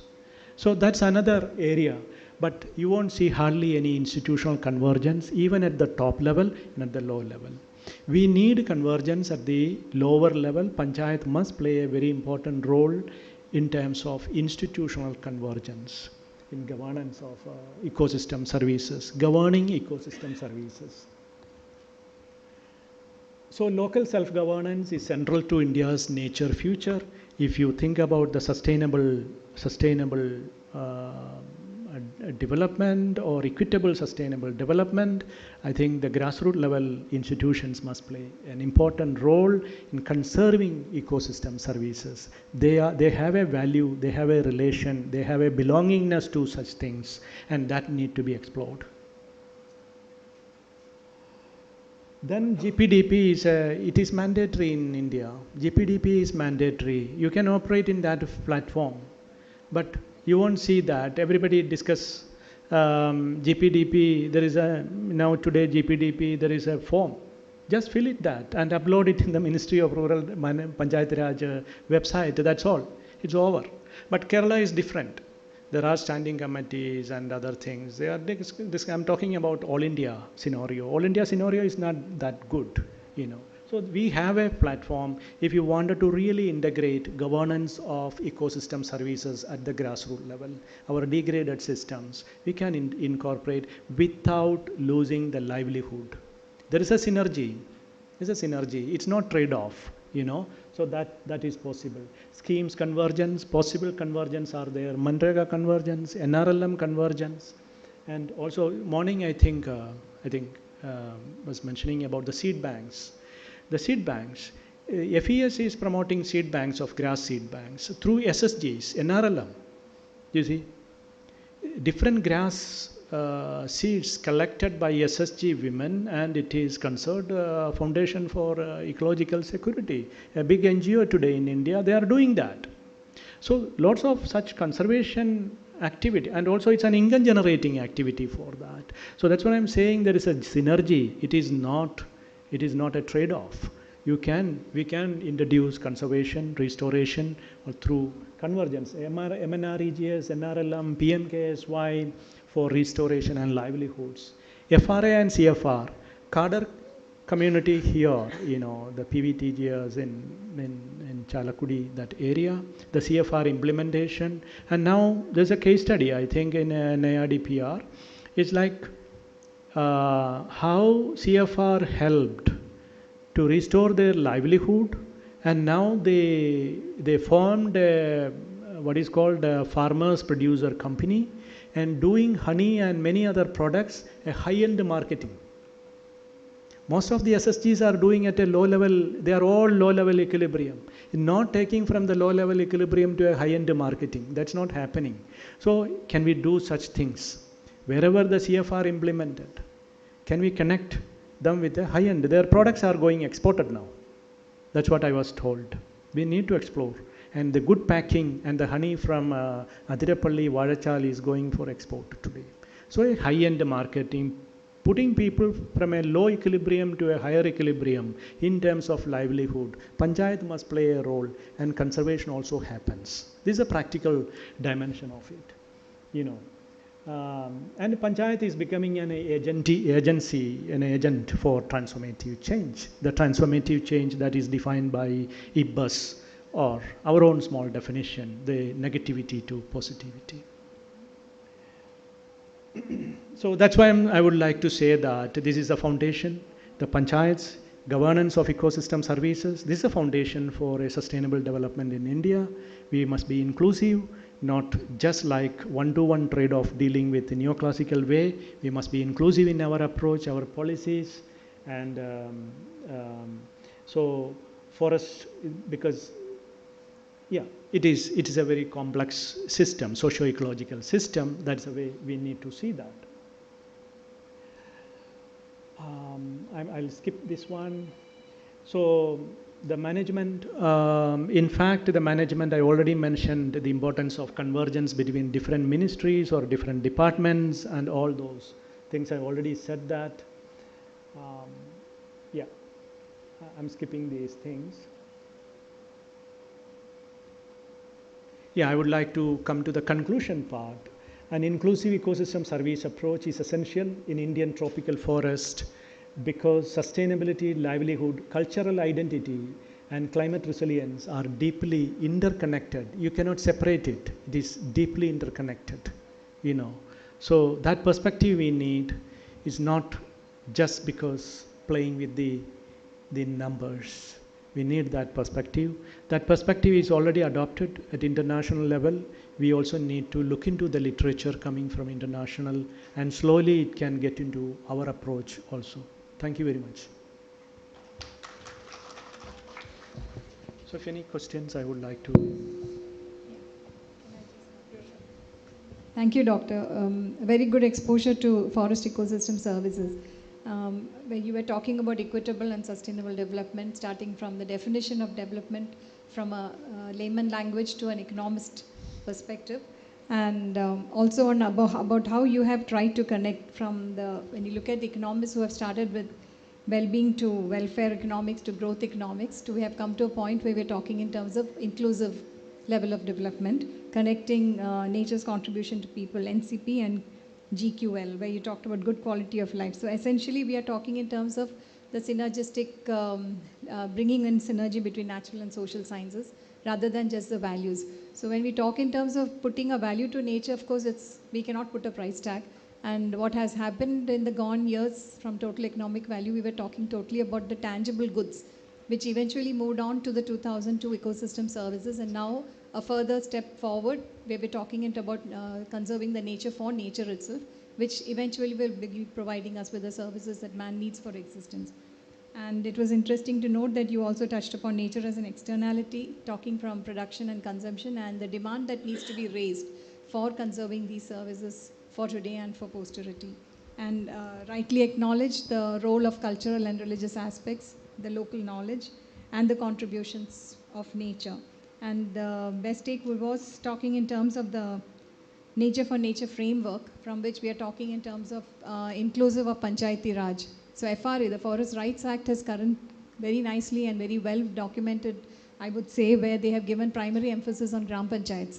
So I think the role starts from there, from where the NFF can be becoming more and more successful by bringing in community and panchayats. So with that, I guess the talk has been very informative.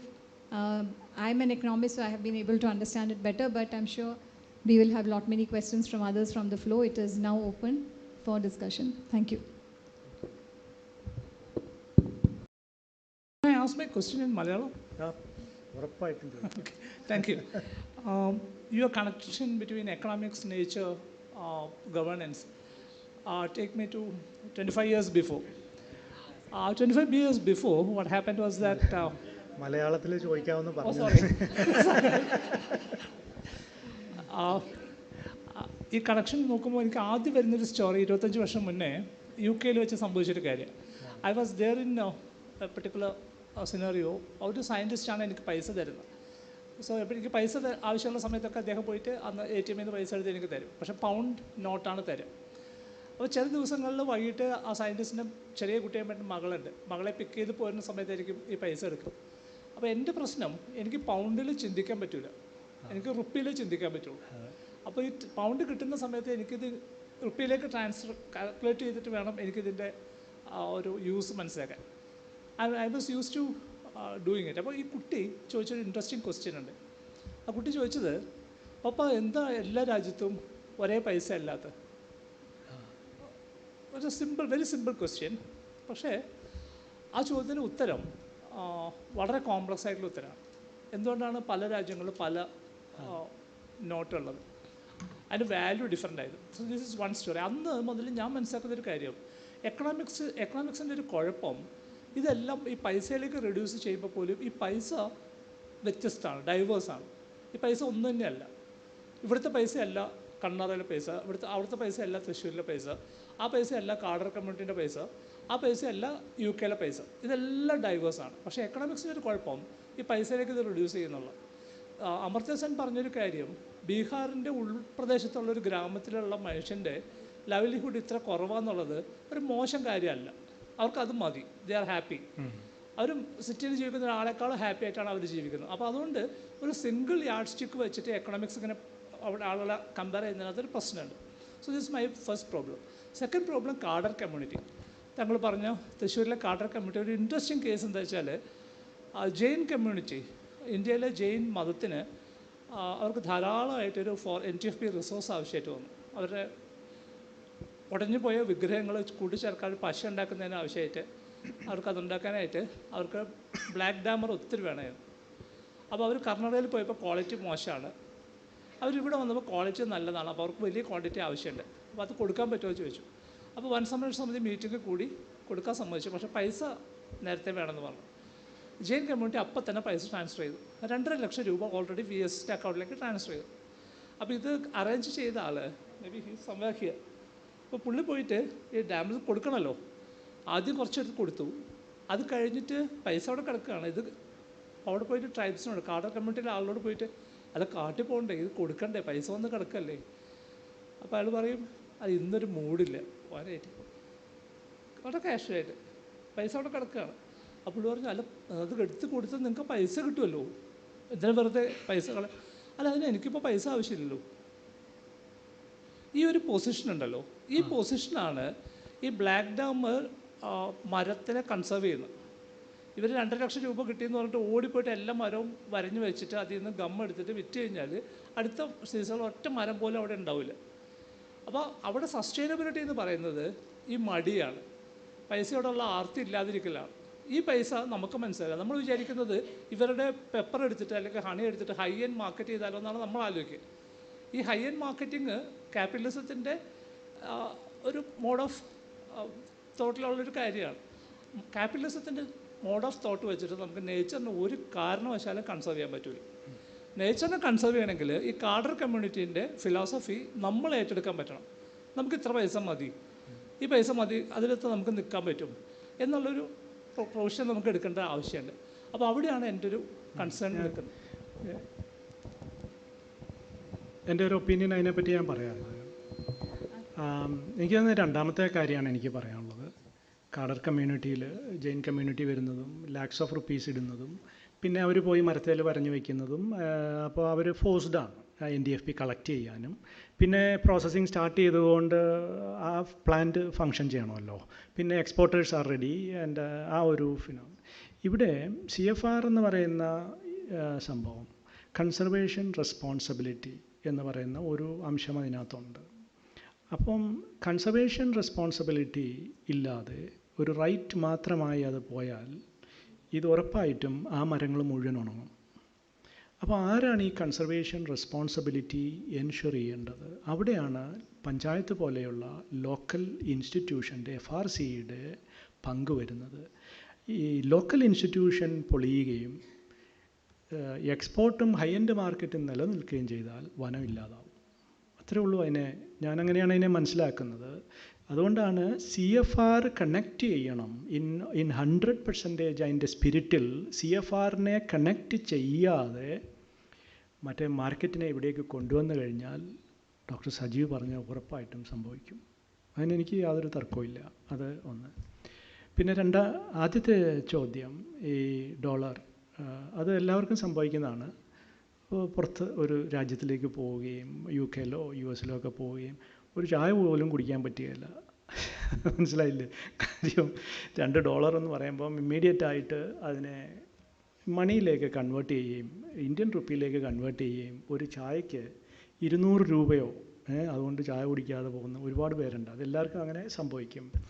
പിന്നെ നമ്മൾ ഈ valuation ചെയ്യുമ്പം അവിടെ answer വരുന്നത്, ഈ valuation ചെയ്യുമ്പം നമ്മൾ nominal ടേംസിൽ അല്ല വാല്യുവേഷൻ പറയുക. വാല്യുവേഷൻ നമ്മളെപ്പോഴും റിയൽ ടേംസിലോ പർച്ചേസിങ് പാരിറ്റിയിലോ പറയാൻ നിർബന്ധിതമാകും. അങ്ങനെ പറഞ്ഞില്ലെന്നുണ്ടെങ്കിൽ ആ വാല്യൂ ഒരിക്കലും നമുക്ക് കമ്പയർ ചെയ്യാൻ പറ്റില്ല. അപ്പോൾ അതൊരു ഇക്കോണമിസ്റ്റിൻ്റെ ഡ്യൂട്ടിയാണ് ഈ എസ്റ്റിമേറ്റ് ചെയ്യുന്നത്. കോണ്ടക്ച്വലി അതിനെ എസ്റ്റിമേറ്റ് ചെയ്തിട്ട് അതിനെ റിയൽ ടേംസിലേക്ക് കൊണ്ടുവന്ന് അതിനെ വീണ്ടും ഒരു പർച്ചേസിങ് ഇൻ്റർനാഷണലി എക്സ്പ്രസ് ചെയ്യുകയാണെങ്കിൽ അത് നിങ്ങളുടെ ഡ്യൂട്ടിയാണ് അതിനെ ഒരു പർച്ചേസിങ് പാരിറ്റിയിൽ പറയുക എന്നുള്ളത്. പക്ഷേ ഒരു കാര്യം ഞാനിവിടെ എഗ്രി ചെയ്യണം, ഈ അളക്കുന്ന ഡിനോമിനേറ്റർ മണിയാണ്. അത് എപ്പോഴും ഫ്ലക്ച്വേഷന് വിധേയമായിക്കൊണ്ടിരിക്കുന്ന ഒരു റോഡാണ് ഈ മണി. അപ്പോൾ ഈ അളക്കുന്ന സാധനം ഫ്ലക്ച്വേഷന് വിധേയമാകുകയാണെങ്കിൽ അളവ് എങ്ങനെ ഇരിക്കുമെന്നുള്ളത് അങ്ങനൊരു പ്രശ്നമുണ്ട്. സ്കെയില് മാറിക്കൊണ്ടിരിക്കുകയാണല്ലോ. അപ്പം അങ്ങനൊരു പ്രശ്നം ഇതിനുണ്ട്. പക്ഷെ അതിനെ ഒഴിവാക്കാൻ വേണ്ടിയിട്ട് നമ്മൾ ചെയ്യുന്ന പണി അതിനെ റിയൽ ടേംസിൽ പറയുക. എന്നിട്ട് പർച്ചേസിങ് പാരിറ്റി കൊണ്ടുവന്ന് ഇൻ്റർനാഷണൽ സ്റ്റാൻഡേർഡിൽ പറയുക. അപ്പസാമിയുടെയും കഞ്ചൻ ചോപ്രയുടെയും ഒക്കെ ഇൻ്റർനാഷണലി പബ്ലിഷ് ചെയ്ത ആർട്ടിക്കിളിലെല്ലാം അവർ ഡോളർ ടേംസിലാണ് NDFPയുടെ വാല്യൂ അവതരിപ്പിക്കുന്നത്. ഇന്ത്യൻ റുപ്പിയിൽ അവർ അവതരിപ്പിക്കാറില്ല. അപ്പോൾ ആ ഒരു അത്രയൊരു റിസർച്ച് ഇത് നമ്മൾ അവിടെ ചെയ്തു വയ്ക്കുന്നുണ്ട്. പക്ഷേ ഇത് എല്ലാവരും അറിയണമെന്നില്ല. ഇപ്പം ഒരു ഉദാഹരണം ഞാൻ പറഞ്ഞുതരാം. MNREGയുടെ കേസിൽ ഞാൻ റൂറൽ ഡെവലപ്മെൻറ്റ് മിനിസ്ട്രിക്ക് വേണ്ടി വർക്ക് ചെയ്യുന്നതുകൊണ്ട് ഞാൻ പറയുന്ന ഒരു എക്സാമ്പിളാണ്. കഴിഞ്ഞ കുറേ വർഷങ്ങളായിട്ട് തൊഴിലുറപ്പിൻ്റെ വേജ് കൂട്ടുന്നുണ്ടല്ലോ. അപ്പോൾ എല്ലാവരും ഹാപ്പിയാണ്. പക്ഷേ യഥാർത്ഥ സത്യം 2006 60 രൂപയാണ് ആക്റ്റിൽ എഴുതിയിരിക്കുന്നത്. 60 രൂപ per day for 8 hours work with 1 hour break 60 rupees എന്നാണ് ആക്റ്റിൽ എഴുതിയിരിക്കുന്നത്. പക്ഷേ ഇന്നും റിയൽ ടേംസിൽ 60 രൂപയേ ഉള്ളൂ എന്നുള്ളത് എല്ലാവരും അറിയണം. നോമിനൽ ടേംസിലാണ് നമ്മൾ കൂട്ടുന്നത്. അന്ന് എത്ര തേങ്ങ 60 രൂപയ്ക്ക് 6 തേങ്ങ വാങ്ങാമെങ്കിൽ ഇന്ന് 250 രൂപയ്ക്ക് 6 തേങ്ങയെ അവർ വാങ്ങുന്നുള്ളൂ. ഒരു തേങ്ങ കൂടുതൽ അവർക്ക് വാങ്ങാൻ പറ്റില്ല. സോ റിയൽ ടേംസിലാണ് ആ വാല്യൂ ഇന്നും നിലനിർത്തിയിരിക്കുന്നത്. അല്ലാതെ ഒരു ഇൻക്രീസ് അവിടെ സംഭവിച്ചിട്ടില്ല. അപ്പോൾ അത് ഒരു ഇക്കണോമിക്സിൻ്റെ ഒരു ഇതാണ്. അതാണ് ഞാൻ ആദ്യത്തെ ഉദ്ദേശം. അത് നമ്മുടെ ഒരു റിസർച്ചറുടെ ഒരു എത്തിക്സാണ് അതിനെ കൺവിൻസിങ് ആയി പ്രസൻറ്റ് ചെയ്യുക എന്നുള്ളത്. എന്നാലും ഈ ഒരു പ്രശ്നം അവിടെ ഇരിപ്പുണ്ട്. ഞാൻ പറഞ്ഞ ഈ റോഡ് ഫ്ലക്ച്വേറ്റ് ചെയ്യുന്നതുകൊണ്ട് മെഷർമെൻറ്റും മാറും. സെൻറ്റിമീറ്റർ മാറിക്കൊണ്ടിരിക്കുകയാണ് സ്കെയിലിൽ. അങ്ങനെയാണെങ്കിൽ അളവ് മാറും. Sir, thank you for the excellent presentation. My question, you have presented from an economist point of view, the problem. My question is, as a management scientist, if you look at, you have to directly tell the people what to do. That is the issue. For example, at the national level, you are a national institution at the national level. If you tell Government of India how to improve the SDG goals of the, and even how to evaluate it correctly. The problem is there are so many issues are there. When we talk about SDG, how to, for each teams, how to correctly evaluate it. Ecosystem services as a foundation for sustainable development.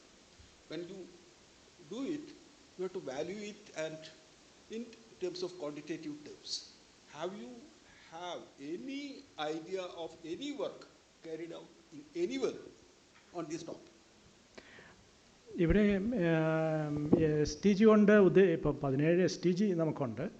അപ്പം നമ്മളിപ്പോൾ ഒരു പഞ്ചായത്തിലേക്ക് ചെല്ലാമെന്നുണ്ടെങ്കിൽ അവരൊന്നും life on എർത്തോ life under വാട്ടറോ അല്ലെങ്കിൽ climate ചേഞ്ചോ ഒന്നും അവർക്ക് അതൊന്നും വിഷയമൊന്നുമല്ല. അവരാദ്യത്തെ 1 2 എണ്ണം പോവർട്ടി ഇറാഡിക്കേഷൻ, ഫുഡ് സെക്യൂരിറ്റി, അതിലാണ് അവർ വർക്ക് ചെയ്യുന്നത്. അതിനവരുടെ കയ്യിൽ ഡേറ്റയുണ്ട്. പിന്നെ ആരാണ് ഇതിനെ life on earth, life under water, climate change ഇതൊക്കെ ബോദർ ചെയ്യുന്നത്? നമ്മളെപ്പോലുള്ള കുറച്ച് അങ്ങനെയുള്ള ആളുകളാണ് ഇത് അതിനെ പറ്റിയിട്ട്. Now that has changed. For example, when a flood comes, flood is directly attacking the people. അപ്പോൾ naturally they are thinking about all these things. അപ്പോൾ അവിടെ മനസ്സിലായി. ഇപ്പോൾ ഈ ഒരു ക്വസ്റ്റ്യൻ ഞാൻ നാപ്പിൽ ചോദിച്ചു. Why should a panchayat bother about climate change? After all, it is a global issue. Why should? എൻ്റെ പഞ്ചായത്ത് എന്തിനാണ് ഈ ക്ലൈമറ്റ് ചേഞ്ചിനെ പറ്റി ഇത്ര വറീഡ് ആവുന്നത്? ഇത് ഗ്ലോബലി നടക്കുന്ന ഒരു ചേഞ്ചും കാര്യങ്ങളും ഒക്കെ അല്ലേ. ആ പറഞ്ഞാണ് അതിൻ്റെ ആൻസർ. ആർക്കെങ്കിലും ഇങ്ങനൊരു റിസ്ക് ഫേസ് ചെയ്യുന്നുണ്ടെങ്കിൽ അവരൊരു ശകലം താല്പര്യം കാണിക്കും. അല്ലാത്തവരായിരം 2,70,000 പഞ്ചായത്തിൽ എത്ര പഞ്ചായത്തിൽ ഈ റിസ്ക് ഫേസ്? ഡ്രോട്ടുള്ള പഞ്ചായത്തുണ്ട്, അതൊരു റിസ്ക്കാണ്. അത് പണ്ട് മുതലേ ഉള്ള ഒരു കാര്യമാണ്. അവരുടെ ലൈഫിൻ്റെ പാർട്ടായി മാറി ഈ ഡ്രോട്ട്. അവർക്ക് അതിന് കോപ്പപ്പ് ചെയ്യാനുള്ള സ്ട്രാറ്റജി ഉണ്ട്. They will migrate or some other strategy they have. Definitely they will do it. അപ്പോൾ ഓരോ സ്ട്രാറ്റജികൾ കണ്ടെത്തി വെച്ചിട്ടുണ്ട് അവരുടെ. ഇത്തരത്തിലുള്ള സീരിയസ്, ഇപ്പോൾ വയനാട്ടിൽ നടന്ന സംഭവം വളരെ അപൂർവമായിട്ടാണ്, വലിയൊരു ലാൻഡ് സ്ലൈഡും ഒക്കെ ക്ലൈമറ്റ് ചേഞ്ച് എന്ന് പറയുന്നത്. അല്ലെന്നുണ്ടെങ്കിൽ ഈ ഗ്ലോബൽ ഈ പറയുന്ന ബയോഡൈവേഴ്സിറ്റി, ക്ലൈമറ്റ് ചേഞ്ച് എന്നൊന്നും നമ്മൾ മുകളിലിരുന്ന് താഴേക്ക് പറഞ്ഞാൽ അവർ കേൾക്കില്ല. അവരുടെ മുമ്പിൽ ഇത് എത്തുന്നത് റിസ്ക് ഫോമിലാണ്. How to avoid this risk, അതാണ് അവരെ ചോദ്യം ചെയ്യുന്നത്. ആ റിസ്ക് എങ്ങനെ അവോയ്ഡ് ചെയ്യാം, അത് മാത്രമേ ഉള്ളൂ അവർക്ക്. ട്രീ വെക്കണം എന്ന് നമ്മൾ മുകളിൽ നിന്ന് താഴേക്ക് പറഞ്ഞ് പൈസ കൊടുത്താൽ വെക്കും, അല്ലെങ്കിൽ പറയും നോ ഫണ്ട് എന്ന് പറയും. ഫണ്ടൊന്നുമില്ല, പിന്നെ എന്തിനാണ് ട്രീ വെക്കുന്നത് എന്ന് പറയും. അതല്ല, ചിലർ ട്രീ ഒക്കെ വെക്കുന്നവരുണ്ട്, അവർക്കത് they felt it, there must be trees. അത് വരണം. എങ്കിൽ മാത്രമേ പഞ്ചായത്ത് ലെവലിൽ ട്രീ വയ്ക്കുകയുള്ളൂ. അതെങ്ങനെ കൾട്ടിവേറ്റ് ചെയ്യാമെന്നുള്ളതാണ് വിഷയം. മീനങ്ങാടിയിൽ അത് കൾട്ടിവേറ്റ് ചെയ്തു, എനിക്കത് മനസ്സിലായി. മീനങ്ങാടിയിൽ അത് കൾട്ടിവേറ്റ് ചെയ്തു. ആ ഒരു 32 ഹെക്ടർ ലാൻഡ് അവിടെ അത് കൾട്ടിവേറ്റ് ചെയ്യാൻ പറ്റി. ഇന്ന് അവിടെ ചെന്ന് കഴിഞ്ഞാൽ അതിന് ഓണർഷിപ്പ് ഉണ്ട്, അത് അവരുടേതാണെന്ന് അവർ പറയുന്നുണ്ട്. ഒരു കസ്റ്റോഡിയൻഷിപ്പ് ഇമ്പ്രൂവ് ചെയ്തു. അല്ലെങ്കിൽ പഞ്ചായത്ത് അതിലേക്ക് വരില്ല. Sir. No question. It is only sharing of some thoughts. It is very difficult to monetary terms come up with values for ecosystem functions. You have also agreed for it. I agree that. So, I mean, give a small example of my own work some 20-25 years back. We were working in the 𝐊𝐿𝐴 biosphere on below ground biodiversity. And then a student of mine, he got PhD also, he was trying to look at the role of ecosystem engineers like earthworm, termites and ants in improving the forest soil health. A lot of experimentation, all those things were there from different forest areas and all that. Indirectly, I mean, I don't want to go into the details. They wanted to come up with some indication that the forest soil is generating more of quality because of these activities of these insects and the soil microbes than in the other area. And then that time, I forgot the name of that person from Bangalore, Swaminathan or I don't remember the name. He was an economist. So that boy took the data and then he wanted to include that aspect also into his thesis. But finally they came to the conclusion that there is no point in evaluating that kind of this thing. That is always questionable. So my own experience several years back, afterwards I had also discussion with Anita and all that to do something on ecosystem service. But when I was chairman of the State Biodiversity Board also, there was a committee looking at the ecosystem service of forests and the wetlands of Kerala. They gave a figure of 36 crores, 692 crores per annum. This was questioned by many policy makers in the planning board and all that. I was fired left and right. Somebody said it is more than that. Somebody said it is less than that. So this kind of a quantification is very difficult, and as a person who has studied little bit of ecology and forest ecology, I have a feeling that these functions are there, but then I mean one has to see that this is being enhanced at some point of time. And one more thing which I would like to share. Some of the, we have a very good decentralized system, and I always depend on panchayats and our BMC, Biodiversity Management Committees, for doing many things. One major drawback is the lack of coordination between various sectors, departments, I would say. One example I will tell you, in one panchayat, some of the local people, they wanted to cut the branches of a few selected trees for mulching. The reason was that, that particular mulching will keep away insects and other things from their paddy land or whatever it be, and will also enhance productivity.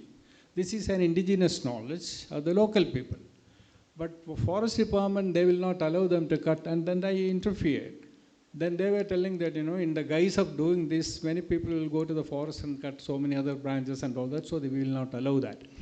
I told the Panchayat president also, you try to help these people because they can prevent from applying insecticides and other things. So this is another drawback of the system, in the sense that the local self-governments are not able to implement many of these things because of the lack of coordination with the various sectors. I was only just sharing my thoughts. If that's the case in Kerala, then you can imagine what's happening outside Kerala, because we have more than 25 years of local, right? The panchayats are here, very strong institutions. Right, yes, please. Yeah, I have a question regarding NFF. One is nature for culture. But nature as culture. Nature as culture. But my problem is how you evaluate, because culture means is a lot of myths are involved, religion is involved, heritage is involved. My perception is different from your perception. Then how you will evaluate something called culture? It's not for valuing nature as culture, but it is establishing nature as culture relationship, a relative value. You are giving weightage to relation. But again, I'm asking how the relation, because my relation with the culture will be different from your relation to the culture in the same spatial area, in the same temporal scale, right? It is much on perceptions. So how you will do the relationship? You mean somebody's relation is lesser or? Yeah, my relation to culture, my perception to the culture which I am living in this may be different from your, because it depends upon your, bringing up your religion and the way of festivals you are going to celebrate in that particular area, right? So that perception changes, how that the perception changes will figure when you make the framework. Yeah, what I understood is it's all about the human relationship, belongingness, how strong it is. As a culturally you are using that system. And definitely the feedback you give it to the system that you value.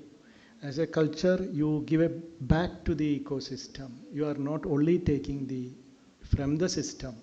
So that socio-cultural feedback, that matter. You need an understanding of that feedback. That matter. If it's not there, then you cannot say nature as culture. If somebody is, Cheruvayal Raman is keeping 64 varieties of rice, I think that is it's a value. It's a value. He is giving it back to the system. He kept it. That is what I mean. That strong relationship he has with that system, So that is need to be taken into consideration. The strength of the relationship rather than converting that relationship into a monetary terms. That's what it means basically. Belongingness. When I go to my home, there's a belongingness. I feel that this is my home. I belong to that. I don't want to sell my ancestors' property. If somebody is trying to evict me from this place, I say this was my property, my ancestors are lying here, I don't want to go. Why are we saying that? That nature belong to me. That strength of that relationship, that soil belong to me. That is not considered in economic valuation, it is not there. You will not consider that. It's mere commodity. If you cultivate what is the production, that's the value of that one. You go with that kind of things. So there comes the human quality of life. The quality of life decided or determined by that relationship, the belongingness, my quality of life. When I go and sit in my home, that's a different feeling. That feeling you will not get it from any other 5-star hotel. That's what I mean. We cannot convert it into monetary terms. Hello, sir. Yeah. So I have this question. Any authorities currently addressing the quality of ecosystem? Quality of? Ecosystem. Because we have quality of ecotourism. Because there are multiple ecotourism systems now available. There are some systems which are very cheap and in names they will be saying eco, but there are other systems which are like really into the ecotourism concept. I have not studied ecotourism much, but my understanding of the underlying principle is you are selling an ecosystem, right? You are selling an ecosystem. The same ecosystem you are selling to different consumers. They are coming here to consume. Let us say the Periyar Tiger Reserve, somebody is coming to enjoy the amenity of Periyar Tiger Reserve. They want to go for a wildlife watch, see the elephants. So the elephant, how many times we sold? The same elephant, the same water body, the same beauty of the river. So this is the basic principle. But those who are coming is also contributing negatively to that system. That is your concern, the quality of it. They are polluting. Whether that is friendly. Again, the money that is generated from the tiger, ecotourism there, whether it is equitably distributed in the locality. If it's only going to one Taj hotel, there will be issue. I think we were discussing that morning. But a share of it, the cake that you make it there, you are baking a cake from ecotourism. If it goes a little bit to all people there, then it is sustainable. There comes this foundation, right? How do you do that? Sir, my concern is like even the KFT and KFTC, they are finding an alternative income from ecotourism. So those people might be responsibly doing it, but the other stakeholders or other people might not be doing that. Is there any authority to your knowledge? No, I'm not the expert to tell you so that. But it is governed, it is governed. The tourism department governed, probably you can say that. The tourism department has to take the responsibility of it.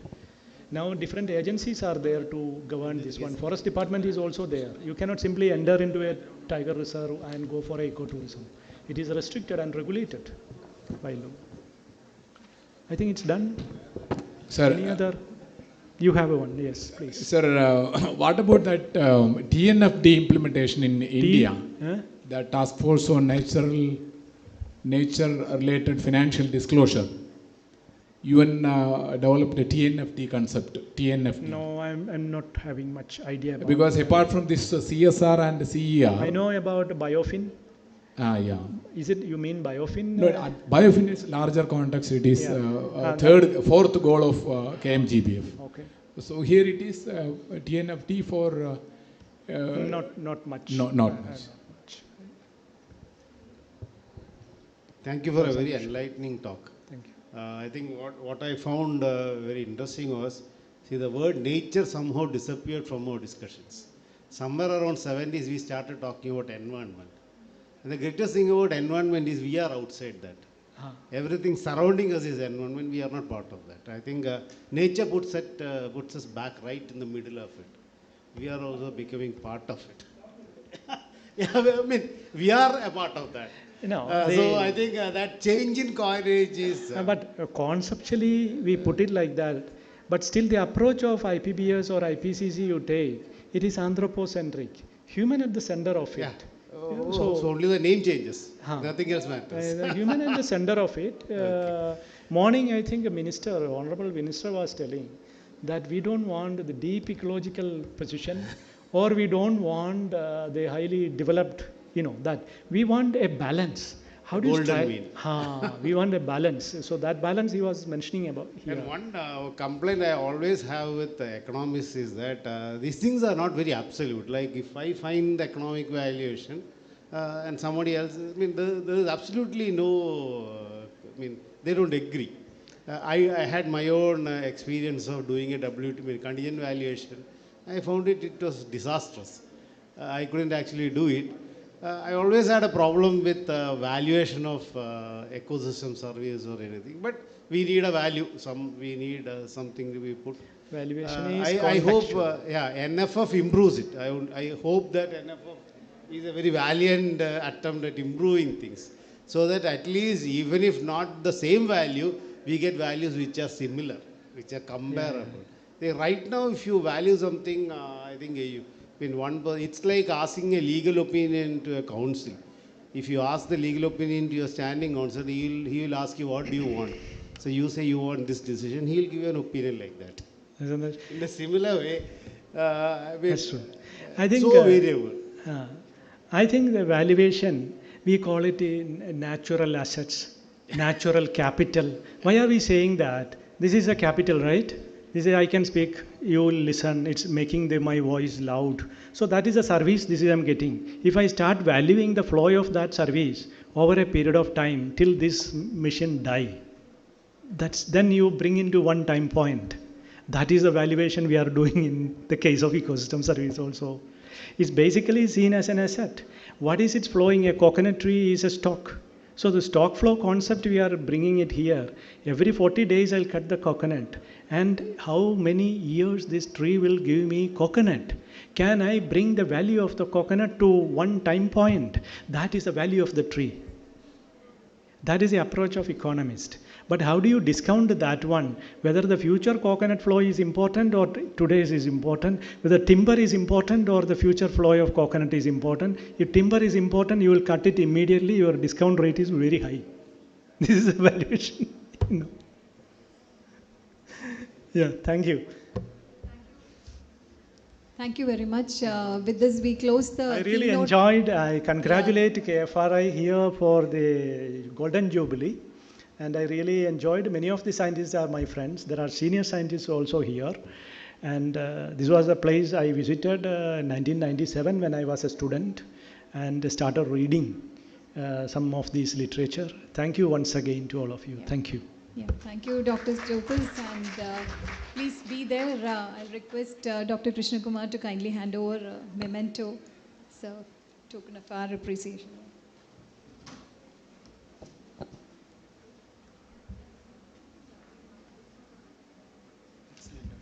Thank you.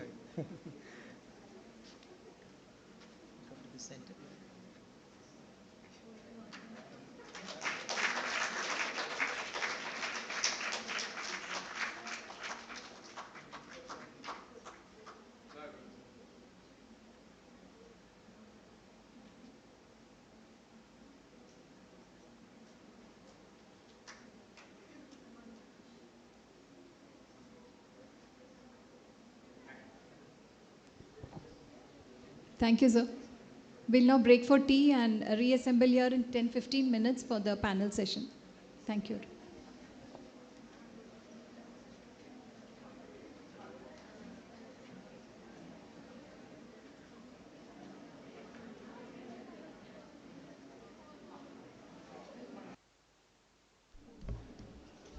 I request all the participants to please come back into the auditorium. We are beginning the panel session. We are now moving on to the core of the first technical session, which was held in the forenoon, which was followed by 3 key lead talks. And I will now be calling on the dais the distinguished experts who represent the critical nexus between ecology, policy, and economics. This panel will explore the practical policy and market mechanisms. And I would take this opportunity to introduce our panelists. We are putting it under 3 categories: policy, governance, and administration, water and resource management, forest science, ecology, and agriculture. So I'd like to just invite our panelists.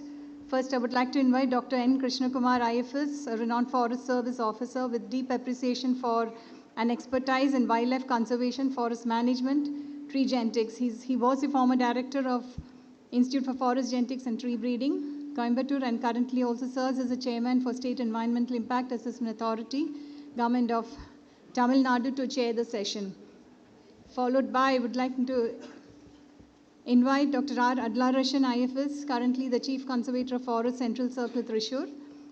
Doctor is an expert in wildlife management, sustainable development, forest ecosystem conservation, bringing vital administration and management perspectives from his tenure, including serving as Managing Director of the Rehabilitation Plantations Limited. I would next call upon Dr. V. Balakrishnan, a distinguished conservation researcher and former, also is a police officer in 𝐼𝐸 and has a very key voice on agro-biodiversity. He has led significant projects, including efforts for the Rebuild Kerala initiative, and is currently the member secretary of Kerala State Biodiversity Board, bridging conservation science and state policy. Welcome you to the dais, sir.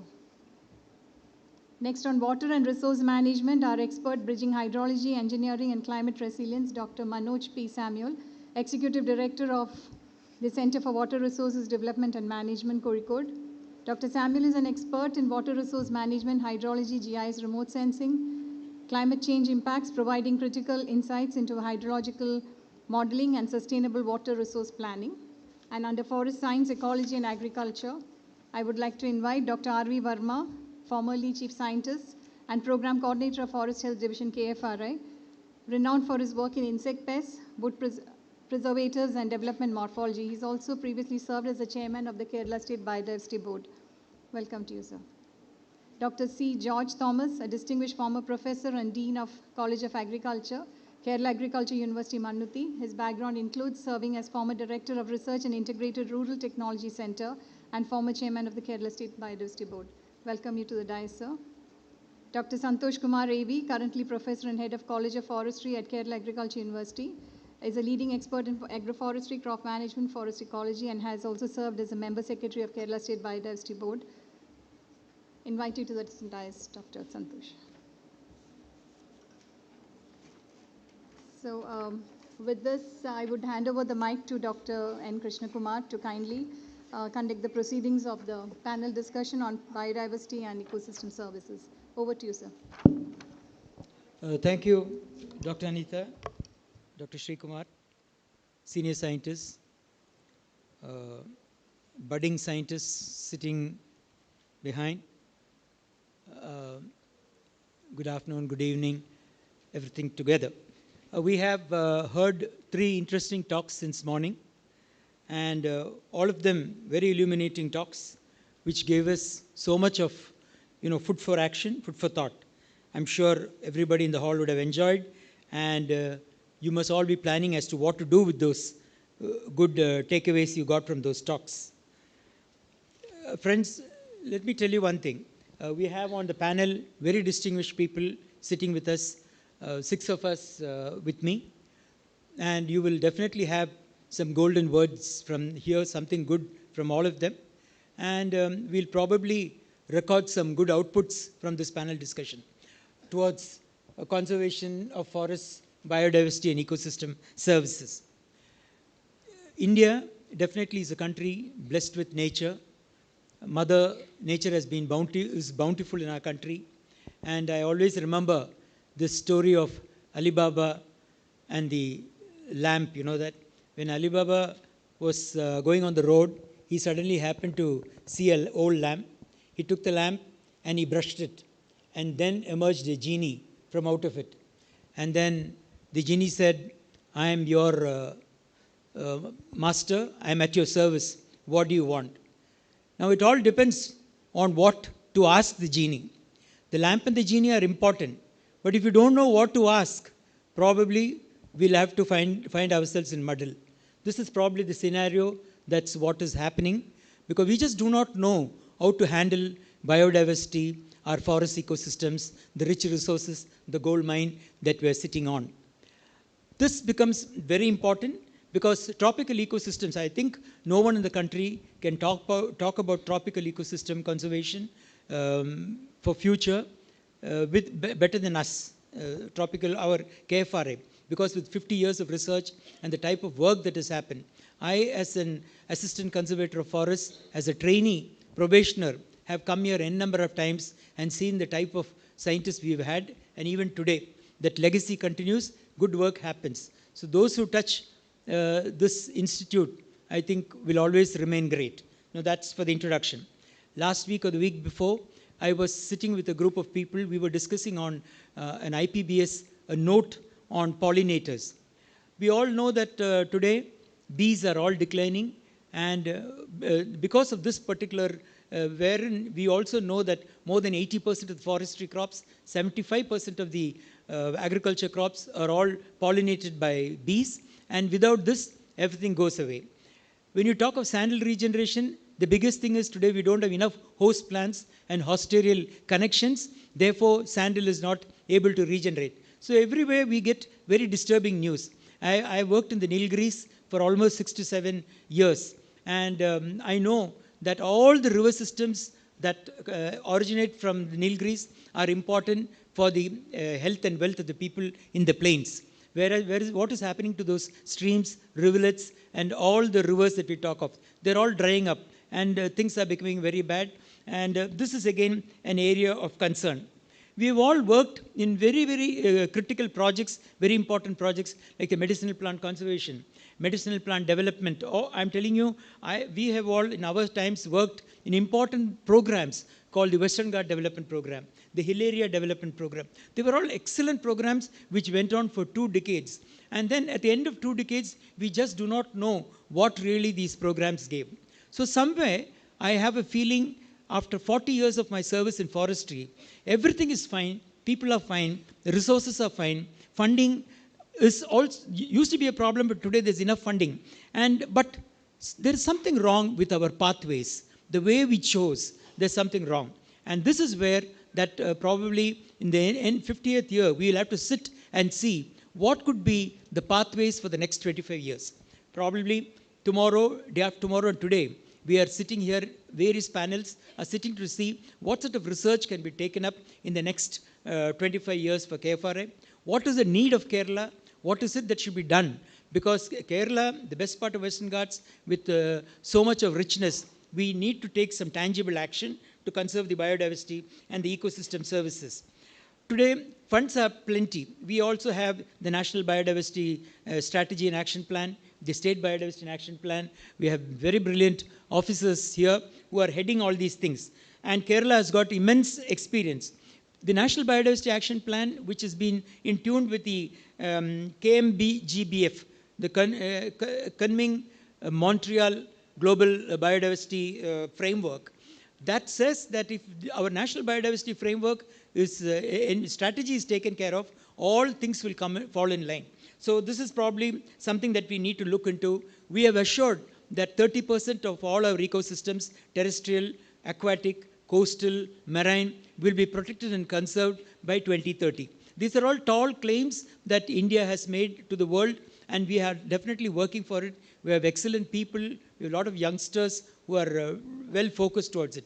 What we should do is what we would like to listen in for biodiversity conservation, strengthening biodiversity. I'm not looking at KFRI just for Kerala alone. We are looking at it as a role model, an institute that would give us leads for the country, that would give us leads for the region, and definitely for the state of Kerala. And with this objective, I would request each of the panelists to share their experience, and maybe 10 minutes, take some questions, and then at the end of it, probably I'll do a sum up and probably find out, give a couple of outputs of this panel discussion so that our homework is properly done.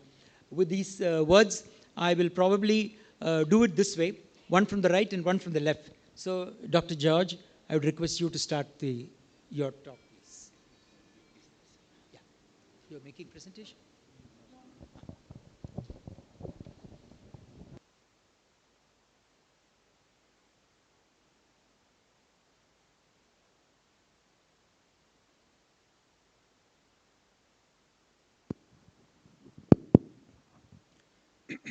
Thank you, Chair.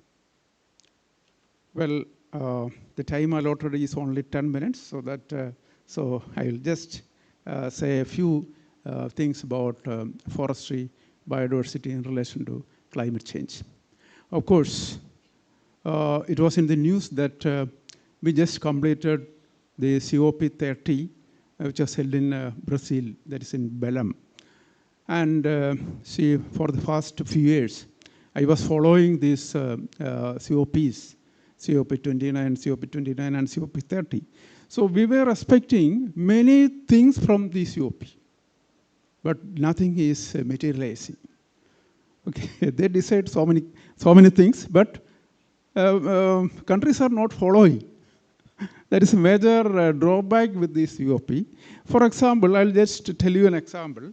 See, this year, the countries were supposed to submit 4 reports. 4 reports.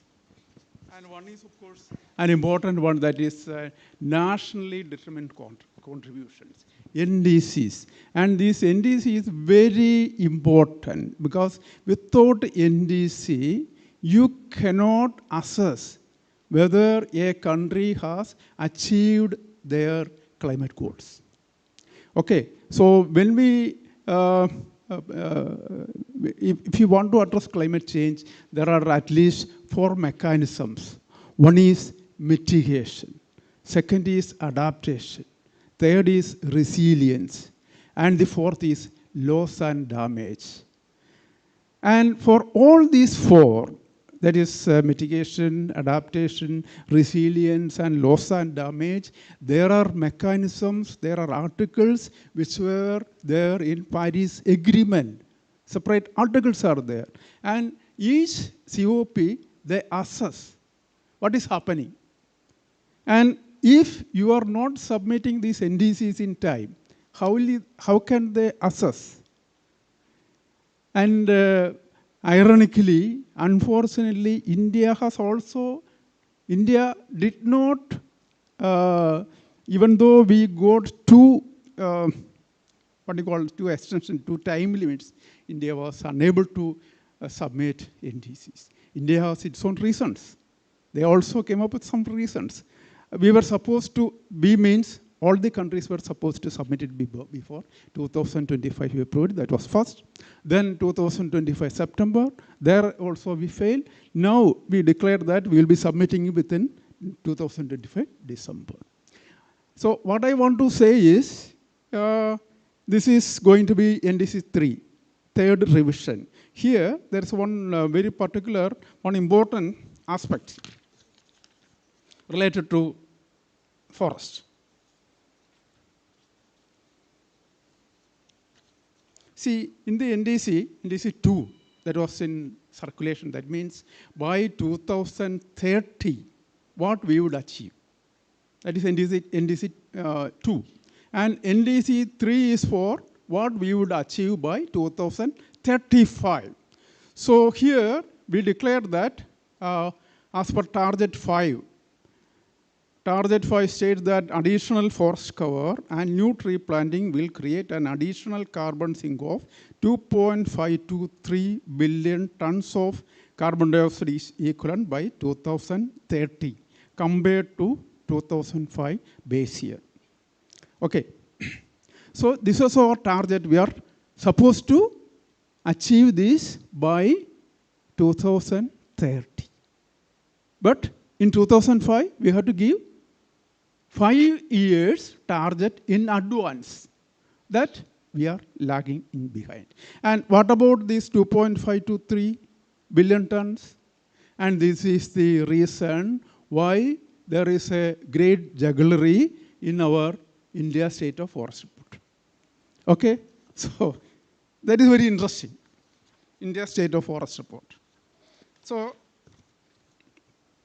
there says, see, I just went through this IFSR, and there says 25.17% of the total geographical area of the country is with the forest cover. And this forest cover definition is tricky. This 25.17 forest cover includes not only forest, it also includes the so-called fruit trees, plantation crops, and even coconuts. So, you know, the forest cover of Lakshadweep is 92%. And the forest cover of Kerala is 64%. Okay, that includes this rubber, coconut, then cashew, such other kind of thing. So this forest cover is important to calculate carbon dioxide capture. That is what they are doing. So this is meant for UNFCCC. Not mean for, so if you consider the Kunming-Montreal Protocol, this is not ideal because they want natural forest, the human, the animals, the wildlife. So if you consider, so you cannot have these animals or any of this kind of ecosystem services if you have trees outside forest, TOF, am I right? Or tree cover. So, if you, for example, these avenue trees and so on. So this is a main problem. And see, I'll add one more thing. That is in 2023, our Modi ji, our Prime Minister, he asked MOEFCC to introduce green credit program. And now this green credit, under this green credit program, there were 8 sub-programs. But only one program is in operation. And that is tree planting. And this tree planting itself has been is being done in a questionable mode. And now they are concentrating on tree planting in degraded forest. So forest department has to identify degraded forest areas. And these degraded forest areas, the other cooperative societies, then public sector undertaking, they can probably buy land which is with the forest department. And they will do this afforestation And after some 10 years, they will demand or they will get green credits. But all the other 7 activities under this green credit program is not operational. For example, water management, eco mark scheme. So these are all part of that 8 programs. And one more thing with respect to forests. I don't know how many of you have heard this REDD plus, not REDD. So it was introduced as REDD. So REDD is very tricky full form, reducing emission from deforestation and forest degradation in developing countries. So that means it is applicable for India also. Reducing emission from deforestation and forest degradation in developing countries. And what is this plus? Sustainable management of forests and the conservation and enhancement of forest carbon stock. But this is yet to take place in India. So India has done all the paperwork. So some 3 or 4 reports we have prepared. All are available in the internet, but it is yet to take off. And recently in COP30, Brazil, they have introduced one program on forest. That is, you might have, sorry. TFF, yeah, TFF, Tropical Forest Forever Resort. Yeah.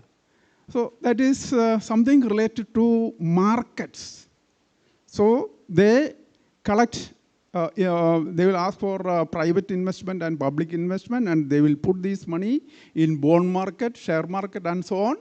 And that money will be given to tropical countries. And India is not a member in that, but India is an associate member, as an observer.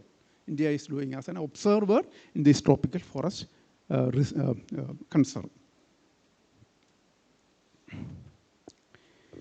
And of late, say, I told you we were lagging behind in submitting 4 reports. One is, of course, is NDC. Another is National Adaptation Plan. So we have already prepared a National Adaptation Plan. And last year, we submitted also, but we are withdrawn because it should be done carefully. So it was all done, what you call, hurry. So it was withdrawn, and now it is pending. And another is, every 2 years, India is supposed to submit biennial technical report. Earlier it was called biennial update report, BUR. Now it is BTR, biennial technical report. And that also, we promised that we'll be submitting in December 2025. It is already due.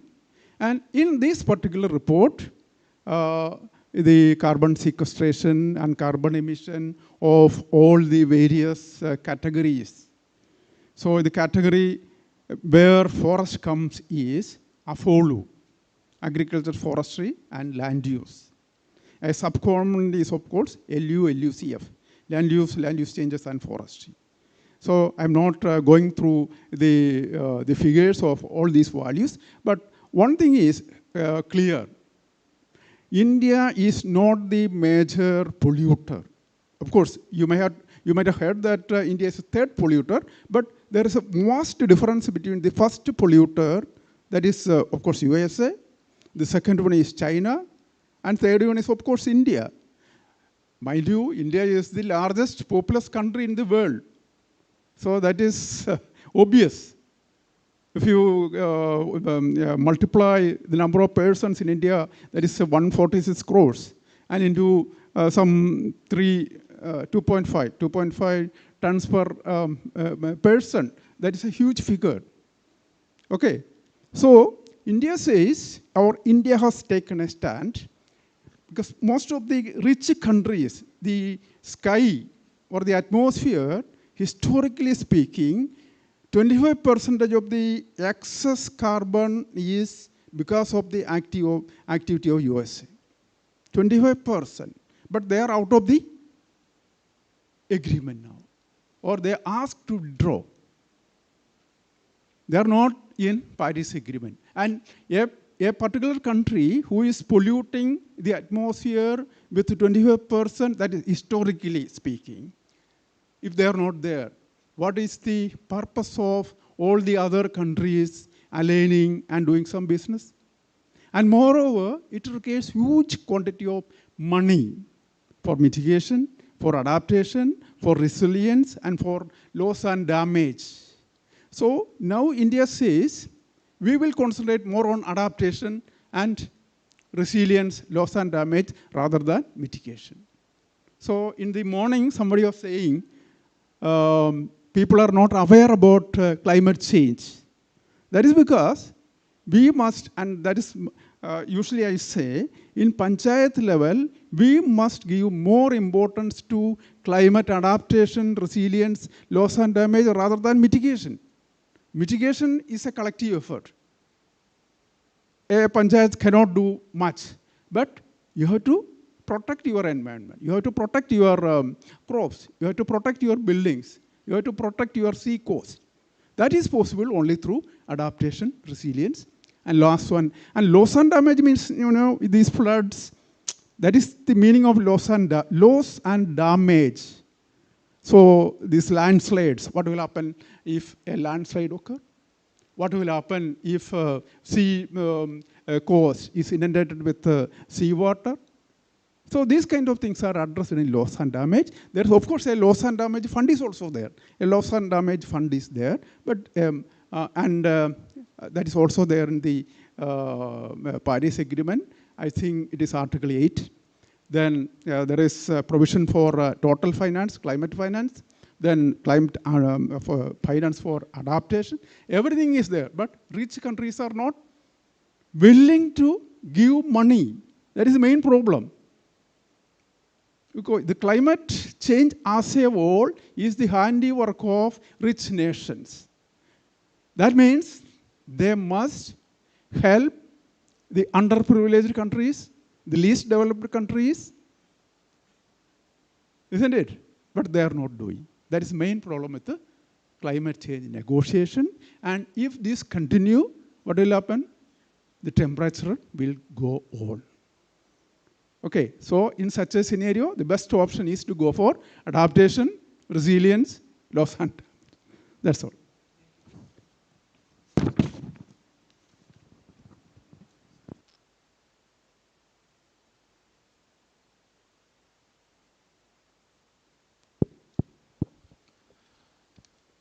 Respected Chair, all the dignitaries on the dais, my dear friends. I am speaking about biodiversity since I am representing State Biodiversity Board.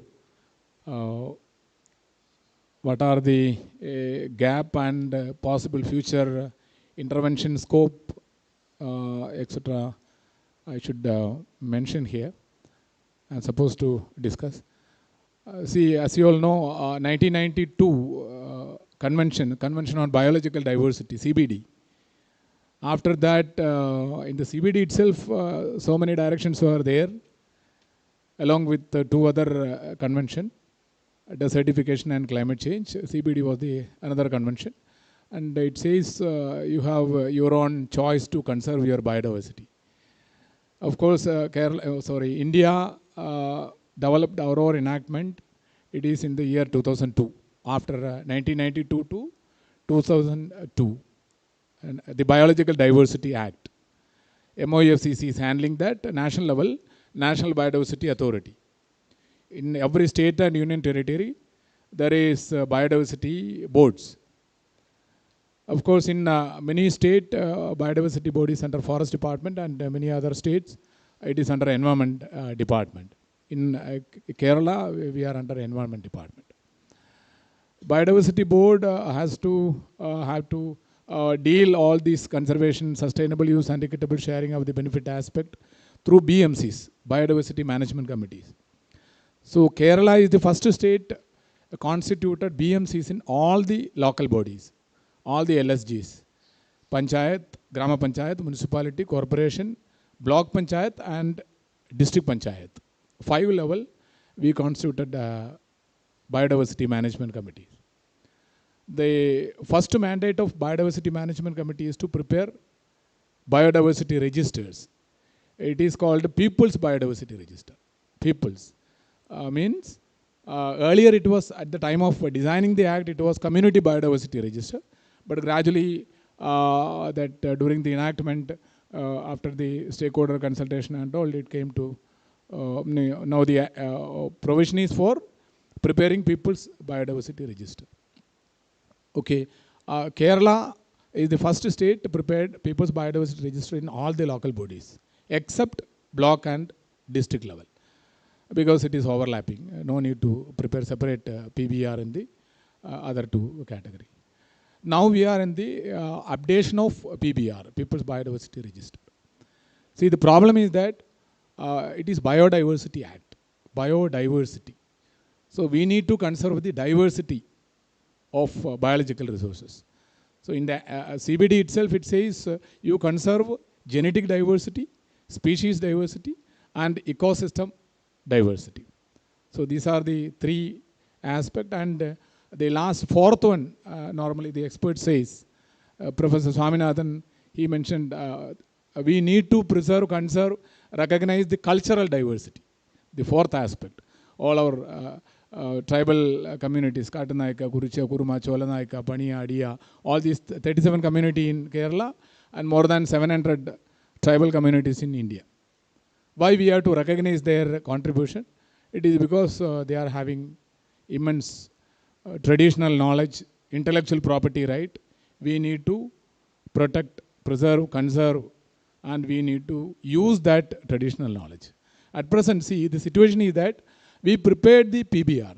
PBR in the sense, I should say, if you want to complete your PBR, it will take another 50 years minimum. That is what is my impression. Every year we need to update the PBR. Every season we need to update the PBR. Along with the traditional knowledge. PBR means biodiversity associated knowledge also we need to document. At present in our PBR we can see only 10% associated knowledge, I should say. The other associated knowledge we need to update every year with the help of tribal and rural community, coastal community, farmers, all those who are having that knowledge, rich knowledge regarding the biodiversity usage. See, the concept is conserve, sustainably use, and equitably sharing. The third one, the equitable sharing aspect, we are very poor. Conservation aspect, I know you are all familiar with that, what way we are conserving and all.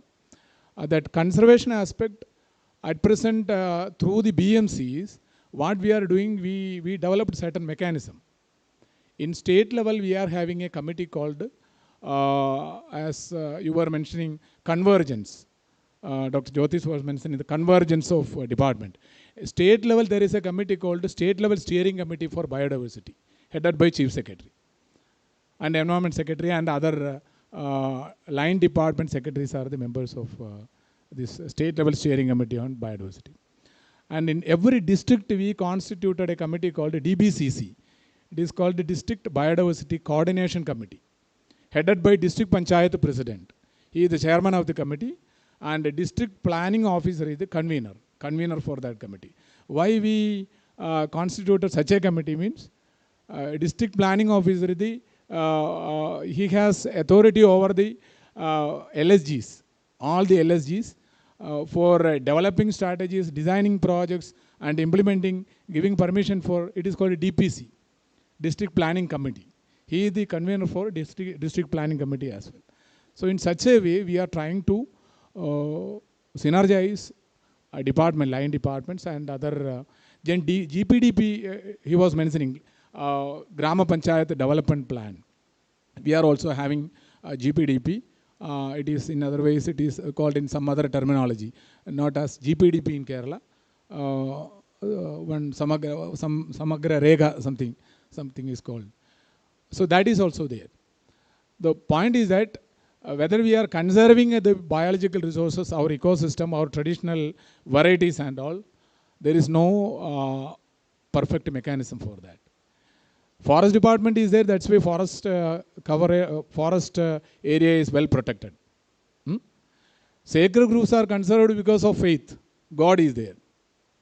So these two departments are very strong. That ecosystem has got its own resistance power. We are not that much utilized unsustainably the marine resources. Polluted, but not unsustainably utilized, because marine is very strong.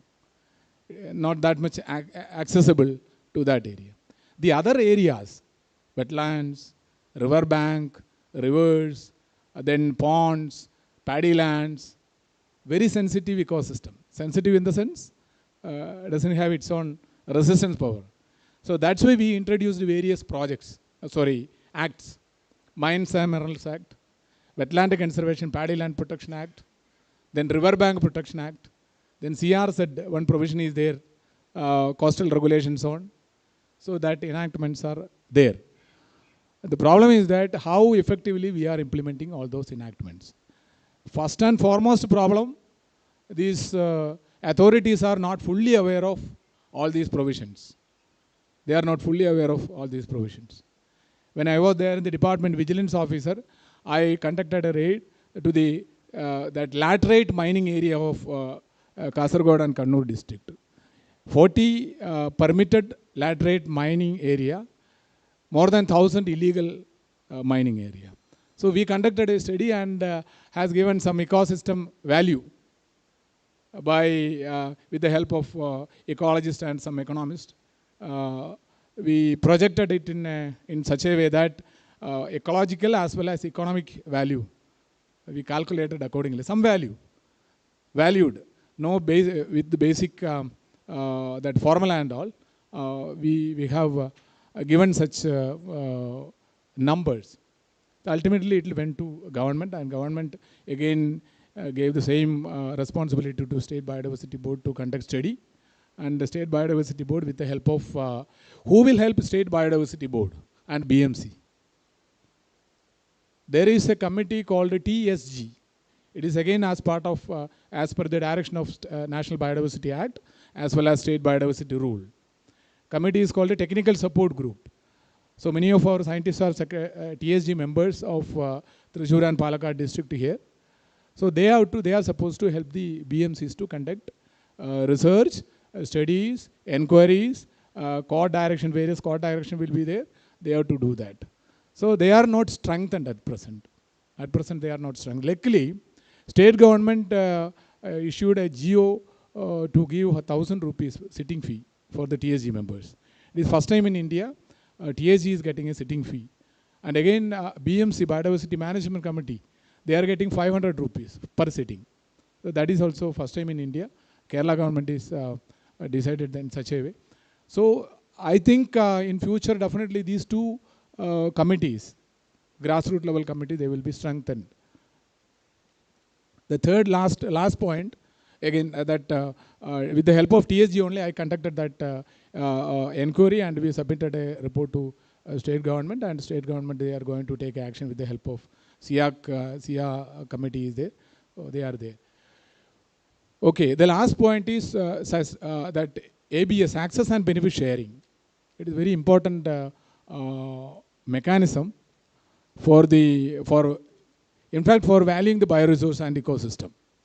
It is very interesting. There is a percentage called ABS percentage. A company is using bioresources having an annual turnover of 2 crore rupees. They have to give 0.2% to state government for what? For the rejuvenation of same bioresources which they are using for commercial purpose. A company having 4 crore, they have to give 4%. 6 crore, above 4% company, they have to give 0.6% access and benefit sharing amount. That is what is the method. Then they have high value timber. High value timber, see that Rajaghiya Maram. നമ്മുടെ ചന്ദനം തേക്ക് അതുപോലുള്ള രാജകീയ മരമാണ്. അതിപ്പോൾ ഏറ്റവും കൂടുതൽ നമുക്ക് ഈ പൈസ ABS ഇനത്തിൽ കിട്ടുന്നത് ആന്ധ്ര തെലങ്കാന ഭാഗത്തു നിന്നാണ്. റെഡ് സാൻഡേഴ്സ് അതിൻ്റെ ഓപ്ഷൻ വാല്യൂൻ്റെ 5% നമുക്ക് ഈ പറയുന്ന റിജുവനേഷന് വേണ്ടി കിട്ടണം. Now the file is pending with government. Forest department per se they approved. നമ്മുടെ ഇവിടുന്ന് പോകുന്ന ചന്ദനത്തിൻ്റെ പെർസെൻറ്റേജ് നമുക്ക് കിട്ടും. ആ പെർസെൻറ്റേജ് കിട്ടുന്നത് ഈ എമൗണ്ടൊക്കെ ഫോറിനിലേക്ക് പോകുമ്പോൾ ഈ റിസോഴ്സ് ഫോറിനിലേക്ക് പോകുമ്പോൾ നാഷണൽ ബയോഡൈവേഴ്സിറ്റി അതോറിറ്റിക്കാണ് ഈ എമൗണ്ട് കിട്ടുന്നത്. ആ എമൗണ്ട് നമ്മൾക്ക് അതേപോലെ ഒരു 5% അഡ്മിനിസ്ട്രേറ്റീവ് പർപ്പസിന് വെച്ചിട്ട് ബാക്കി നമുക്ക് തരും. എഗെയിൻ ഇപ്പോൾ നമ്മൾ ആ കാര്യമായിട്ട് എല്ലാവരുടെ അടുത്തും പോകുന്ന സമയത്ത് കമ്പനീസൊക്കെ പറയുന്നത് you are giving additional tax. ഇത് അഡീഷണൽ ടാക്സ് അല്ല, it is for the rejuvenation of the same resource. ഇത്രയും നാൾ അങ്ങനെ ഒരു മെക്കാനിസം ഇല്ലല്ലോ, എവിടെ അങ്ങനെ ഒരു മെക്കാനിസം ഇല്ല. ഇപ്പോൾ നാഷണൽ ബയോഡൈവേഴ്സിറ്റി അതോറിറ്റിയുടെ പോർട്ടലിൽ ഒരു പുതിയൊരു പ്രൊസീജിയർ കൊണ്ടുവന്നിട്ടുണ്ട്. അവർ നമ്മുടെ കൾട്ടിവേറ്റഡ് ബയോ റിസോഴ്സ് കൊണ്ടുപോകാൻ പെർമിഷൻ കൊടുത്തിട്ടുണ്ട്. നമുക്ക് ഇപ്പോൾ ഫോറസ്റ്റ് ഡിപ്പാർട്ട്മെൻറ്റ് 21(1D) പ്രകാരം ഒരു കേസ് ബുക്ക് ചെയ്യാറുണ്ട്. മരം കൊണ്ടുപോകുന്ന സമയത്ത് പ്രിസ്യൂംഡ് that it is from forest എന്ന് പറഞ്ഞിട്ട് നമ്മൾ കൃഷി ചെയ്തതും ചിലപ്പോൾ അല്ലെങ്കിൽ വീട്ടിൽ നിന്ന് കൊണ്ടുവന്ന തേക്കും കൂടെ നമ്മൾ കേസെടുക്കും. അങ്ങനെ ഒരു ഏർപ്പാടുണ്ടായിരുന്നു. അപ്പോൾ അത് ഒഴിവാക്കാനായിട്ട് ഇപ്പോൾ there is a provision for giving certificate of origin by BMC. ഒരു കർഷകൻ മെഡിസിനൽ പ്ലാന്റ് കൃഷി ചെയ്യുന്നുണ്ട്, അയാൾക്കത് ട്രാൻസ്പോർട്ട് ചെയ്ത് തൃശ്ശൂർ കൊണ്ടുപോയിട്ട് കടയിൽ കൊടുക്കണമെങ്കിൽ he has to obtain a permission, ഒരു സർട്ടിഫിക്കറ്റ് ഓഫ് ഒറിജിൻ, ഒരു കത്ത് അവിടെ നിന്ന് പഞ്ചായത്തിൽ നിന്ന് തരും. അങ്ങനെയുള്ള ഒരു അധികാരം കൂടെ പഞ്ചായത്തിന് കൊടുത്തിട്ട് ഇത് കൊണ്ടുപോകാനായിട്ട് ഗ്രാജുവലി എന്താ സംഭവിക്കുക എന്ന് വെച്ച് കഴിഞ്ഞാൽ, അപ്പോൾ ഞങ്ങളത് ഇവിടുത്തെ എക്സ്പേർട്സിനോടൊക്കെ ചോദിച്ചു, ഏത് കർഷകനാണ് ഇവിടെ മെഡിസിനൽ പ്ലാന്റ് കൃഷി ചെയ്യുന്നതെന്ന്. NMPB SMPBയുടെ കൂടെ കുറച്ച് ആൾക്കാരുണ്ട്, അതല്ലാതെ എവിടെയും ഡാറ്റ ഇല്ല. ഇതാണ് ഇവിടുത്തെ മെയിൻ പ്രശ്നം. ഡാറ്റ പൂൾ ചെയ്തിട്ടുള്ള ഡാറ്റ എവിടെയുമില്ല. ദർ ഈസ് ജോർജ് തോമസ് സാറും എല്ലാവരും സ്റ്റേറ്റ് ബയോഡൈവേഴ്സിറ്റി ബോർഡിൻ്റെ ഭാഗമാണ്. വർമ്മ സാറൊക്കെ ഇപ്പോൾ ബോർഡിൻ്റെ കൂടെയുണ്ട്. ഞങ്ങളൊരു പുതിയൊരു പരിപാടി സ്റ്റാർട്ട് ചെയ്തിട്ടുണ്ട്. It is called KBIR, Kerala biodiversity information system repository, information repository എന്ന് പറഞ്ഞു കഴിഞ്ഞാൽ എല്ലാം ഒന്നിൽ കേന്ദ്രീകരിക്കാൻ വേണ്ടിയിട്ടാണ്. അല്ലെങ്കിൽ ഡാറ്റ നമുക്ക് പ്രോപ്പറായിട്ട്, ഇപ്പോൾ കമ്പനീസ് ആർ ആസ്കിങ് റോട്ടിൽ അക്വാട്ടിക്ക വേണം, കല്ലൂർ വഞ്ചി ഉണ്ടല്ലോ, അത് നമുക്കൊരു ട്രക്ക് ലോഡ് വേണം, എവിടെ നിന്ന് തരും, കൊടുക്കാവില്ലോ. I wrote to KFRI that നിങ്ങളുടെ ഏത് തോട്ടിൽ ഇതുണ്ട്, എത്ര കിലോ ഉണ്ട് എന്ന് പറയുമ്പോൾ they don't have any idea. TBGRIയിലും ഡാറ്റ ഇല്ല, ഒന്നുമില്ല. പിന്നെ എങ്ങനെ ഞാൻ ഈ കമ്പനിക്ക് മറുപടി കൊടുക്കും, നിങ്ങൾ എവിടുന്ന് എടുക്കാൻ പാടില്ല. Within 15 days I have to answer. നമ്മൾ റെഗുലേഷൻ അല്ല ശരിക്കും തടയലല്ല, നമ്മളൊന്ന് റെഗുലേറ്ററി മെഷേഴ്സാണ് ഈ ആക്ടിൽ കൂടി ചെയ്യേണ്ടത്. ഒരു പോയിൻറ്റും കൂടെ പറഞ്ഞ് നിർത്താം. ഈ ബയോഡൈവേഴ്സിറ്റി ആക്ട് എനിക്ക് തോന്നുന്നു നിലവിൽ ഒരുപാട് പ്രശ്നങ്ങൾക്ക് പരിഹാരം ഉണ്ടാക്കാൻ സാധ്യതയുള്ള ഒരു ആക്റ്റാണ്. അത് ഈ പറയുന്ന KMGBF കുൻമിൻ മോൺട്രിയൽ ഗ്ലോബൽ ബയോഡൈവേഴ്സിറ്റി ഫ്രെയിംവർക്കിൻ്റെ 23 ടാർഗറ്റും 4 ഗോളും. 23 ടാർഗറ്റ് 2030 ആകുമ്പോഴത്തേക്ക് അച്ചീവ് ചെയ്യണം, 4 ഗോള് 2050 ആകുമ്പോഴത്തേക്ക് അച്ചീവ് ചെയ്യണം. അതിൽ 4ാമത്തെ ഗോള് ശരിക്കും ബയോഫിന്നാണ്, ബയോഡൈവേഴ്സിറ്റി ഫിനാൻസിങ് ആണ്. അതിലേക്ക് പൂൾ ചെയ്യാൻ പറ്റുന്ന ഒരുപാട് കാര്യങ്ങളുണ്ട്. മാത്രമല്ല, ഇപ്പോൾ if you want to conserve a particular area outside forest area, ഇപ്പോൾ നമ്മൾ ഫോറസ്റ്റ് ബയോഡൈവേഴ്സിറ്റി പറയുന്ന കൂടെ തന്നെ equally important biodiversity outside forest area, that marine bio resources, aquatic bio resources, other sacred groups and plant riverine എല്ലാം ഉണ്ട്. അവിടെ നിന്നാണ് കൂടുതലും ഈ ബയോ റിസോഴ്സസ് കമ്പനികൾ കൊണ്ടുപോകുന്നത്. അവിടെ ഈ some area we want to protect as, ഇപ്പോൾ നമുക്ക് സാങ്ച്വറി പോലെ പ്രൊട്ടക്ട് ചെയ്യേണ്ട ഏതെങ്കിലും ഒരു സ്ഥലമുണ്ടെന്ന് വിചാരിക്കുക. അതിനെ നമുക്ക് സെക്ഷൻ 37 ബയോഡൈവേഴ്സിറ്റി ആക്ട് പ്രകാരം ഡിക്ലെയർ ചെയ്യാം as BHS, biodiversity heritage site. ഇങ്ങനെ ഡിക്ലെയർ ചെയ്ത സ്ഥലങ്ങളൊന്നും ഇതുവരെ ആരും ഒന്നും ചെയ്യാൻ പറ്റിയിട്ടില്ല. അതേപോലെ കമേഴ്ഷ്യലി കൊണ്ടുപോകുന്നതിനെ പഞ്ചായത്തിന് റെഗുലേറ്റ് ചെയ്യാം ആസ് പെർ ദിസ് ആക്ട്. ഈ ആക്ട് വെച്ചിട്ട് സെക്ഷൻ 41 and 25, 55 വെച്ചിട്ട് അവർക്ക് എന്ത് ചെയ്യാം. ഒരു എക്സാമ്പിൾ പറഞ്ഞു നിർത്താം. കൊട്ടിയൂർ ടെമ്പിളിലേക്കൊരു ഓട കൊണ്ടുപോകുന്നുണ്ടായിരുന്നു, അറിയുമെന്നറിയില്ല. Kottiyoor temple, Kannur district. ഓട റീഡ്സ് വെട്ടിക്കൊണ്ട്, ഭഗവാന് 2 ഓടയെ വേണ്ടു. അവിടെ കൊണ്ടുവന്നത് 100 കണക്കിന് ലോഡ് ഓടയാണ് കൊണ്ടുപോകുന്നത്. അങ്ങനെ നമ്മളൊരു പണിയെടുത്തു. അവിടുത്തെ ഗൈഡഡ് ദാറ്റ് BMC അവരൊരു റെസൊല്യൂഷൻ പാസ്സാക്കി, ജൈവ വൈവിധ്യത്തെ നശിപ്പിക്കുന്നതിനാൽ ഹിയർ ഇൻ ആഫ്റ്റർ സ്റ്റോപ്ഡ്. അവിടെ നിന്ന് ഇനിയിപ്പോൾ ഓട കൊണ്ടുപോകാൻ അവർക്ക് പറ്റില്ല. അവർ ഹൈക്കോടതിയിൽ ഒരുപാട് തവണ ഈ കമ്പനികൾ പോയി, ഇതുവരെ വെക്കേറ്റ് ചെയ്യാൻ പറ്റിയിട്ടില്ല. അന്നത്തെ പഞ്ചായത്ത് സെക്രട്ടറിക്ക് പേടിയായിരുന്നു, BMCയുടെ പേരിൽ അയാളാണല്ലോ ഒപ്പിടേണ്ടത്. അപ്പോൾ സ്റ്റേറ്റ് ബയോഡൈവേഴ്സിറ്റി ബോർഡ് അതിന് ഡയറക്ഷൻ കൊടുത്ത. അങ്ങനെ ഒരു എക്സാമ്പിളും കൂടെ ഉണ്ടായിരുന്നത് കാസർഗോഡ് ജില്ലയിൽ ഡെനിൻസോണിയ സഹ്യാദ്രി എന്ന് പറഞ്ഞിട്ടുള്ളൊരു ഫിഷ് ഉണ്ടല്ലോ, എന്താ അതിനെ പറയുക, മിസ് കേരള, ഭയങ്കര ബ്യൂട്ടിഫുള്ളാണ്. ഒരെണ്ണത്തിന് ഇത്രയേ ഉള്ളൂ, നമ്മുടെ തോട്ടിലുള്ള ഒരു മീനാണ്. 1000 രൂപയ്ക്കാണ് ഈ പറയുന്ന ഇല്ലീഗൽ ട്രേഡ് നടക്കുന്നത് ഇവിടുന്ന്, ആരും അറിയില്ല. അങ്ങനെ ആ പഞ്ചായത്ത് എഗെയിൻ അവിടെ എന്ത് ചെയ്തു, അവിടെ ഒരു തീരുമാനം എടുത്തു ആസ് പെർ സെക്ഷൻ ദീസ് ഇങ്ങനെ. അപ്പോൾ ലീഗൽ പ്രൊവിഷൻസ് ഉണ്ട്. എൻ്റെ റിക്വസ്റ്റ് എന്താ വെച്ച് കഴിഞ്ഞാൽ, നമ്മുടെ സയൻറ്റിസ്റ്റുകൾ നേരത്തെ ഞാൻ രാവിലെ പറഞ്ഞ പോലെ ഒരു 50% ടൈം വേണം തീർച്ചയായിട്ടും, റിസർച്ച് അതിൻ്റെ ഇതിൽ വേണം. അവർ ഈ ഒരു സ്ട്രെങ്തനിങ് ബയോഡൈവേഴ്സിറ്റി മാനേജ്മെൻറ്റ് കമ്മിറ്റീസ് അത് വളരെ വളരെ അത്യാവശ്യമാണ്. അതില്ലാതെ നമ്മൾ മാത്രം വിചാരിച്ചുകൊണ്ടോ ഫോറസ്റ്റ് ഡിപ്പാർട്ട്മെൻറ്റ് മാത്രം വിചാരിച്ചുകൊണ്ടോ ഈ പറയുന്ന ബയോ റിസോഴ്സ് ഇക്കോസിസ്റ്റത്തിനൊക്കെ പ്രൊട്ടക്ട് ചെയ്യാൻ പറ്റണമെന്ന് വിചാരിച്ചാൽ പറ്റില്ല. We have to balance all these 4C approach: conserve, cultivate, conserve, commerce. Thank U.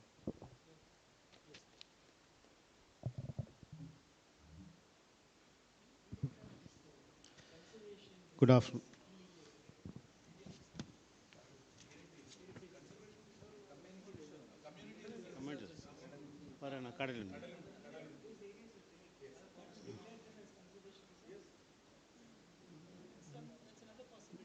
That's under the Forest Act, not under Biodiversity Act. Well, okay. Good evening. Four of us are from Biodiversity Board, actually. Two ex-chairman, one serving member secretary, one ex-member secretary, two serving board members.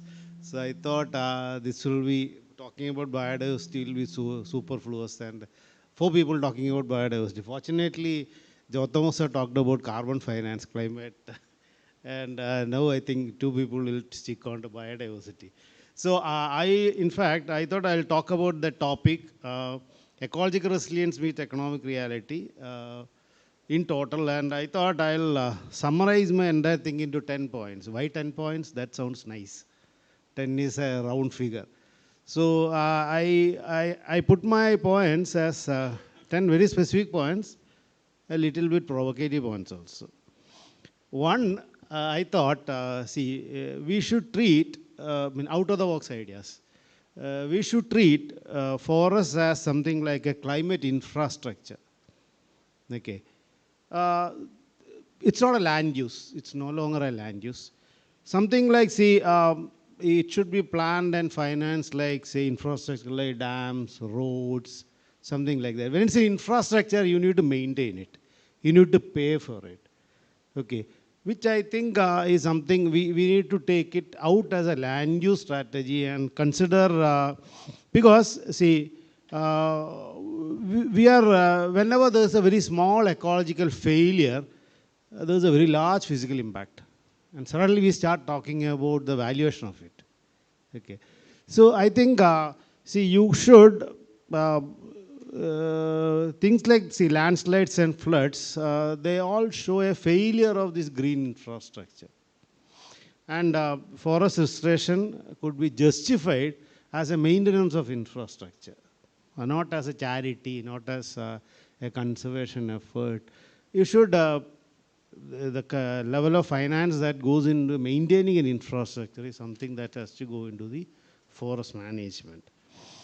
The question is, we insure roads and bridges, why not forests? Why not keep a provision for forest infrastructure maintenance? My second is, stop measuring forest success in hectares. That's no longer the idea. We saw that 22% forests, hardly 1/3 of that has got actual forest cover. And valuation becomes very important in this case, whether it is ecosystem services or NFF. But you need to value it in a totally different framework, not in terms of, measuring in terms of hectares is actually an accounting disaster. A degraded forest is an ecological disaster. So we should actually be valuing it on the functionality of the forest, functionality in terms of hydrological services, in terms of carbon sequestration, in terms of the various services that the forests are going to put. And, there's a question when electricity was invented, Gladstone, who was the Prime Minister of Britain at that time, he went and asked Faraday what use is electricity. And Faraday gave a classic reply. He says, one day you may tax it. This electricity may be taxable one day, which is a valuation that everybody understands, especially the policymakers. I think Forest Department is making a lot of headway into this. Trivandrum catchment they already valued under the leadership of Dr. Manoj. they are doing, I think it's almost over now. So we are trying to value the hydrological service. Forest Department is for the first time calculating the hydrological service of forest for the entire area. Imagine we just saw that there is an atmospheric river that contributes to 50% of the rain from Western Ghats, Kerala Western Ghats to Tamil Nadu. Now value that, the production coming up there. So I think we need to have a totally different look at it, and never in terms of hectares. Hectares doesn't matter here. A third concept would be, accept that not all forests can be natural anymore. See, eco-restoration, by definition, tries to take it back to the original position. Imagine an area where we have planted acacia, a high-range area, where now the soil conditions have changed, the organic matter has improved, the nitrogen conditions have improved. Now, if you try to bring back grasslands there, it may not work. Okay. Many places have gone beyond redemption, and we will have to think about something new there. And we will have to go for designed resilience forests. We will have to go in for things like assisted regeneration, climate-informed species mixtures, strategic use of native species, and it's the basic underlying point is restoration is no longer about going back. It's about facing what is going to come in future. So you got to really prepare for that. Restoration by definition. Yeah.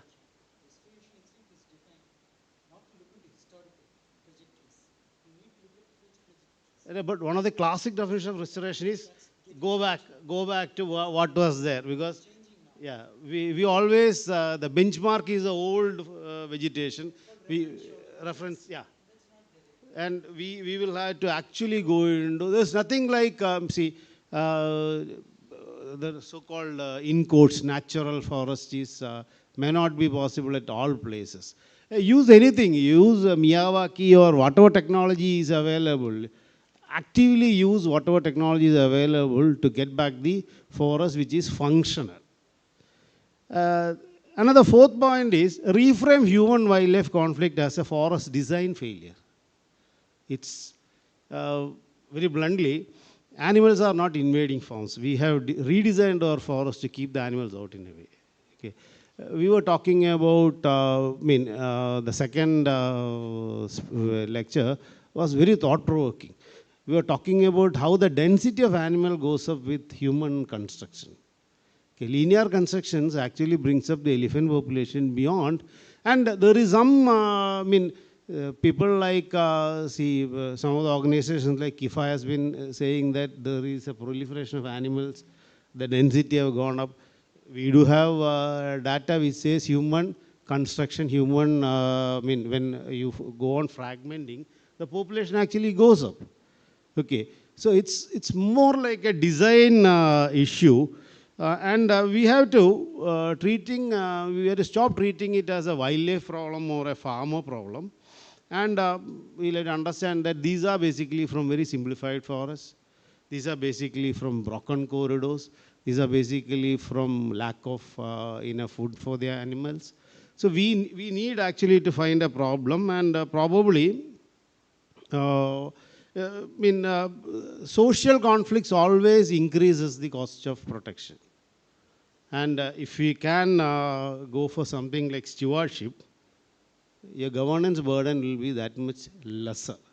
I think Biodiversity Act offers a wonderful solution to this, because see, offering vehicles like ABS can actually, ABS in terms of, there was at one point of time, we are currently even thinking about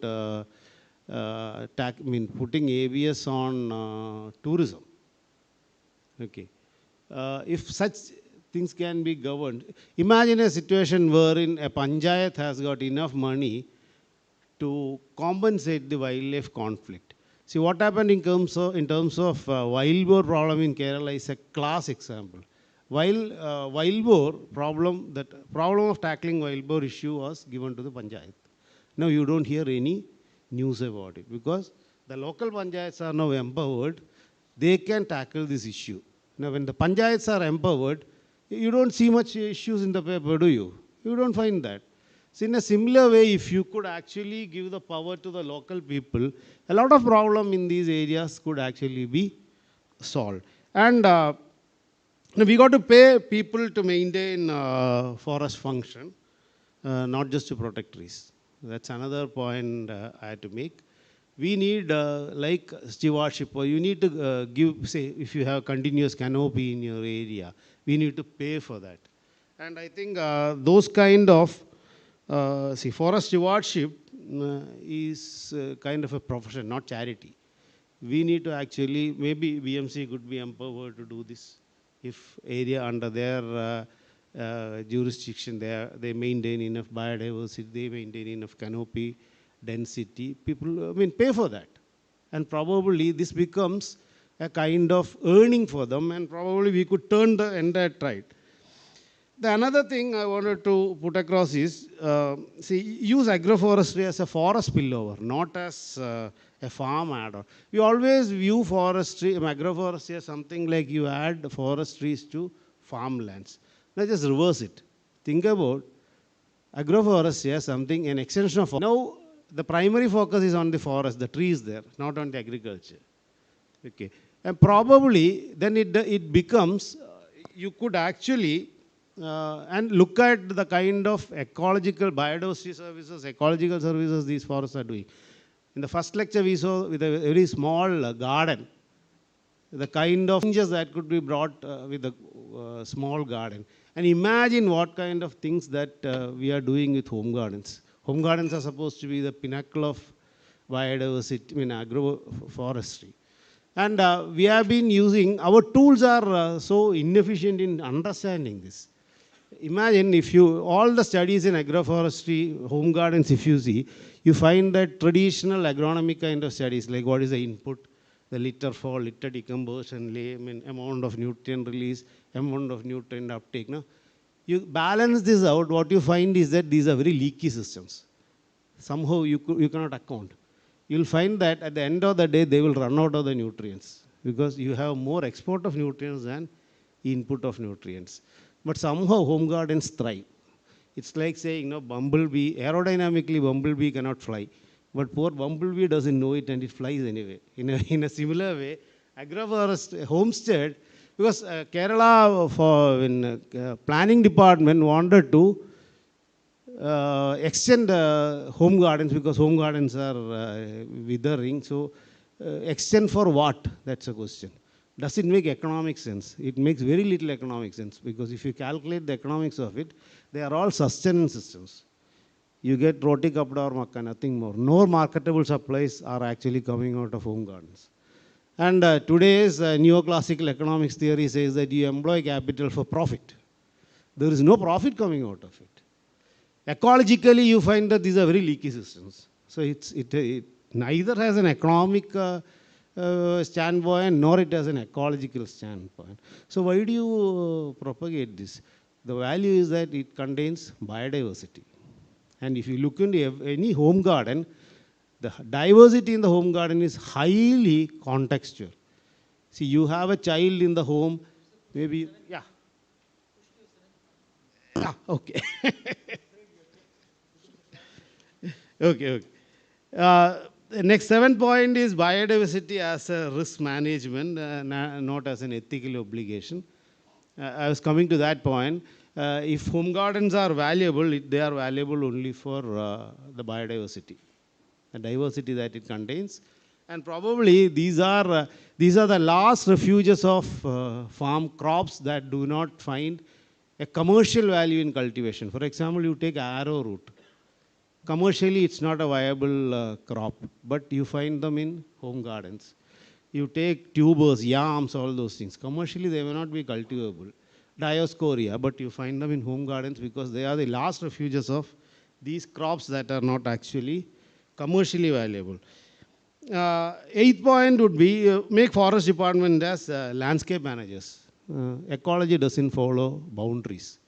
So I think forest department is now considering dividing the entire forest in Kerala into landscapes and not as divisions or ranges. And probably that makes better sense. My 9th point would be recognize that livelihoods will not come, they will not come only from forests. It's a false promise that you could actually full forest-based livelihood is possible and all. Probably people have to be weaned out of it. You will have to find out alternate. We have a high aspiration, immigration-ready people, and probably we need to incentivize and probably take them out. And this has to be something like a part income or something like that. And my last point would be Kerala as a global test case, not as a regional story. See, Kerala will be a global test case because a few things like we get climate extremes, we have got high public expenditures on meeting these extremes, and forest protection and forest conservation, they help to reduce the future liability. So probably more investment will have to come into this, and it cannot be considered as something like a sunk cost. These are insurance against future, and that's something that will have to be issued. And see, the world is moving from something like maximum security to minimum insecurity. We don't consider about maximum security today. It's like in a house, there are snakes outside. You keep your house safe so that the snake doesn't enter. You have a minimum security that it doesn't enter. You don't go for maximum. And another point would be that, see, adaptation is not a problem. Adaptation is an opportunity. Actually, it's a great opportunity for forestry. We could actually be selling our forests and getting more finance for setting our forests right. I think those are the 10 plus 2. I made it into a dozen now.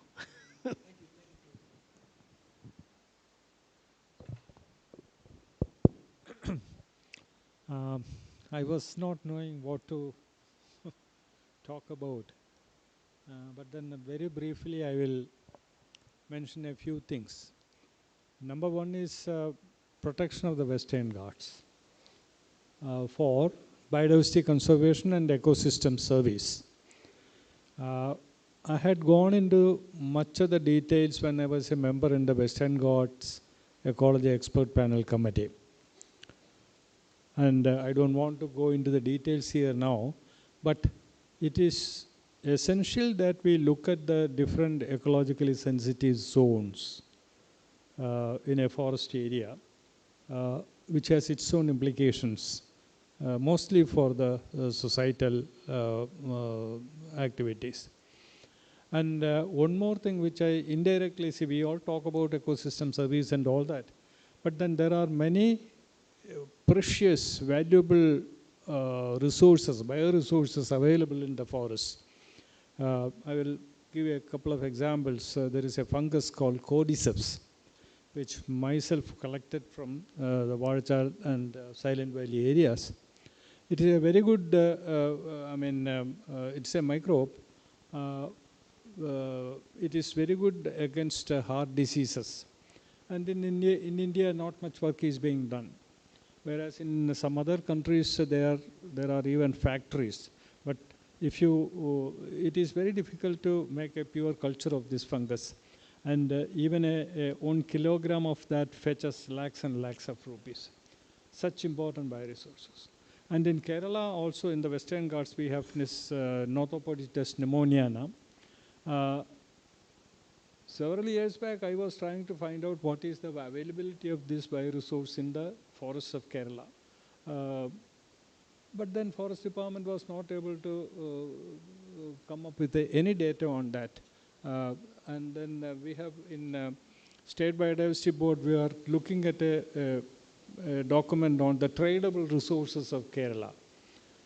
So that, they will be able to tell, okay, if this particular tree or medicinal plant or whatever, if it is available in plenty, okay, you take it. Any commercial activity, no problem. But then if it is very rare or it is not available in plenty, then they can come up with some regulatory remarks on that. So this kind of activity on the bioresources of Western Ghats it is very important to know our assets and also use them in a very sustainable manner. And the participatory role is also equally important. We are forgetting people on many occasions. We all talk about BMCs and all that, but BMCs are also not empowered. They do not know their capability or their interest in protecting the environment and doing something good to the society. But that activity State Biodiversity Board is doing for several years, and they are still continuing on the awareness program and all that.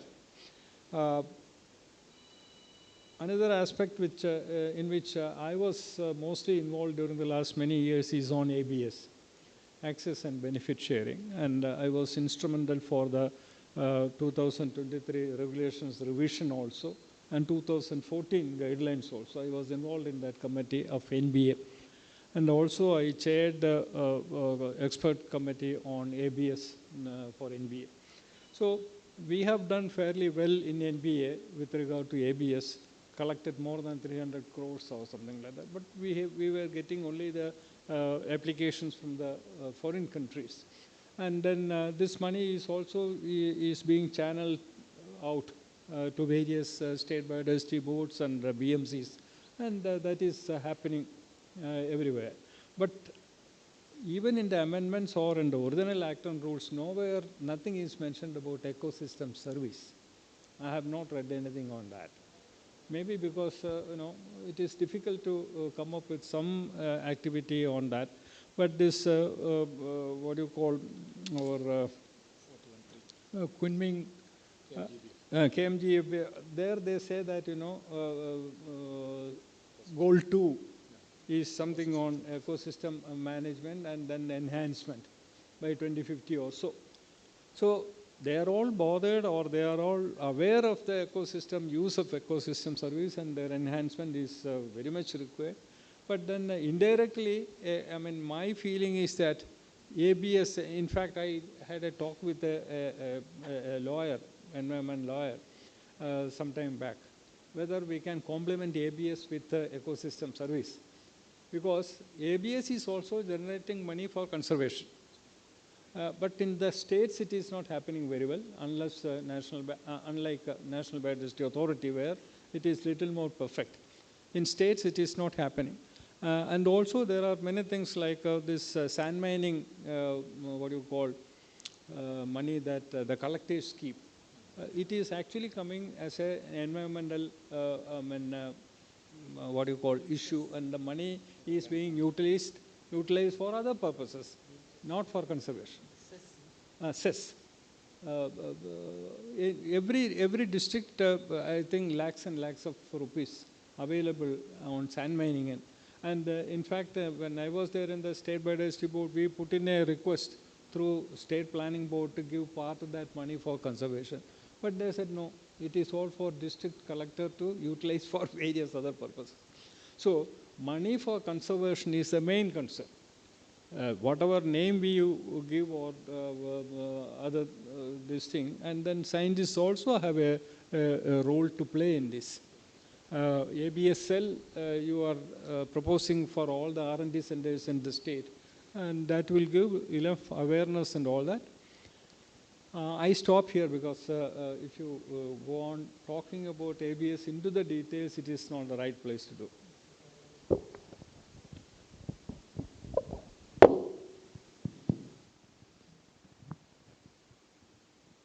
Respected Chair, all the panel experts. Actually, first of all, I would like to thank the Director KFRI for giving this opportunity to me. Actually, for the last 2 years, I am working as a CCF Central Circle Thrissur. So, being sitting in this Thrissur, I had many opportunity to visit KFRI. Otherwise, also, I am basically from Forestry graduate. I did my Forestry 95-99 in Forestry College, Mettupalayam, Tamil Nadu Agriculture University. In this panel experts, one administrator, she is the chairing that this thing. I am the one administrator in this expert panel. So with this brief thing, first of all, I would like to congratulate this organization going to the Golden Jubilee. That time Sir was the Research Council chairman. I was representing on behalf of Head of Forest Sports when I took charge as a CCF. I came to that Research Council meeting, but at that time also I am not aware what is the Research Council meet. So I could able to learn certain things from these bigger forum, these research communities, the vibrant research team. Today also morning I came along with our Honorable Minister, accompanying with ministers. That time the inaugural session also it was more vibrant. We know that every time change is occurring. We are in the exactly in that time of transformation. That's why today actually I have met many of them. I have not heard your expertise speech in that forum. Dr. Balakrishnan, first time I am hearing in the morning also he had very wonderful speech in the inaugural session. Now also then the expert panel have interacted. Like that State Biodiversity Professor Georgie, Professor Santosh. I think morning your speech was very excellent. Like that, one of the occasions, in addition to that, our Sandeep, Raghu and retired Dr. Sakko sir. When I was a student, I came here, he was a silviculturist. Madam Anita, like that. Many vibrant scientific community. In that, we are speaking, inviting such a forums. It gives a lot of insight to us as an administrator, as a policy makers. I could understand that when I was a DFO, some of the issues was emerging. 2018, I was a DFO. At that time, the Kerala was facing the severe drought.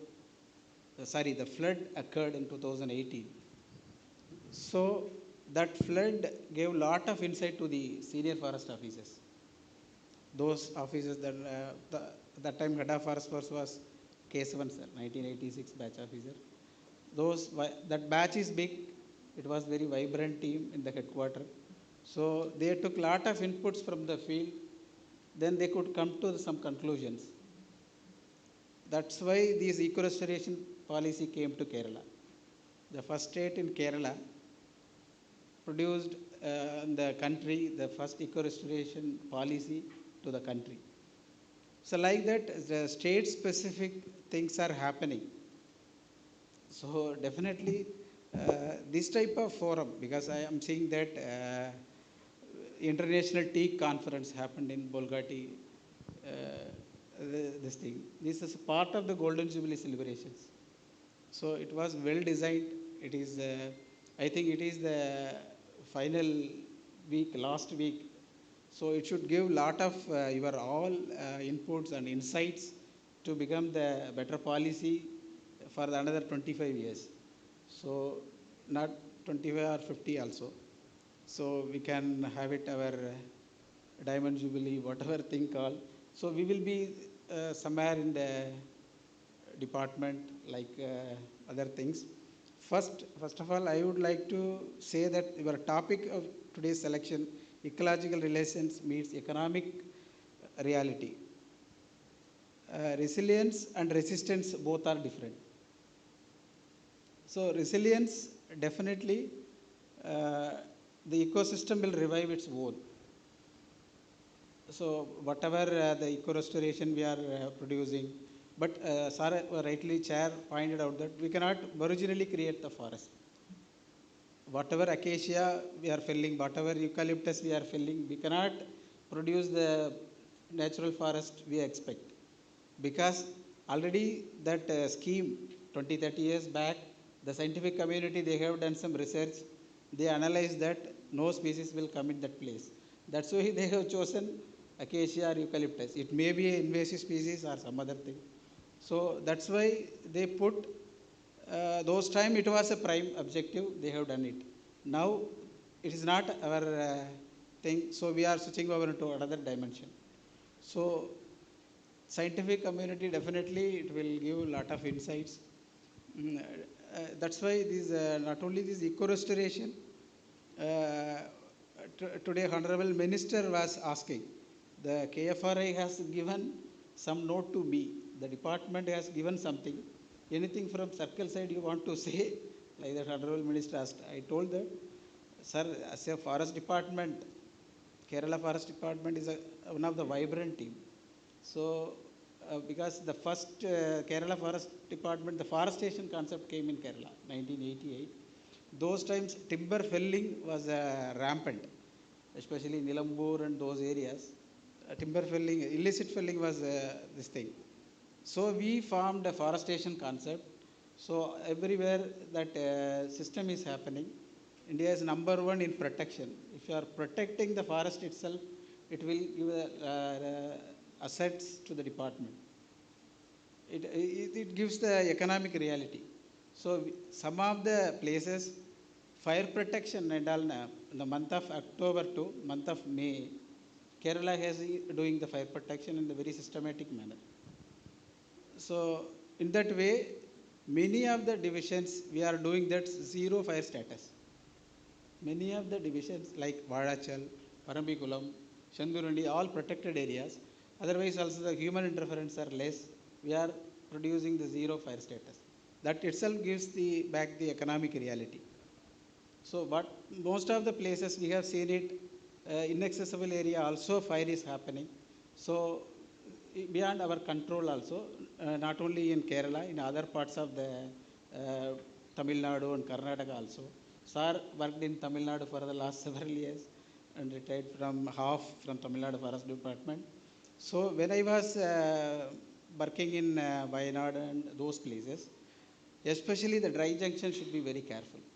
We used to have the coordination meeting with the other states, especially the Karnataka as well as Tamil Nadu also. Tamil Nadu and all the landscape pattern is something different. Kerala landscape pattern is different. Vegetation pattern is different. So our staff approach will be something different compared to Tamil Nadu and Karnataka.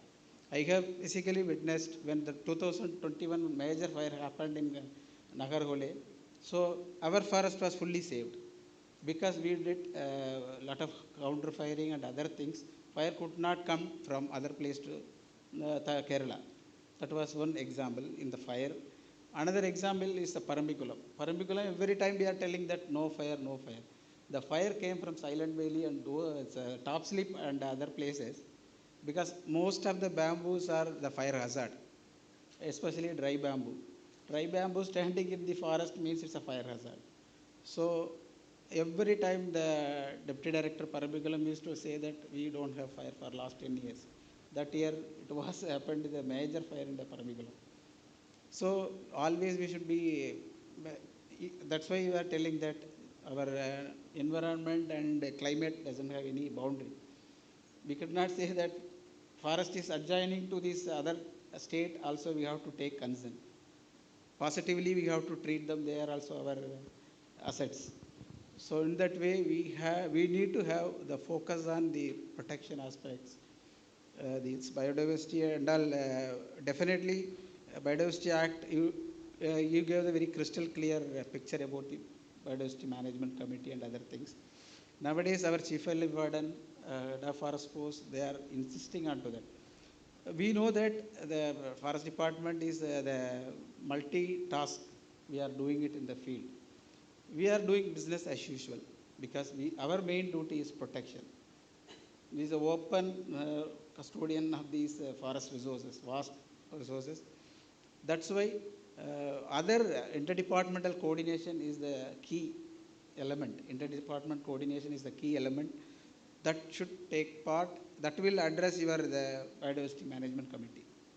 Suppose if we are telling that, we already, Professor told that this wild pig issue, it is LSGD's responsibility because we are distributing our resources to deal properly. That is the major concern. That's why this Biodiversity Management Committee, definitely it will work. Actually, Kerala we have more than 900 panchayats. Definitely it will help us to deal wherever the boundary sharing with forest, especially. But that will definitely help us to deal in the better way, to protect our resources in the better way also. This is the main crux of the issue especially. That's why we are dealing it. 12 landscapes now we are telling that we are dealing the forest in the landscape approach. Territorial, wildlife, social forestry, all are there, but we have to deal with it as a landscape. Not working silo, territorial has to deal it in a different way. Like that, this approach is coming very clearly. Especially you have told that community cell has to be formed. So definitely these are all the ideal concept. Once if you are keep on giving some insights or training, people will adapt to the new situations. Definitely the policy makers are sitting in the top. They will take into the proper platform and make as act or rules. It will come into the reality. Definitely this will give a lot of insights. Especially the inaugural session they told correctly. Our topic of the discussion for this entire week is the tropical forest enclave. Conclave, tropical forest conclave ആണ്. ഇപ്പോൾ നമ്മൾ ആദ്യം മുതൽ welcome address പറഞ്ഞതിൽ we are first time when the institution happened, tropical forest data കിട്ടുന്നത്. It was very peculiar thing. Like that only, this we have dealt with the climate change issues. Climate change, when I was a student also, that this Kyoto Protocol, Montreal Protocol, it came 97 and those times, it was also the same thing. Now we could not get the clear, crystal clear pictures. Models, we could not make it. Still, we are lacking for the primary data. Especially the forest, we are quantifying this much of carbon is stored. Plantations, we are telling that this much is stored. But the primary data is still lacking. So we have to look into this aspects of primary data. So we have to do very intensive research on those areas. It will give a lot of insights. Then coming to these livelihood aspects, already you have told that the cultural diversity has to be protected. We know that when I was a DFO in Nilambur, that time we had the better coordination among the local primitive tribes and PBTG and all. Now the slowly the developments of these communities, tribal communities are slowly changing. We have to look into the originality. So we're saying here it's very easy, but practically making them into the reality, we need a lot of effort and hard work is required. So for all sectors, the plantation and livelihood, because earlier we have done a lot of plantation activities. It gives a lot of employment to the communities, those living inside the forest. So now such opportunities are lacking. Now the green felling is reduced, replanting is reduced. So they are looking into other options, those are living inside the forest. So such kind of things are there. So thanks for this wonderful opportunity. So we'll come back. Thank you, one and all. Thank you for all for this opportunity. Thank you very much.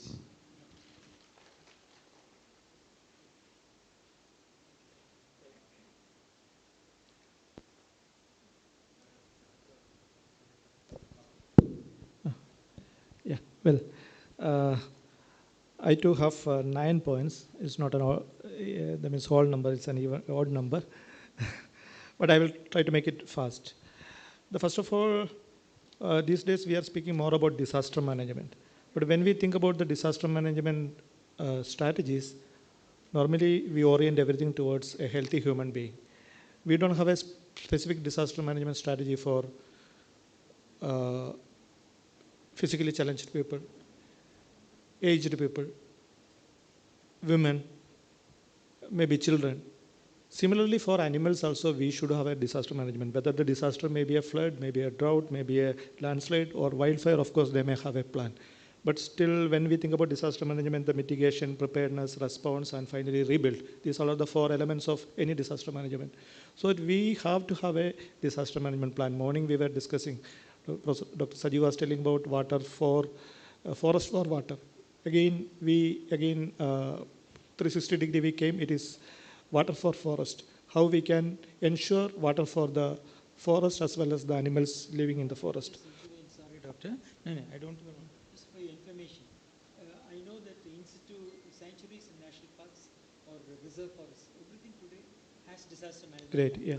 Zoological parks, they have disaster management. Disaster Yeah. management plan. wherein they look into this aspect also. That's great. You probably are looking for a bigger plan. Bigger, yeah. So it maybe in the similar fashion, we can think about bigger area. The entire forest area, we should have a plan B. If there's a plan A, is fine. We should have a secondary plan for managing the disasters, because disasters are more common these days. Climate change is very evident. And second is, there should be a plan for the, I don't know whether this terminology is correct, secondary forest. Normally for crops, we call sometimes orphan crops. Normally kachil, kappa, chemb, because these are not the primary crops, right? Similarly, like riparian vegetations, mangrove forest, this type of forest has to come into more priority. Recently, we were conducting a survey, water survey in Meenachal River. And basically the public are telling after 2018, the conflict is more, because after 2018 flood, most of the habitats of water has been vanished. So that we have to think about other living organisms, and we have to manage this secondary type of forest wherever it is possible. And third is the streams. Whenever come to hydrology, from first order stream onwards, the continuity has to be managed. Many times the first order, second order, third order streams are either gone or it is not managed properly. The continuous chain of the water flow has to be managed. And it can be connected to the forest hydrology study which we are conducting. We are conducting a study on the hydrology of different types of forest. Maybe the information which we are getting towards the end of this study, we can share with all of you so that it will be useful for you to develop further strategies. And the fourth one is the water budgeting. The water balance study of all the forest has to be carried out, because that is one of the primary homework we have to do for any forest. In terms of rainfall, surface water, groundwater, inflow of water and outflow of water. We can have a water budget, not for the entire year only once. Rather, we can divide the, maybe in 2 weeks time, so that, maybe we can have around 36 or maybe, around 27 segments. What is the total water availability? Maybe the water demand also we can calculate in such a way. Then Dr. Jyotis was telling about Amrit Sarovar scheme for wetlands. We are working much on wetlands. And some of the issues which we face, especially the valuation is one issue. The second is the incentivization. How, if we have a scheme called Wetland Mitras. It is part of the Amrit Sarovar scheme. So that how the partners of the wetlands can be benefited out of the management strategies in the wetland. Because unemployed youths, rural youths are mobilized. They are sensitized for managing the wetlands, for pollution abatement, for managing the wetlands. But naturally, they are spending their time for the wetlands. How they have to be given some sort of a remuneration where we can pool the amount, whether the forest and conservation like Kadalundi type of, community conservation can be made possible in wetlands as well. Of course, the Ramsar and all other, notification and everything will come along with that. It has to be aligned. Then sixth one for KFRA, I think KFRA should have a team working especially on the digital part, that is the AI, IoT, then machine language. Because these days, because forest is somewhat a remote area, we don't have direct access there. So we can only manage through remote access. So that we should have sensors, we should have drones, we should have some sort of a data bank. Data bank is called AI, nothing. AI is just but big data analytics. We have a lot of data, and data has to come in proper time to the proper place. So that is very important. And it is connected again to the data management, my 7th point. We have a lot of data sitting everywhere. But how we can pull it together? We have a lot of data about hydrology, forest hydrology or other hydrology. But when KFRA is requiring a data from on the type of flow happening in this type of forest, you don't know where to access, where we can access it, where to go and take the data. So we should have a data management policy like Dr. Balakrishnan was telling. They have started a dashboard. Similarly, KWRS, Kerala Water Resources Information System, has been started by our Water Resource Department, but unfortunately, it is not working properly. But Karnataka, it is working much better than our case. And again, wetland, we have a VIAMS, Wetland Information Management System. The inventorization we do, and it can be, actually we are doing as part of our SWAC supported program, and we are putting it in the website. And public can also access it. They can also give the data. It's an open source. They can also support by providing the data to the system, and they can access through the dashboard. So the data management is very, very important, and 𝐓𝐹RI can take a lead for making a data. I am telling about a dynamic data management system, so that it is a give and take, and the latest on-time, in-situ, real-time data has to be available. Then eighth point is very connected to Professor George Thomas sir was telling about the carbon neutrality. These days we speak more about, from Meenangadi onwards, we were part of the carbon neutral Katakada initiative. One advantage I have seen is that when we calculate, normally we have to measure first, which cannot be measured, cannot be controlled, right? So that we have to measure it first, which all are the area, from transportation, from energy, from afflow, from pollution, from which area, which type of pollution is happening, what quantity is getting actually the GHG emission is happening, and what is the offset mechanism, where we can think about the sinks, where we can think about the sequestration. So that when in Katakada we are done, and after 2 years, the MLA, IB Sadish, he has taken some initiatives to reduce the emission from different areas. He has given a lot of rooftop solar systems, and cycles were given to the school students so that their parents no need to use their motor vehicles to leave them in the school. Similarly, one initiative he has taken is Miyawaki Forest, like Professor Santosh told. Many places, small Miyawaki forests were constructed, that means created. And similarly, a lot of forest samplings were actually planted, basically to offset, because finally their calculation, the framework, it should come zero. So that one of the options for them is to do some afforestation. So that this is one, when we think all the panchayats will come to this carbon neutral perspective, they will naturally, the forest cover in the our state will go up. And like I may not agree with George Thomas sir fully, because we also have a responsibility to reduce the emission, right? We are not emitting, I understand, but even though whether it is US is doing or Japan is doing or Qatar is doing, but because since in the global village we are also facing the issues because of the emission. So whatever the initiation we can do, for my connection with the water resource department is limited. We are trying. Last 5 years we tried maximum, and now we have a very good communication. But still, whether when the water policy is made, micro irrigation policy is made, we are part of the team. But still, the major initiation, the major policy formulation is done by the departmental officials. So that I think more discussions, more meaningful action plan has to come as far as the policy formulation is concerned. And finally, it has to be translated to some sort of a, community engaged, community can understand. This type of policy and action plan has to be created. So that I think 𝐓𝐹RI has to work as a,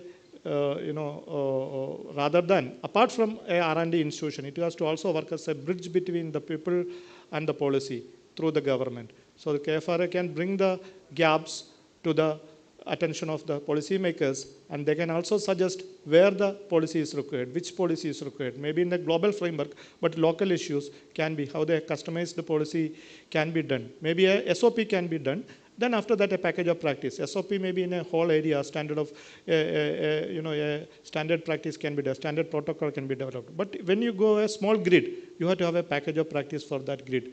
The problems in that grid will be different. The climate, the microclimate will be different. The forest and microforest, interactions will be different. So that we should have, this type of general framework, and again SOPs, and again micro-level package of practices, especially for the hotspot areas, the fragile areas in our state.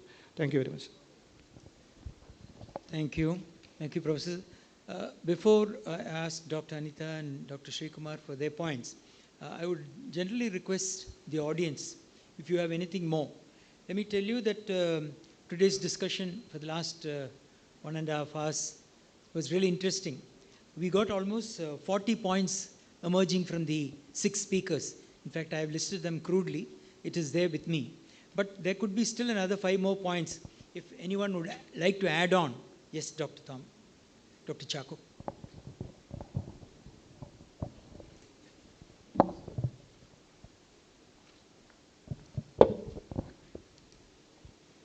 He's asking.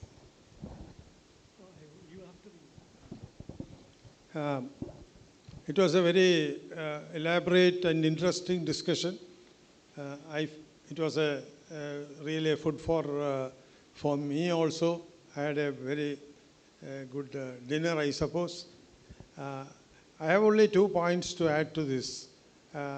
Generally speaking, with regard to forest diversity and ecosystem services, we lack data, basic data.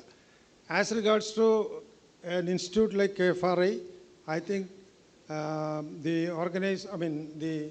administrators or the researchers, the lead researchers, they should encourage the scientists to do a bit of fundamental research, especially here when we talk about livelihood.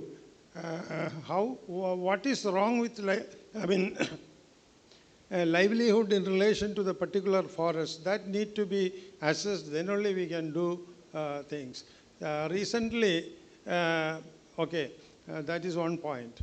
Another point which I take from Dr. Sharma's lecture and other people, what is a real indicator which can be considered for assessing the health of our forests? That need to be there. One interesting talk I recently heard in one of the discussions, one person said, when people do not have much money with them, they forego what is not very much needed or what others will not know. He was giving, he is a producer of inner garments. He said, the sales of my inner garments is going down. That is an indication that people do not have much money. They can forego that, but they cannot forego food. So these are the two of my suggestions. One is basic research to get more data. Second thing, what is an indicator? For example, Dr. Sharma said in an ecosystem, the butterflies are real ecosystem. Can we have a standard pattern for this? That should be looked into. Thank you. Thank you for excellent panel discussion. In fact, while listening, I was thinking some experience I had some time back in Meenangadi Panchayat. I just, in a focus group discussion, I used the word biodiversity because BMCs and all, Jaiva Vaividhyam I used. Biodiversity I said. One gentleman stood up and said, no, we don't want biodiversity discussion here. How the people perceive biodiversity? Then I asked him, what is your definition of biodiversity? The answer is biodiversity means tiger. Biodiversity means elephant. Biodiversity means big animals, the mammals. So that's what his definition of biodiversity.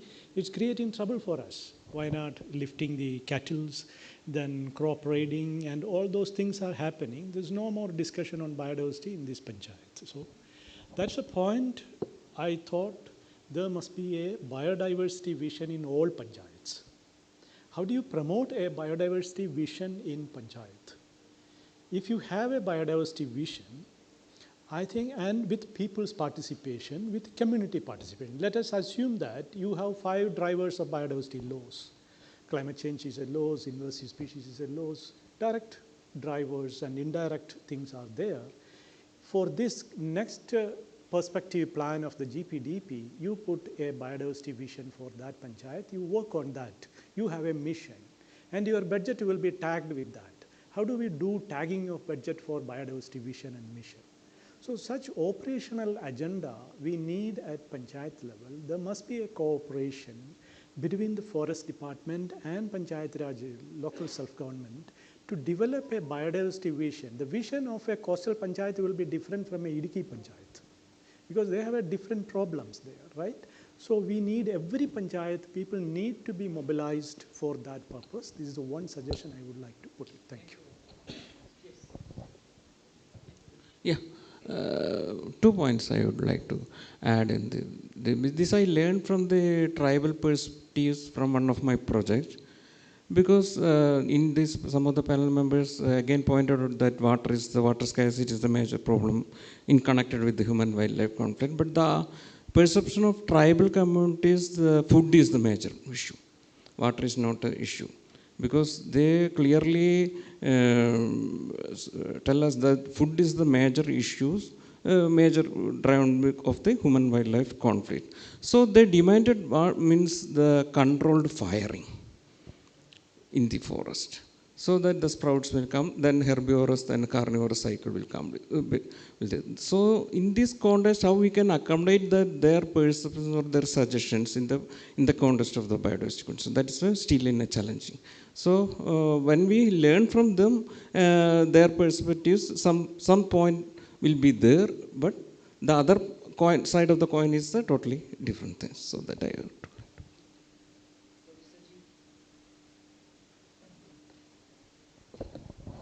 Thank you, sir. I just counted 18, much less than the 40 you have listed. Immediate takeaways are 18 points which I have listed, which 𝐓𝐹RI could take off. Yes. So one question to Dr. Manoj Samuel. Sir, we need a critical assessment of what really happened in 2018 and 19. We have a feel that it is a totally different game from those 2 years forward. The hydrology is completely shifted. Our observations in Thrissur forest indicate that just after the monsoon, the entire forest area is getting dried up. But at the same time, if you look at the imagery, the Thrissur city is wet, but the forest area is getting into a drought-like situation. So the heavy rains in 18 and 19, I personally feel that has completely derailed the normal hydrological flow. Water would have identified easier ways to move out from the forest. So that is, we need a real reality check on really what happened over there. Another thing, when Dr. Adalarshi was speaking, I was thinking about the situation where earlier we had the forest management, which is completely transformed to crisis management these days. Like big problems coming up, the department has to rush to that area, a lot of crisis happening. So when you shift from a management to crisis management, what happens is that we don't get time for research. Earlier, when I started my research, the forest was just there. I could take enough time to do my research. The whole situation is there. Here, changes are happening extremely fast. So we need to adapt our research strategies much faster to the new emerging thing. So our methodologies need to change, methods needs to change. The project-based, 3-year project-based research never works anymore. We need to shift from research to action research. We can only do research on the run. Because the forest department cannot wait for 3 years from the forest for 𝐓𝐹RI to give the results to actually implement it out there. Another thing is the 10+2 suggestions from Santosh. They're brilliant ones. What we need to take forward is that we need to do a reality check on each one of them. What are the implications? What are the policy level implications, legal implications, practical implications on the ground? So those 12 points need immediate treatment. We need to take it forward because that gives a totally different perspective, different from what we had been thinking all this while. So what is the dimensions of that we need to think over. Another thing is the 10 different missions the forest department has announced and taken forward. Sadly, there is no scientific backup for that. I will give you one example. We have a large campaign for throwing seed balls in the forest. Now, based on what data we started off that big campaign, a large number of seeds were thrown in the forest. Actually, seed ball throwing was initially practiced in very steep terrain where we cannot go there and plant a tree. So you just throw it.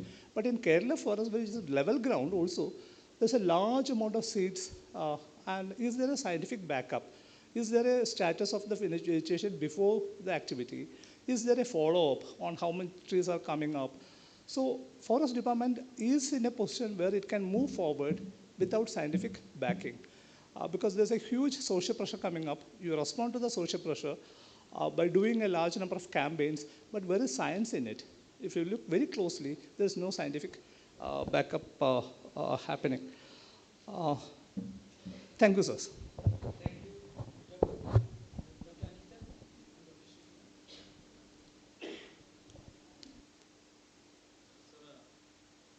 One point in one discussion, The wild boar issue is one of the major issue. So the power assigned to LSGDs. So is there any scientific basis of this? Because each panchayat they are simply killing the wild boar. So is there any systematic design or any systematic or any priority for this program? So if we are assigning power to LSGDs, so whether it is scientifically they are doing all these things, so that is a big question, I think.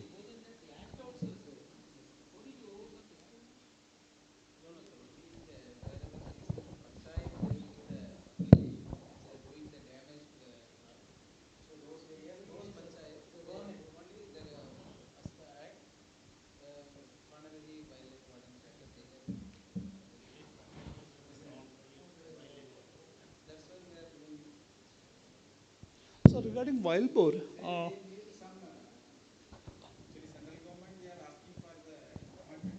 okay.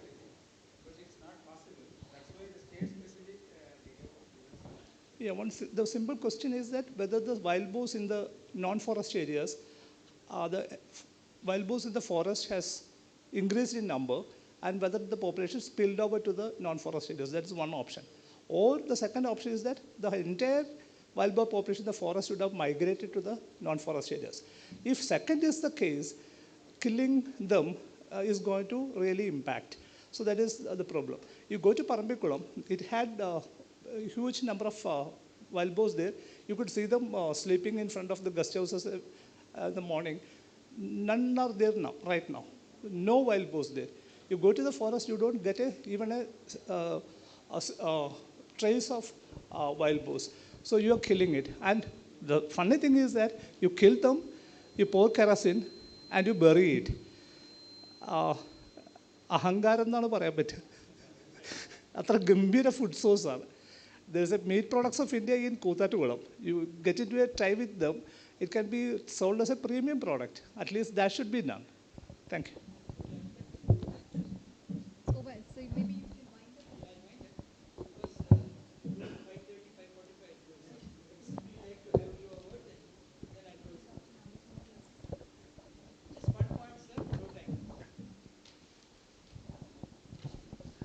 Thank you for being with the guest gathering. Based on my experience, I just add to what all people have pointed out. From coming to Balakrishnan, one of the things is that Biodiversity Board, as we had informally talked, almost 20 years of there, and 𝐓𝐹RI had the opportunity to prepare first strategy action plan for the Kerala biodiversity. And if you just look at the biodiversity perspective, but can we say that our biodiversity is increasing or decreasing? What is the thing? Whether it is degraded or this thing? That is very, very critically we have to analyze. Because biodiversity, if you see the home gardens or forests, biodiversity is, if I say that it is, there is loss, I have to say that. That is the take. One thing. Second thing is that coming to the second aspect of course, he has already pointed out, second aspect of what Manoj has mentioned about the information system. We had when Dr. K.S. Nair was there, we had a detailed discussion with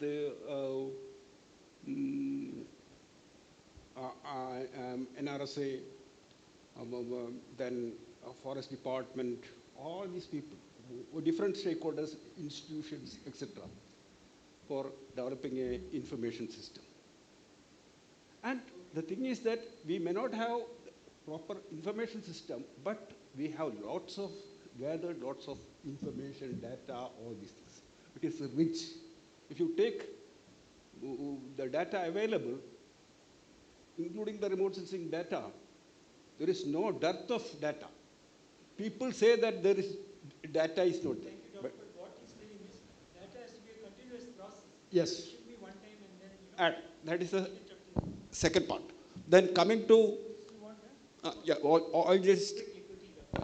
when coming to the forest department, and last I will come to research organizations. Coming to the department, again there is a lack of continuity right from beginning to now. And all the problem what forest department is facing is because the lack of continuity. Infrastructure, institutional constraints, so many things are there. That is why all the problems we face now is happening.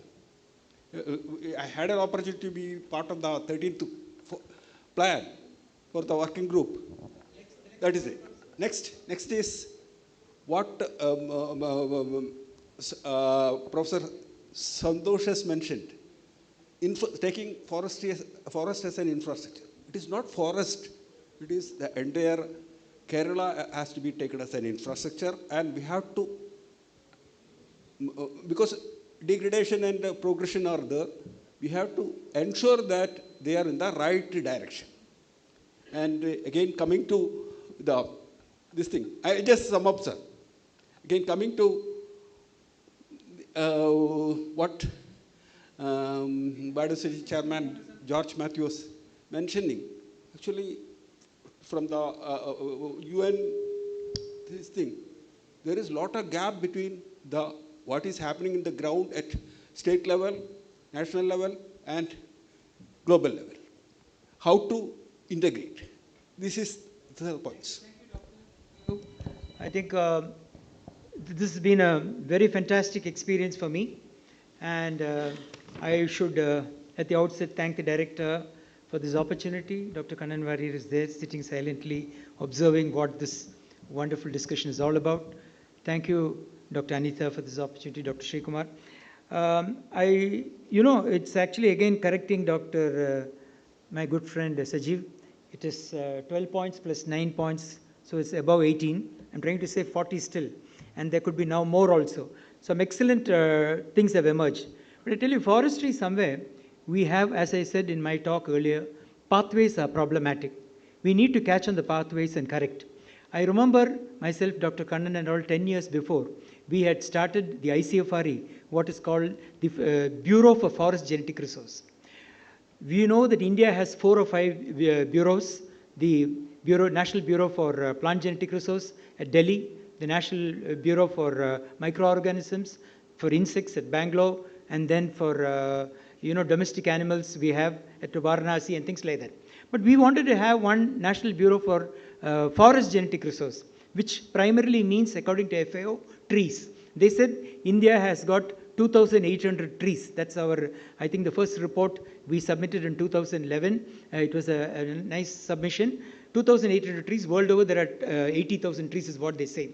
And the understanding of trees in India is only about 130 trees, of which 30 trees are domestic trees. So our understanding about Western Ghats or Himalayan ecosystems is far and few. And mostly what we do in our planting program, anything, is all talking about trees. And then recently in our teak conference also, we knew how, as leaders of teak, we now suddenly have become from exporters to importers. So scenarios keep changing, and that's why I tell you pathway corrections are important.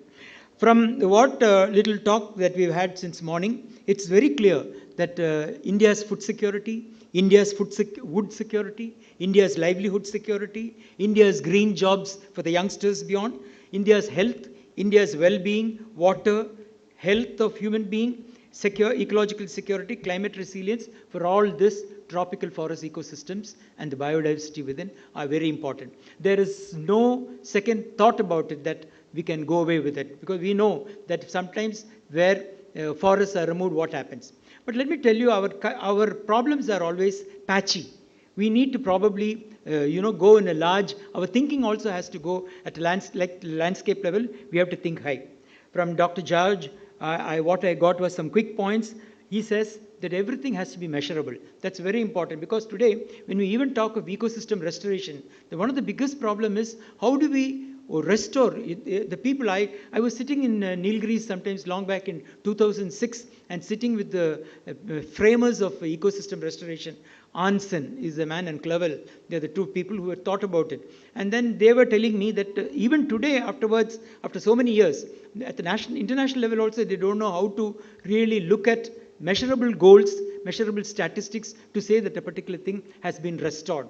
What is, say for example, when you talk of watersheds, what does it mean of saturation? Nobody knows. So this is it psychological? Is it physical? Is it mental? What is the saturation level? That becomes a question. Anyway, measuring goals becomes important. And then a lot of Kerala is known to be, researchers and forest department and other departments have a very good understanding. One suggestion came that degraded areas have to be identified and probably forest department need to work together. It's just not only degradation, but other areas also. And then many suggestions which Dr. Santosh gave are all excellent suggestions, but probably every suggestion is a policy suggestion.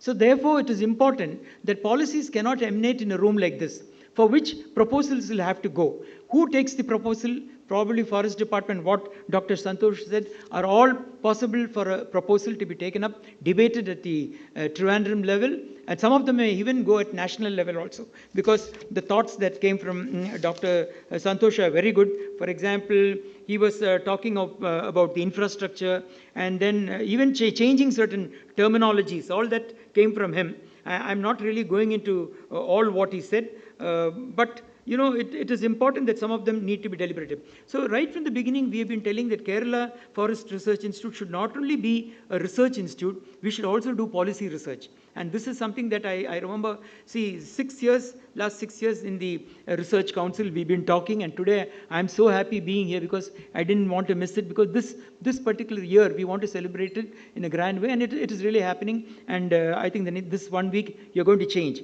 A lot of good things are going to happen, probably as eye-openers for policy makers. Honorable Minister was also here this morning. Excellent points came from Dr. Balakrishnan, and Dr. Balakrishnan also talked about People's Biodiversity Register. I think now scientists, of course, we don't have the critical force here. That's the biggest problem. Our numbers probably will have to swell. I think from 54 or what our scientists, maybe in the next 10 years, today we also have to plan how do our critical number of scientists go beyond this figure.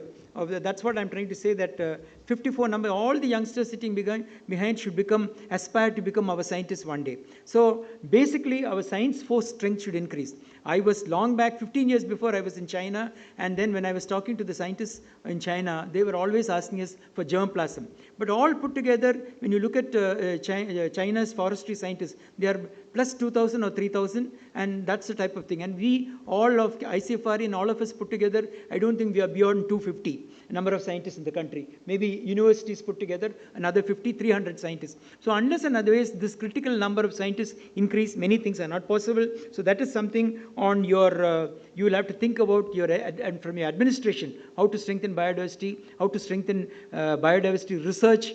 There probably, I think our numbers have to increase. This is a point from my side.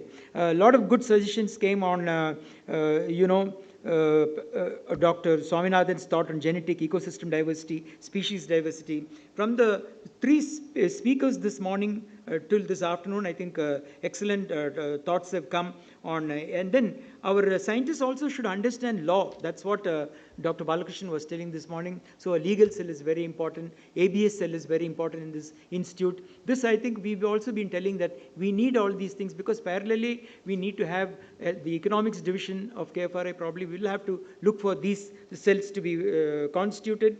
And then we probably need to look at the other issues that came up. I'll probably list all these issues. Dr. Anita also would have noted down these things, or probably all what they said has been recorded.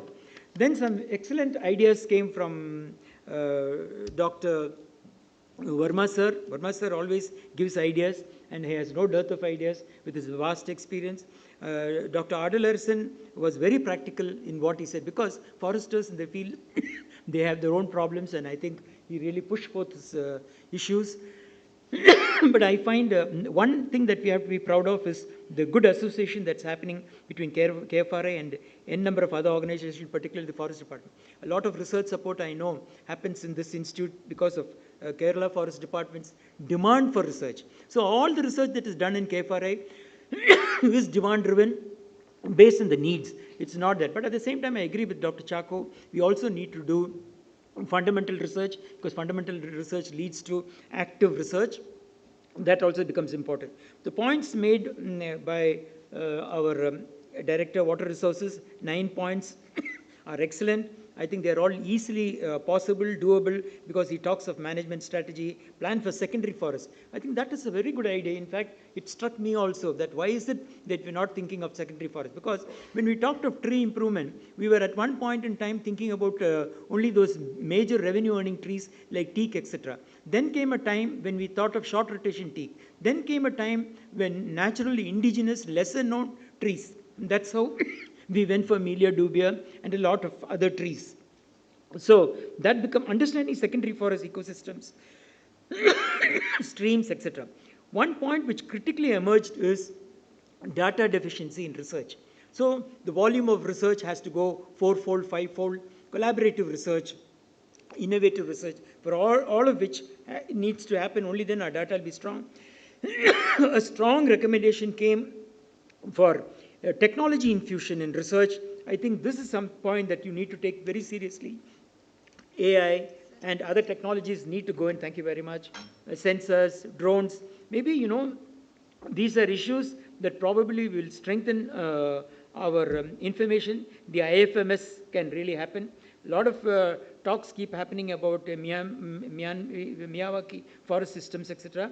I'm not going into all these things. But what we really require and what is needed is connectivity, interconnectedness, which is happening but need to happen at bigger scale.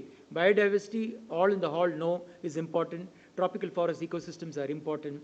And as I rightly said, we have the genie and the lamp with us. Let us protect it. Let us swear to see that our research and our so-called cooperative and collaborativeness between all of us increases, so that we stand responsible not only to the state of Kerala, but to the region and the country. Thank you for this wonderful opportunity. And I particularly thank my panelists who were so much of resources. I think left to them, all of them would have taken a day. But then they were also very kind to confine themselves within 10 to 15 minutes, but yet came up with the best of thoughts. Thank you, Dr. Anita, for the evening.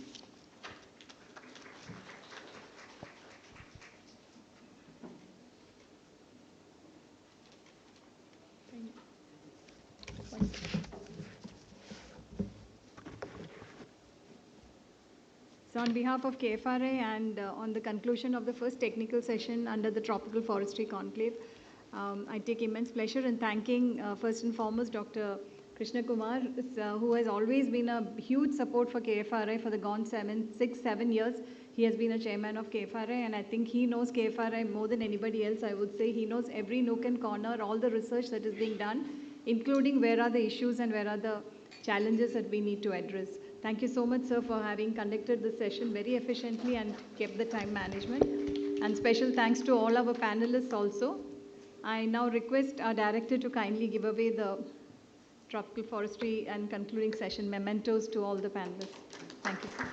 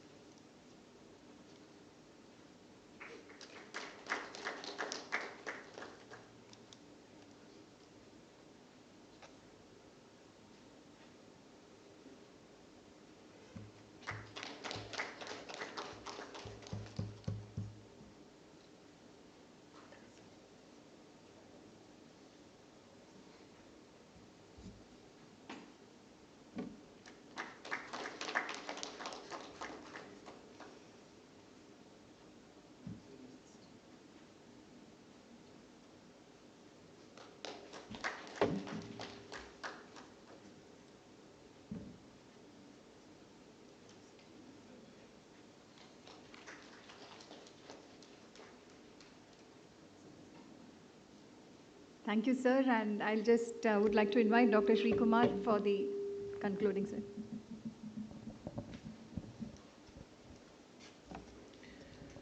Good evening to all. As we draw this enriching and thought-provoking session to a close, it's my great privilege to propose the vote of thanks. So today morning we had three invited talks. Firstly, our deepest gratitude goes to Dr. J.K. Sharma, former director of KCSTE, for an enlightening lecture on ecosystem degradation and significance of eco-restoration, a case study on butterflies. Thank you, sir. Thank you very much. Thank you very much for the insightful lecturing. Thank you very much. Then the second lecture by Dr. Jagdish Krishnaswamy, Dean, School of Environment and Sustainability, Indian Institute of Human Settlements, Bangalore.